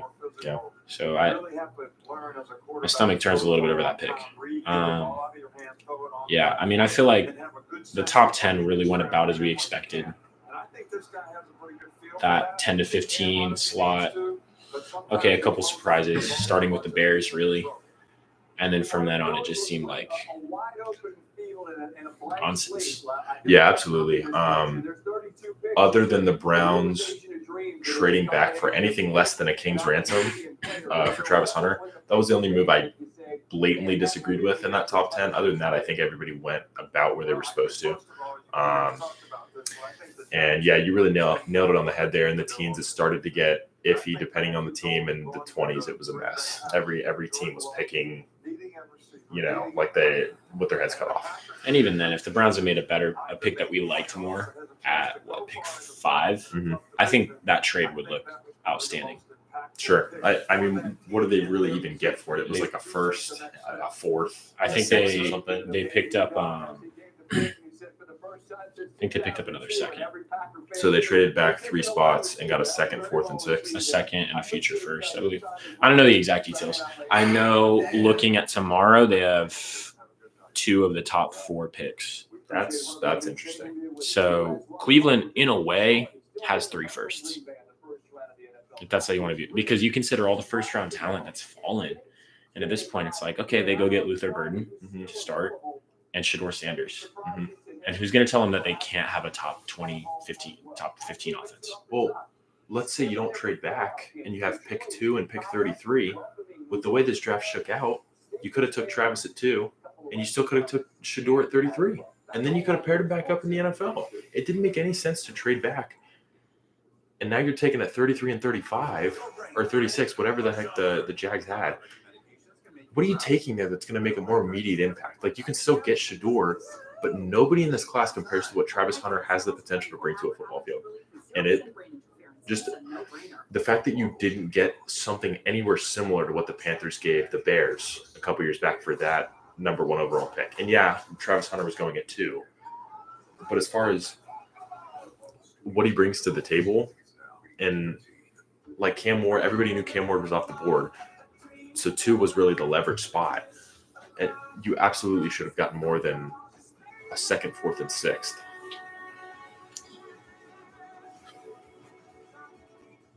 Putting myself to a little upgrade, changing my body image. All that to say, even if the Browns end up getting fleeced, Travis Hunter becomes the next prime Hall of Famer. They didn't even end up having the worst first round. No, it was just by a mile. What a headache. And it's really going to take, at least until the end of tomorrow to untie all the knots and see all that first round talent get off the board. Yeah. And a final thing I want to say here, just kind of taking a step back and looking at it from a divisional perspective. Commanders, bad pick. Giants screwed up big time at quarterback. One good pick. But then you sell a little bit of your future to make a huge mistake at quarterback. Dallas could be a good selection. I'll say solid, but didn't address your biggest need. Or your Philly, second biggest need. Philly knocked it out of the park. And Philly knocked it out of the park. And that's the point I'm trying to make, is the divisional. I thought Washington was closer to Philly than most people thought. But in reality, Philly's so much farther ahead. They're playing chess in that division. And I think so much of it has to do with Dan Quinn, man. I'm not going to say that he's a worse defensive play caller than Vic Fangio, but I am going to say the system in Philly right now is unmatched. We haven't seen anything like it in a very, very long time. And Dan Quinn in Dallas taking Mozzie Smith, telling him to lose 30 pounds. Now he can't play nose tackle. Mike Zimmer tried to get him up to weight, but it's a lot harder to gain 30 pounds than it is to lose 30 pounds. So now this is a miss. We're the laughing stock of the first round. And you might be doing it again right this second in Washington by taking a guy on nobody's first round draft board at all. He's not like Kansas City taking the top tackle. They're taking Simmons no matter what. It's got nothing to do with that Washington pick. If Simmons wasn't there at 32 for Kansas City, they wouldn't have taken Josh Connerly Jr. No, they would have taken Burden or a tight end or running back or anything. Yeah. It's hard to grade linemen in the first round until we kind of see them play. It happens. A lot of linemen take steps. A lot of linemen take steps back. But this is going to have Washington fans scratching their heads for a while. Absolutely. He's really got a lot to prove. Absolutely, myself included. All right, man. It's been a pleasure. It's been a long stream, very eventful. We appreciate everybody who came in and checked it out, and we'll catch you guys in the next one. Hundreds of thousands of folks there, and when the Packers made their pick.